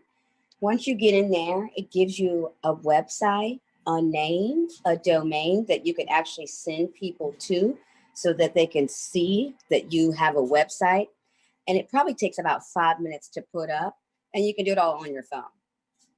If that's hard for you and you think you cannot do that, which you really can, it's a couple drag and drops, and you just take a picture, and then they actually already have like templates that you can actually use to see if you like it or not like it before you put anything out there. So keep that in mind. You can play with that site for a little bit, even if you're not really super duper savvy with technique or technical issues or implementing anything. It's about really using a picture and then typing what you want underneath that picture. Everything is really easy and self-explanatory, and you can also get help. If you also go under the app, there are a couple other hosting sites where you can get free domains, free website hosting, and you can just go under there and look under the app. I'll give you more later on. If you go later on, we have a workshop where I can go a little bit more in detail. I'm trying to just give you some things that you can walk away with today and get started. So my next thing is the people. Like, oh, I don't have people. I don't know anybody. I don't know anybody who would do this with me. I don't want to ask my family. I don't want to ask anybody else. Okay, totally understand. And sometimes you don't even want to really tell people until you really get into the groove of doing things. So a couple ways: Facebook, Instagram, YouTube, all those things are free. You can start off really simple. This is probably the simplest way I tell people to do it, especially if you don't want to be a big presence yet. You just want to know people who are doing what you're doing, who are liking what you're doing, who are already into it. Just go on, friend them, make some comments, actually give a little feedback about your knowledge. And then eventually you're making friends, and then you can say, hey, I can send you to this website. And then you send them a link to the website when you feel like that's comfortable enough to do.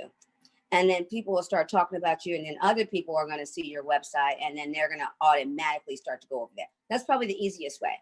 Jump on somebody else's ideas and what they're already doing and show good response. And you have to show that you're concerned and you really are an avid person in this field, and you really want to learn, and you really are here to teach, and you really are concerned about their needs as well. They will follow. They will enjoy. If they're getting messages and knowledge and they're learning from you, they're going to keep following you and talking to you. So that's one of the things I wanted to teach you. And the last but not least is I'm going to tell you, and I'm going to teach you how to take action. We always commit to something, and then we don't really commit to it. We always say, we're going to do this, I'm going to do it this time, and then we don't do it. So I'm going to teach you how to commit, because you have the courage, you are capable, and you are competent. I'm going to teach you how to stay committed to the simple. That's how you stay committed. Don't make it so complicated that you do not know where to go next. Do not get information overload and get stuck in doing nothing. So I'm going to teach you how to start really easy by getting you a little website, getting you a couple followers, and then getting a product, a niche, something you really like that you can just first start teaching people only information. So let them learn from your knowledge first. Don't worry about a product right away. Do not get stuck on products, okay? So in the end of this video, you can later on watch me. I will have a workshop where you can dig deeper and find out more about how I do what I do and how I teach people to do the same thing in easy steps. And there's a lot more websites and hosting programs that I get really a little bit more specific in. I give you free email list. I give you lots of things that you can get started in your program. So there's like the no excuse startup. Okay. So keep that in mind. It's not about the money. It's about an idea, reaching people and selling that idea, selling your knowledge, and then going from there. The sky is the limit. Do not get stuck in your head with just the idea. Keep going, implement, commit, and watch. You'll change the world with just your knowledge. And the more you know, the more somebody else is going to know. The more you teach, the more people are going to come your way, because they're going to see you're real. You're helping them really succeed. I want you to do the same. So check me out. I'm going to have a workshop. Thanks for coming. I hope you enjoyed today, tonight, whenever you're tuning in. And come see me later, AginaSimpkins@gmail.com, and you can get on my Calendly. It's going to be at the bottom. I'm going to be a coach later on. And so look me up. It was nice talking to you, and I hope to see you on the other side. Stay committed. Have the courage. Do what you're supposed to do. Don't let anybody tell you what you cannot do.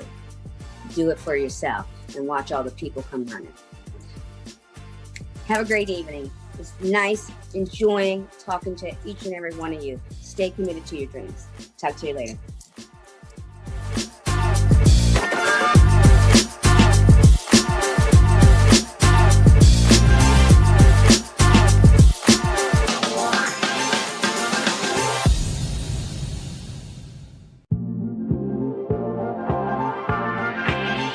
Hey everybody, how y'all doing? I actually just want y'all to get relaxed, get comfortable, because I'm actually about to take y'all back, way back to 1996. Now, imagine getting a phone call from your dad. Mia, Mimi. Answer, turn on the news. I believe that's JR. So I turned on the news, looking at from the news from helicopter view, a car being pulled out from a ditch. And the moment that I saw that car, I knew exactly that that was JR's car. I got quiet. All I could hear was my dad saying, Mimi, I think JR's dead. You need to call your mom and let her know. I didn't know what to say. I'm like, okay, praying. So I picked up the phone and called my mom. I could hear the phone ringing. Walgreens Pharmacy, this is Shantae. How can I help you? I said, Mom. She heard it in my voice. What, Mia? I said, Mom, I need for you to sit down. What, Mia? Mom, please sit down. Mia, just tell me. Mom, JR's dead. Phone just drops. All I can just hear is screaming, oh, Lord Jesus, why? Lord Jesus, why? Everything just changed within that moment. My mom, my dad, they didn't know anything about life insurance. That burden actually fell down on me. And I told myself, when I get older and I have kids, I want to make sure, if heaven forbid, if something was to happen to me, that, it wouldn't be that same situation. So that is why I'm so passionate when it comes to life insurance and educating people to understand what life insurance is about. So my why is the picture right here in the corner at the top. That is Glenn White, AKA JR, my brother, who I love and who I miss still to this day. Under that are my kids. The one in the middle, his name is Glenn White. Yes, my oldest. I named him after my brother. Next after that is Jonathan Risher and my little mini me, Mia. So this is why I do what I do when it comes to life insurance. So let's bring back the life and life insurance. And just to educate you, for you to understand what life insurance is truly about. So the biggest problem is people is avoiding that financial conversation because if they know if they have it, they got to do something about it. So let's just might as well go ahead and have that so we can do something about it. But, imagine yourself just taking total control over your financial future and handling that and knowing that, heaven forbid, if something was to happen, you'll have a peace of mind because you already put plans and things and actions and you're protected, and anything can happen, but you are protected for the unexpected and the things that are expected to happen. So I'm your girl, yes, Mia White. How y'all doing? So I do have 3.5 years of experience in insurance. I said, I had to get out here and educate myself to catch up to the ones who's been in the business for a long time. I've helped over 100 educators professional with their retirement planning. I have almost over $1 million in assets under my management that I take care of. And I have placed 1.4 million in life insurance. So in 2019, I was the top agent at American Income Life Insurance. 2020 and 21, yes, I still hold the title. I'm excited about that. And also I am an author. I did write a book, and guess what that book is? The book on life insurance. How much do you value your life? Our life is very important. Understand that GoFundMe and Fish Fry is not life insurance. We need to take care of our business while we're here. We don't buy life insurance, because we're going to die. We're going to buy life insurance because our loved ones are still here living. So here's the problem. The problem is you think if you talk about it that you're going to die. Oh, no, let's not talk about it. You jinxing me. I'm going to die. No. And most of everybody just have life insurance on their job. Understand that that's not life insurance. It's group insurance. You don't own it. Your job owns it. So heaven forbid, if your job say you're fired, guess what is fired? Your paycheck is fired, but not only your paycheck, your benefit is fired too. So if there's like an underlying condition, you might not be qualifying for life insurance ever again because you already have an underlying condition. And why are we leaving burdens behind? Come on now, that burden fell on me. I'm trying to prevent it from falling on anyone else because it don't feel good. And we don't understand the real value of life insurance. So this talk is going to be for you, okay? And we're going to talk about that life insurance is not, just death. Life insurance is life insurance while we are living. So this talk is going to be for you if you're trying to avoid paying Uncle Sam. Who wants to avoid paying Uncle Sam? Because I do. Well, you can hide your money in the life insurance. Tax-free, Uncle Sam can't touch that. That's one of the vehicles that he cannot touch while your money is accumulating and growing. So we are going to learn that life insurance is what it is, life insurance and not death. So there are 3 different types of life insurance. We have term policy, we have traditional whole life, and we have universal life. Term is like car insurance. So say if you bought a 30-year term, heaven forbid, if something was to happen to you within those 30 years, we'll speak on death first. If death was to happen within those 30 years, guess what? Your beneficiary will reap that policy. Or if life was to happen, you're able to pull money out of that policy. Okay, so on the 31st year, if you don't reapply or convert, that policy is over and you have to do it all over again. The traditional whole life is the moment you started, long as you're paying those premiums to the rest of your entire whole life, you're covered. And then it also builds cash value. Universal life, there's 3 different types of universal life. You have the fixed universal life, variable universal life, and an index universal life. The index is my favorite. That's how you can accumulate your money tax-free and use it as your own banking. Can't get into it, but we will sooner or later. All right, so you have the old gym versus the new gym. The old gym is like the little flip phone versus the smartphone. It comes with death benefits, cash value, retirement opportunities, AD&D, accidental death and dismemberment, comes with the cancer, terminal illness versus the new gym. The smartphone, it comes with life protection where you can max out your cash value. You can create a retirement opportunity. It comes with the AD&D, accidental death and dismemberment, critical injury, critical illness, chronic illness, terminal illness. Heaven forbid if you were to develop coronavirus and it's really severe and you're hospitalized, guess what? You're able to pull your money out of your policy if you have the right policy. And it comes with death protection. So, another thing, life insurance has been the best kept secret of the wealthy for over 100 years. Did y'all not know that there has been tax code that has been grandfathered in for 107 years? Okay, so tax code 72E, that lets you accumulate your cash money while you're living, tax-free.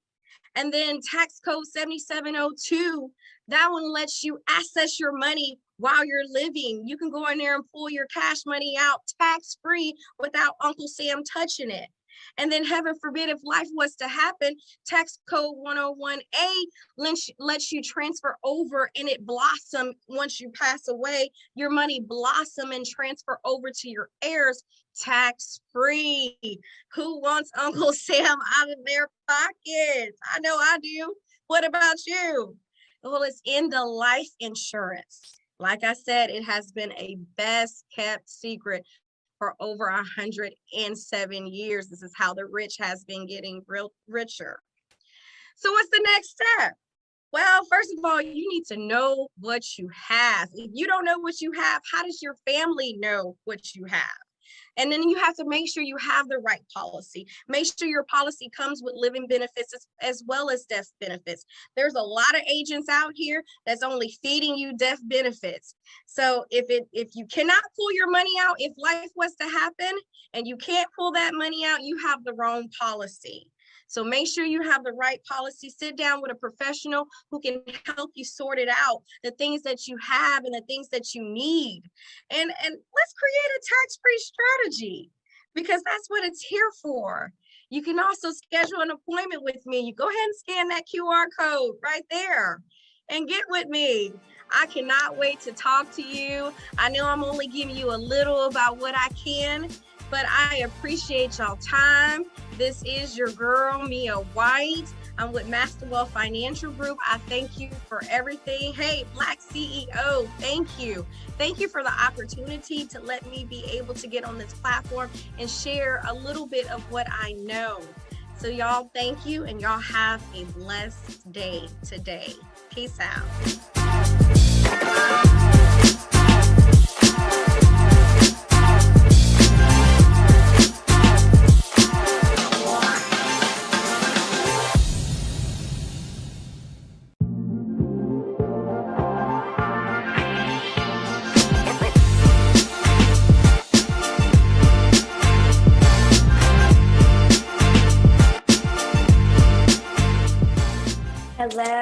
Hello, everyone.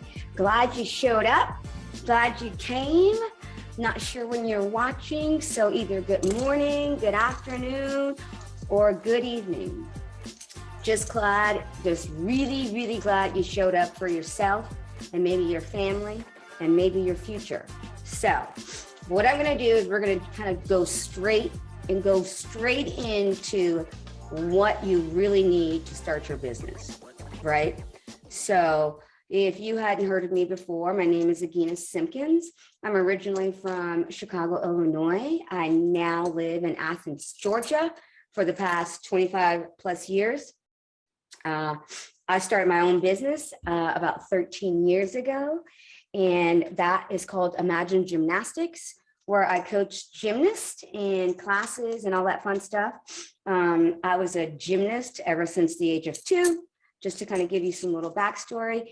And now I teach people how to start their own business from my experience and how I started. So just to kind of give you a little bit of a backstory, I started gymnastics when I was 2 years old. I went on to be a fairly good gymnast, went to college on a scholarship, which people said that wasn't going to happen. All the things that people tell you can't do, I end up doing anyway. And eventually, like my senior year, when I was going to be having to decide where I was going to go, I had to make some really hard decisions.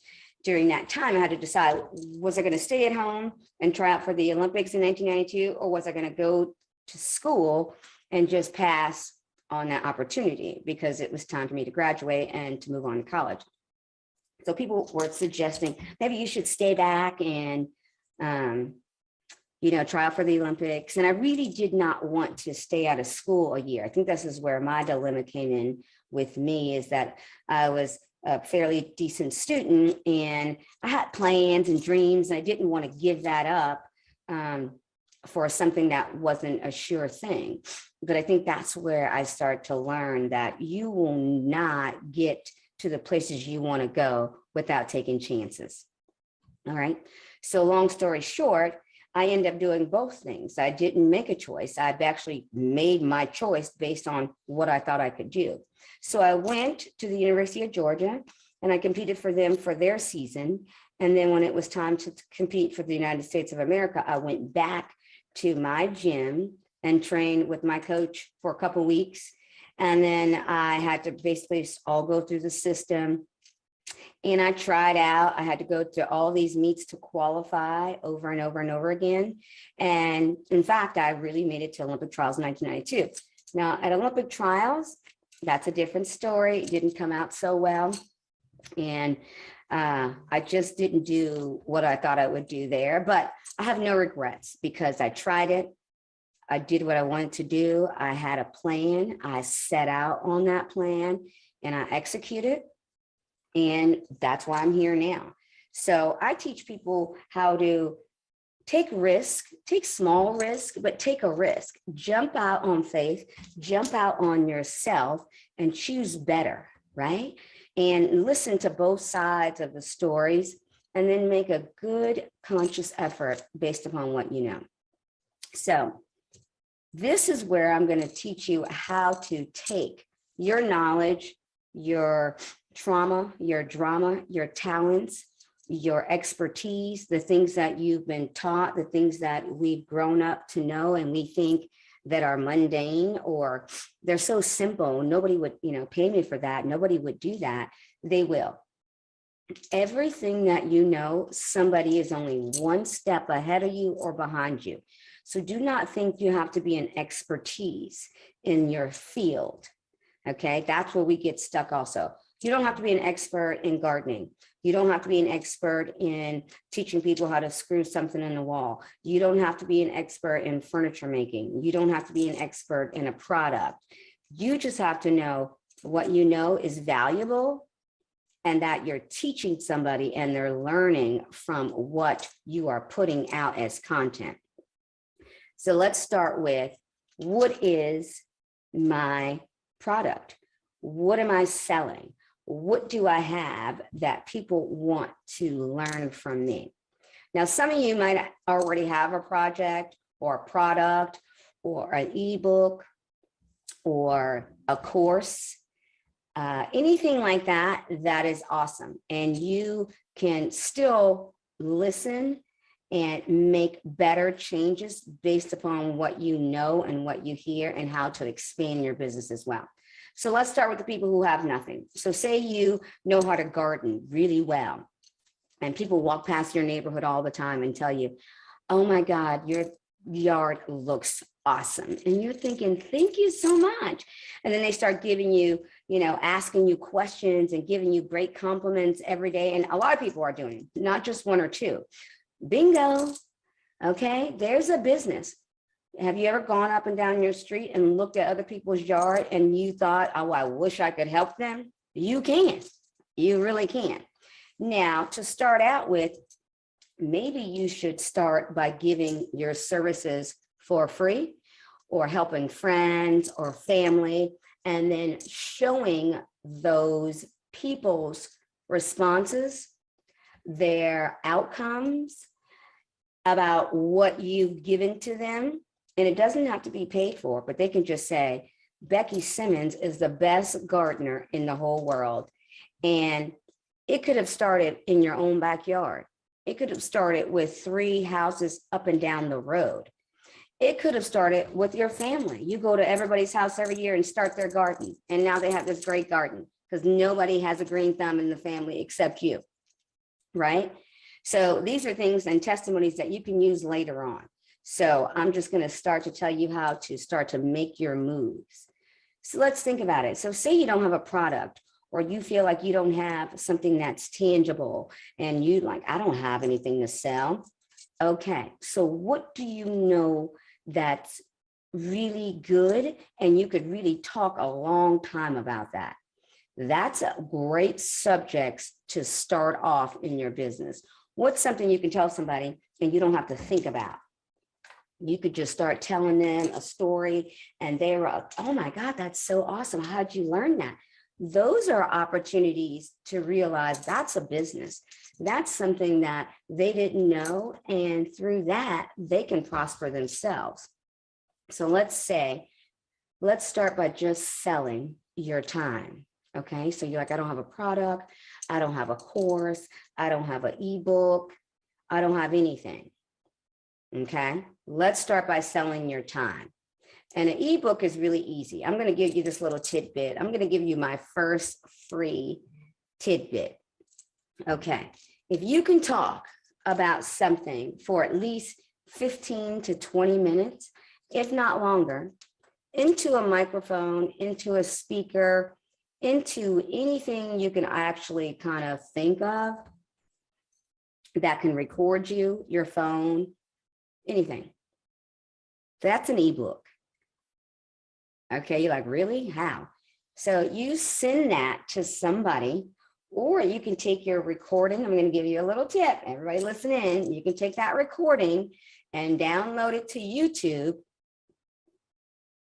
and they will give you a transcript of what you just said. That transcript is basically an ebook. And then I'll show you how to put a cover on that. And you can send that to Amazon. You can do a lot more things with that recording than ever imaginable. You can put that as one of your purchases on your site.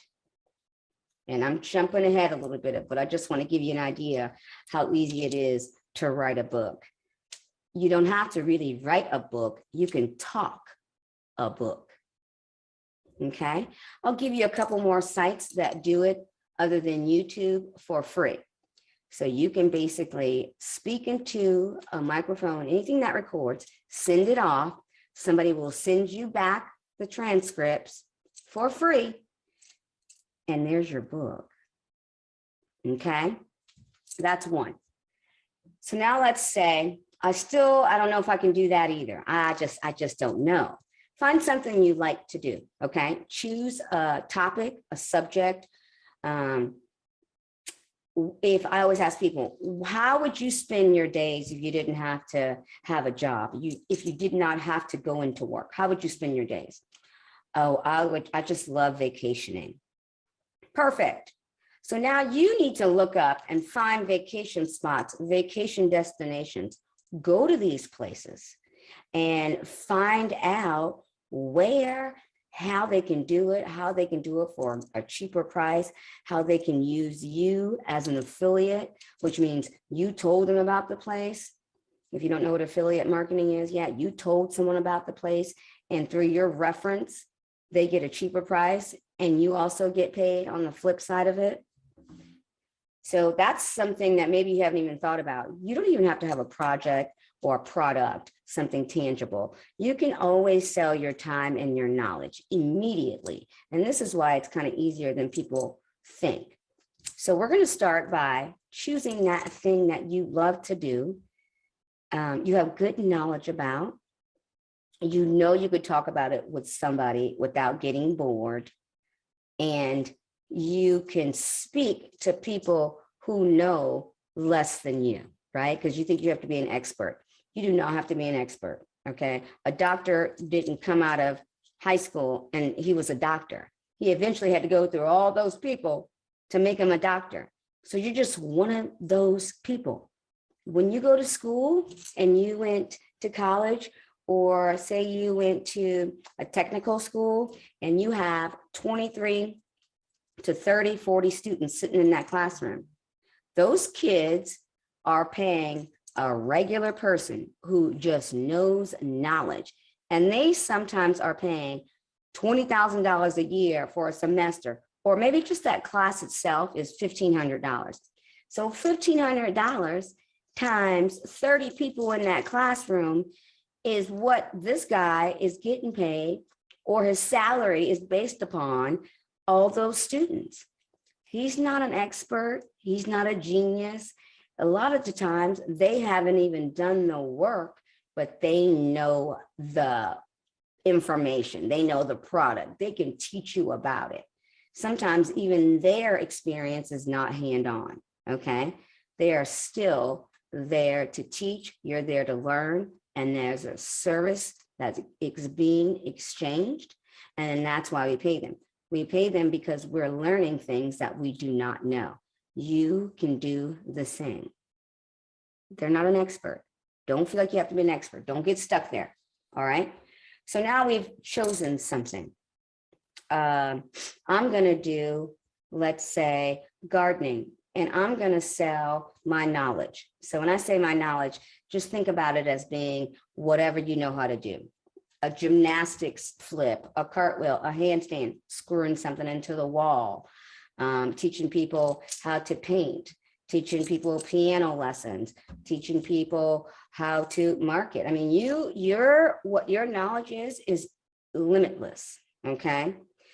The basic thing is what I tell people to do is start off basic. Don't start off so far that you lose a lot of people or you never even get started. Okay. So now we have a product or an idea or a thought or our knowledge or an experience. Okay. Maybe I didn't go over experience really well. Your experience could be, I was a single mom. I raised 5 kids by myself. How did I do that?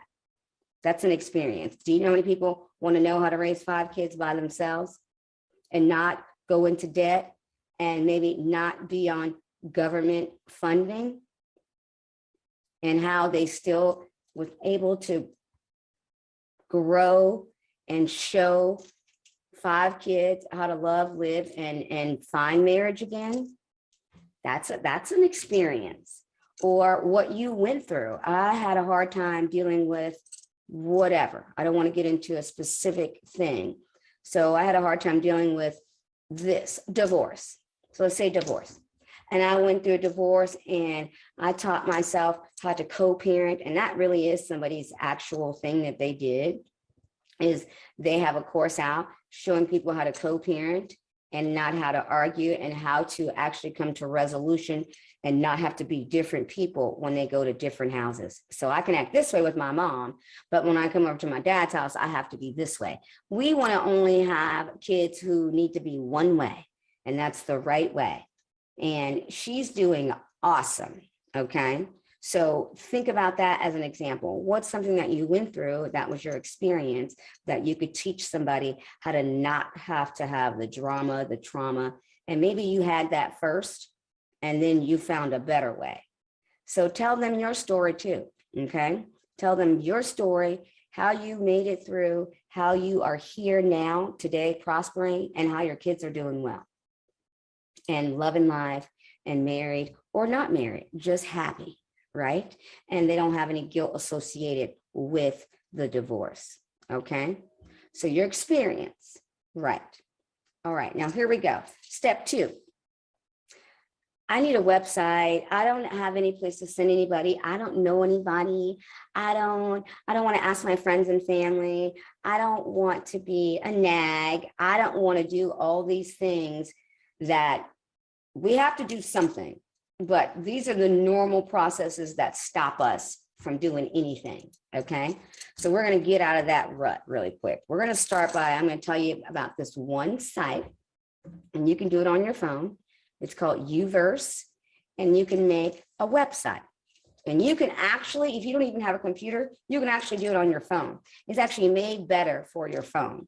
And all you do is go to the site, and it's an app, and it's Uverse, like Uverse, and you can download it to your phone, and then you just say the title of your business, whatever you like, Gardening by Becky Simmons, and that's your title.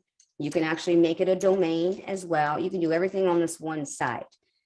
I think they may charge you maybe a price for or domain, but you can actually have a website that says your name in it, and it has like little Uverse at the end or whatever, but it has your name in it. So it's actually kind of good. And, you know, a couple extra letters, whatever they add on to websites. And then you could actually take that link and turn it into another URL. You can go to Tiny URL and make that link whatever you want. Or you can actually go to GoDaddy.com and buy a domain name and connect it to this website, which is free. Okay, so you get a free website and you can say whatever you want on it. You can add pictures, you can drop and drag, you can use pictures from your phone, you can use pictures from the internet, you can put a lot on your site. You can even at the bottom scroll down and have a place where people can purchase from that site, which is really awesome. Okay, so that's number 1. And I can give you a couple free hosting places, but this is probably the easiest one, the best one. It's the quickest. It's on your phone. You can use pictures from your phone, and you don't have to be really, really super tech savvy. It's like a little template, and you can just drag and drop stuff in. And they also have generic pictures that you can use. So don't think, oh, I got to have, where am I going to find pictures and things like that? They have generic pictures that you can use too, and you don't have to have a lot of pictures. You just have to be able to type in some stuff and tell people what you're selling, what you're about, you know, a normal website, okay? But it's free. Now, part 2 is, this is another way to not have to bug family members, friends, things like that. How do I get people? How do I know people? How do I know people are interested in what I do? So this is where I tell you the easiest thing is Facebook, right? There's Twitter, there's Instagram, there's all these social media things out there, but I still think Facebook is the easiest to navigate and look through. Now, Facebook has gotten harder with doing other things, but you can still keep Facebook simple in the beginning. Let's keep it simple. We're trying to go simple. So if you do not have a fan book, or I'm saying, let's start over, a Facebook page, start off with a Facebook page, and that's just yourself, your name, you know, where you live, the vicinity. You don't have to be exact. And what you do is always good to know. And, you know, a couple pictures of, you know, whatever. If you don't like putting up for yourself, put up still shots of people, family, friends, whatever you like.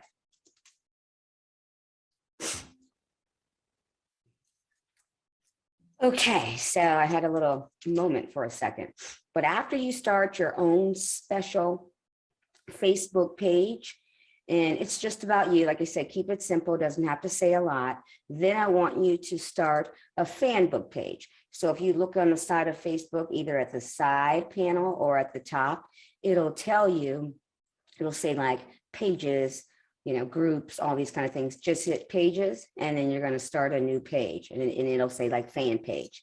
So you can start there, make a fan book page, and that can be something geared towards your business. Again, like Becky Simmons Flowering. So something where they know it relates to you, or it relates to what your business is about. Okay, so don't have a random, I don't know, that would be good. Something that's just random and I don't know what it is just from the title if I'm scrolling. If people are scrolling and looking for things about gardening or working out or tennis or gymnastics or business or entrepreneurships, you want to make sure you come up in that search.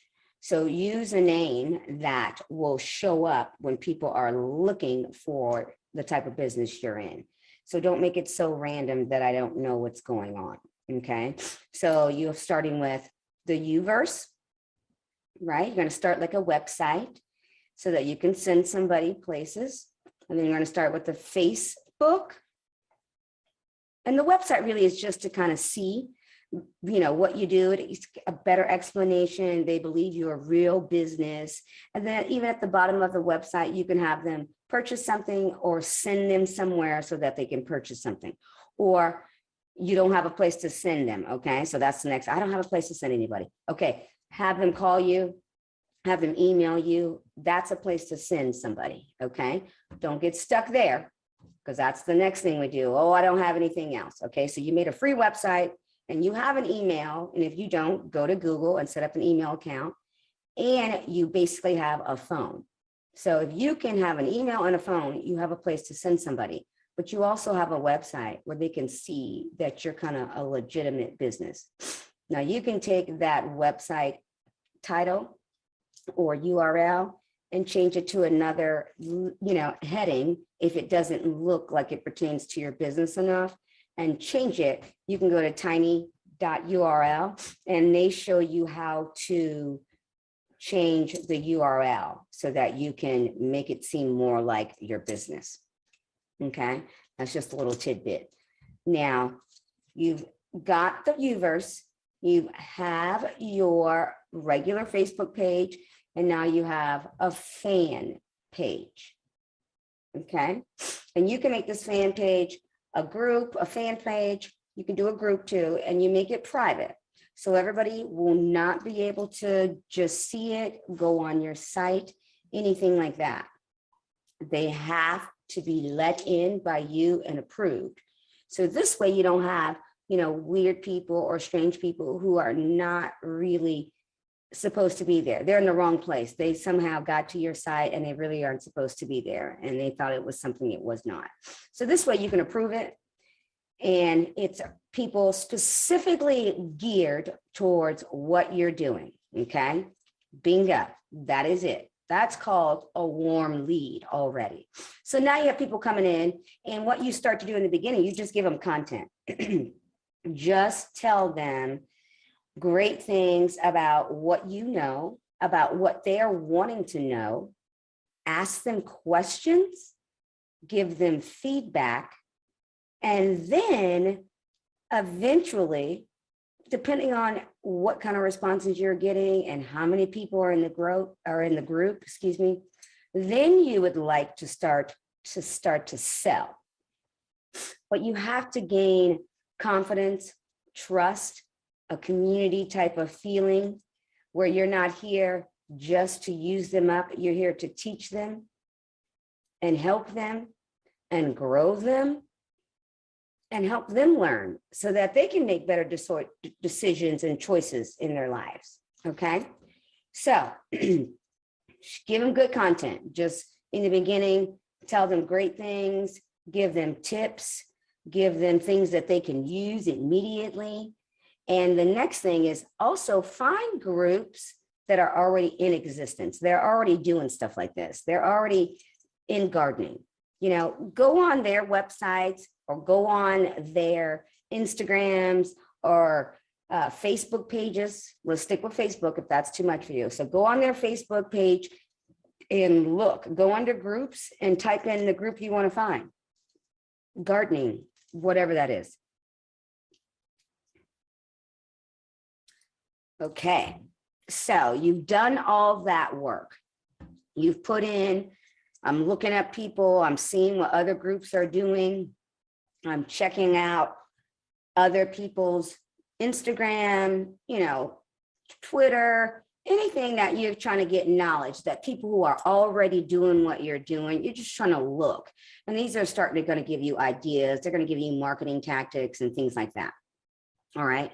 So you have the Uverse app, you have your fanbook page, and you have your Facebook fanbook page. You have a regular Facebook, and then now you have a fanbook or group. All right. And make them private. So now you're sending people there and just giving them great content. Okay. Eventually you're going to throw in your sale. Now, what am I selling, Agina? Now here we are. Now I'm stuck again. So now I have people and now I don't have a product, right? Because we're doing this in days. We're not doing this in months. We're doing this in days. So all the things that I told you that you just had to do, if you don't have any of those things, may take you 30 to 40 minutes, all of them. Okay. No excuses. Now, next, I don't have a product, Agina. I don't have this. I don't really have anything. I just have what I know. Perfect. You know what we're going to start selling? Your time. So now you're going to start selling your time first while you're making a product. Okay. So they're going to sign up for you for your knowledge. And this is where you're going to have to be able to answer questions, pick up the phone, answer an email, because this is what you have. You don't have any big, systems yet in play. So you'll have to pay attention, and they should come in small numbers in the beginning. But you answer those calls, you answer those text messages, you answer those emails immediately so that they see that you're serious too. Okay. So now you're like, okay, what am I still selling? Okay. What's my product? It's not tangible. I don't have a shirt. I don't sell jewelry. I don't sell these things. Okay. So that's why we're going into selling your time. So you're selling your time, but now what are you selling? I'm going to stick with gardening to keep it easy. I'm going to teach you how to build a garden, how to start, when to plant, when to seed, when to prune, when to do all these things. Okay. So now you're selling. So you're selling your knowledge. You tell them, I'm going to go on. You can go into your Facebook fan page or group, and now you go live there. And that's where you give your content. So if you don't even have Zoom, now Zoom is free, and you can have a Zoom account, which is free, I think, for the first 40 minutes. And then you have to make sure you stay in those 40 minutes because they will cut you off. So make sure not to go over those 40 minutes. If you're starting up brand new and you want a free hosting where you can talk like this, and if you use Zoom, you can use Zoom because you can say whatever you want on Zoom. Facebook fan page and Facebook in general, you can still say a lot, but sometimes they edit some of your advertisings out. Sometimes, if you're just given a number or a text or a feed or something at the bottom, that's usually pretty much still okay. They'll let you know when they block anything. So you'll know if they block anything.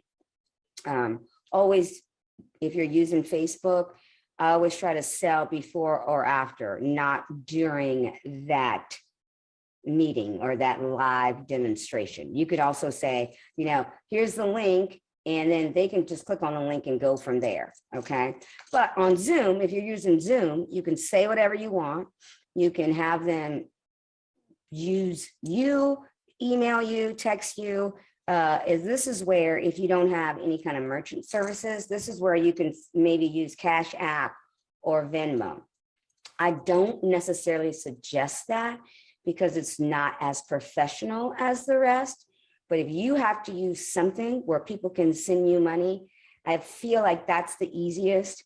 Venmo is usually rated a little bit higher than Cash App, but whatever people have and they want to send it to you, that's a good way to get started. Okay. You can also go to calendly.com and sign up for a free scheduling, you know, where you people come in and they can go to you, call you, text you, sign up for your time, and you can put your time.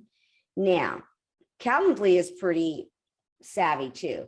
It's free also. You can always upgrade so you can do more and you can have different projects open. Now on Calendly, you can sell as well. So that's a good place to put your, basically my session for 15 minutes. So now you're selling your time, right? So my session for 15 minutes is $15. My session for 30 minutes is $25. My session for an hour is $45 to $60, right? So you're giving them all the content they can take within 15 minutes, 30 minutes to an hour. And you can say 45 if you like to, but you're giving everybody the increments that you believe they can afford or they can pay for. And since you don't have a product, you're just selling your time. So you have to make those scheduled calls. And that's why they go to Calendly, because now you're sending them to a place, it's free, and they can sign up for your time. So that's what you're selling in the beginning, is just your time. So now, yay, I have a product. It's you.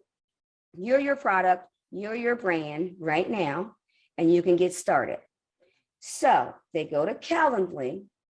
You have to make little boxes of what you would like them to be able to sign up for. I would start off simple, maybe 1, 2, or 3 options.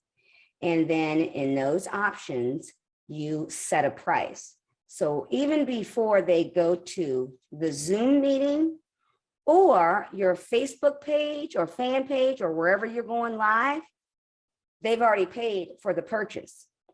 So you don't have to say anything about money during those recordings, okay? You can always add something at the end. If you want further knowledge or if you want more information, go back to my Calendly and schedule an appointment with me so we can talk about what's next for you, okay? Start with just giving them a place to go after they've learned what you've first offered, okay? You always want to say, what's next, what's next, what's next? And you make what's next based on what they're asking you. Now, this is the other part. When you are actually doing the videos or the live feeds or the Zoom calls, you have to record yourself, because this is going to be your marketing strategy, your marketing genius. So now you have recordings of your teachings. So now I have a course I'm going to make. So this is course 101, where I teach you how to plant, seed, flower, how deep to put the plants, depending on what they are. And thank you, bingo, that's what they purchased. Now, next year, next month, whatever they think, oh my God, it was such a great season. How do I keep those up? Do I have to replant all those? Do I have to prune those next year? So now you're giving them course 102. And you're recording yourself as you're teaching people when they want to know. So you keep recording and recording and recording all your sessions. And then you make that in order, put those things in order. And now you have a course. Now you have an ebook. Now you have things that will work without you having to constantly show up. Woo! Bingo. That's how we make our stuff evergreen. That's how we making money around the clock. So you start off by putting the work in and recording. Then when you start to level up and upgrade, I show you how to scale. I show you how to put that someplace where people can purchase that later. I've already showed you how to do it in Calendly, and that's free. Now in Calendly, I think you can only have 1 or 2 things that you offer at a time for the free account. If you upgrade, and I think it's a yearly subscription, or it's pretty cheap if you do it monthly. I want to say like $2.99, $3.99, but I think if you do it for the year, it's like $39. It's something extremely affordable, and it works really, really, really well. And you can put pictures up on there. So when you send somebody a link, when they click on it, it looks cute, it's pretty. You can put yourself, you can put your logo. You can do a lot with Calendly if you have not ever tried them. And it's really simple. Like, I don't even really have to explain it. That's how simple it is. When you go in, they tell you what to do, and it's really easy. Okay. And that's a place where you can collect money, show your product as far as if it's not tangible. So you're selling time, or you're selling an appointment to sell something else, or you're selling the appointment right at that point, and the next time you meet, it will be on Zoom or Google because they've already signed up for a time. Okay. So you have all these things that people say, oh, I can't do. Right. And you can attach Stripe. If you have Stripe, or if you have merchant services other than Cash App or Venmo, you can connect that to both Uverse, which was the place that I told you to go on your phone to start a website. And then you can also connect it to Calendly.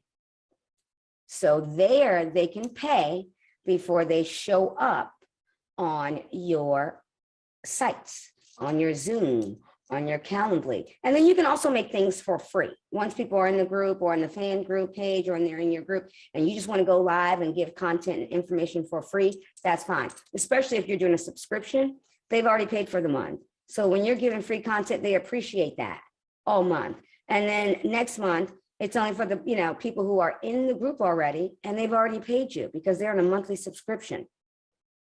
Now you can either keep that like that all the time, or when they drop out, you can remove them from the group. If it's a free group, keep it a free group. But then I would also have a private group where people are paying, and you also offer a little bit more. Okay.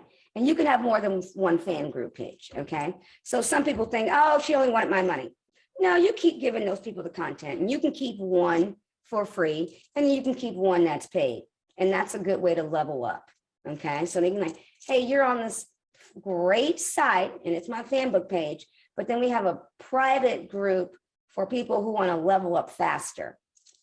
And that's only $17, $18 a month.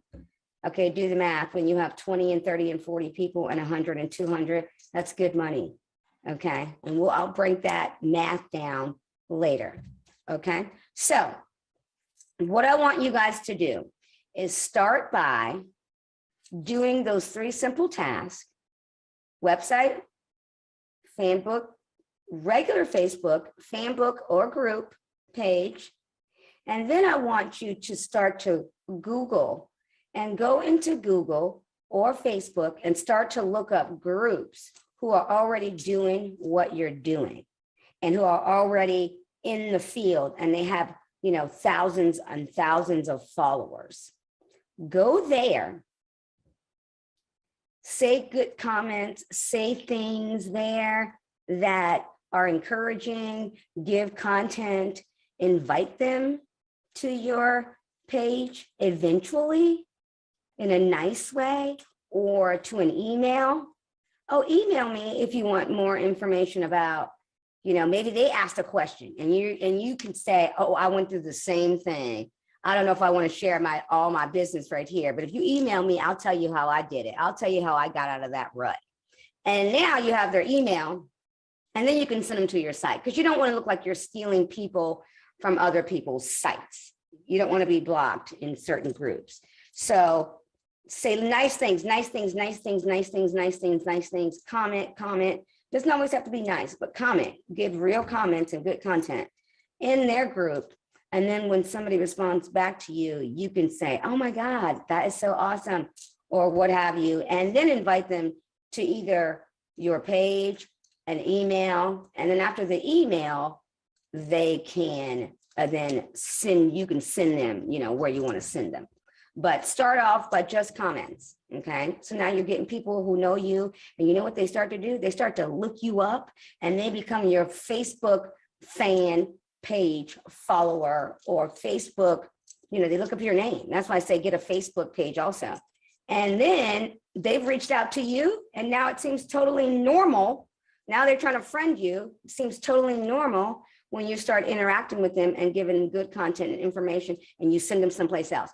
It seems like they reached out to you, and you responded so nicely and so graciously as to help them even more. So you look like a savior, okay? So keep that in mind.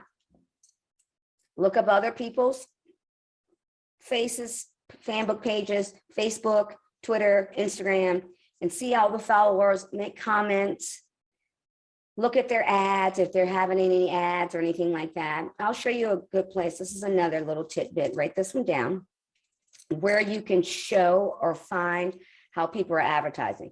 You can go to Facebook ads in Google, library, and then you're going to get to a little screen, and then you can type in whatever your subject is, or your niche, or what you're looking at to start to do, or anything you like, your talents. Like I said, your trauma, your drama. It could be divorce. It could be a lost child, like people who lose children. I know that's a hard subject to deal with. And you put those things in, and then you see their ads and advertisements and who are at the top of that list. And then you kind of mimic those, or you get those ideas from those ads that are already in existence and are converting. Okay. So those are things you can do, right? What I want you to do now is take action. I want you to do those 3 things. And if you already have a Facebook page, a website, a hosting, you're already in business, I want you to start to go look up ads. So look up the ads in Google, Facebook ads library, so that you can start to advertise. If you're not making any sales, or you're not making the sales you want to make, this is what I suggest you do. Start looking up ads. And then if you would like, you can text me or call me, or email me, or go to my Calendly. I have a Calendly set up as well.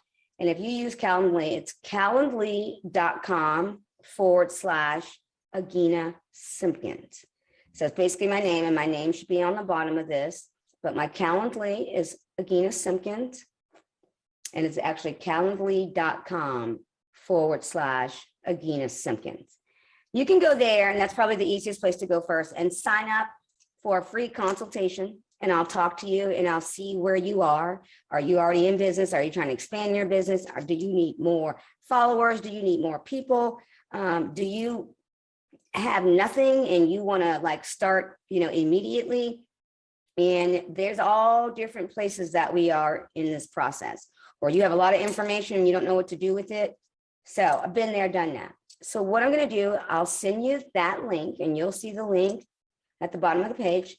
Or you can just email me. Again, my name is Agina Simpkins, and it's at gmail.com. And it's AGINASIMPKINS@gmail.com. Those are the 2 easiest ways, so that we can see where you're starting, where you're coming from, and where you're trying to go. Okay. And then we'll go from there. On my Calendly, you'll see other options. If you want to jump in instantly at someplace else, you're welcome to do that as well. If you want to have a free consultation, you can do that as well before you get started. But I'm so glad you showed up. I want everybody to get up and tell yourself that this year you are doing what you say you're going to do. You are not giving up anymore. You're not changing your mind. You're not going to let somebody talk you out of it.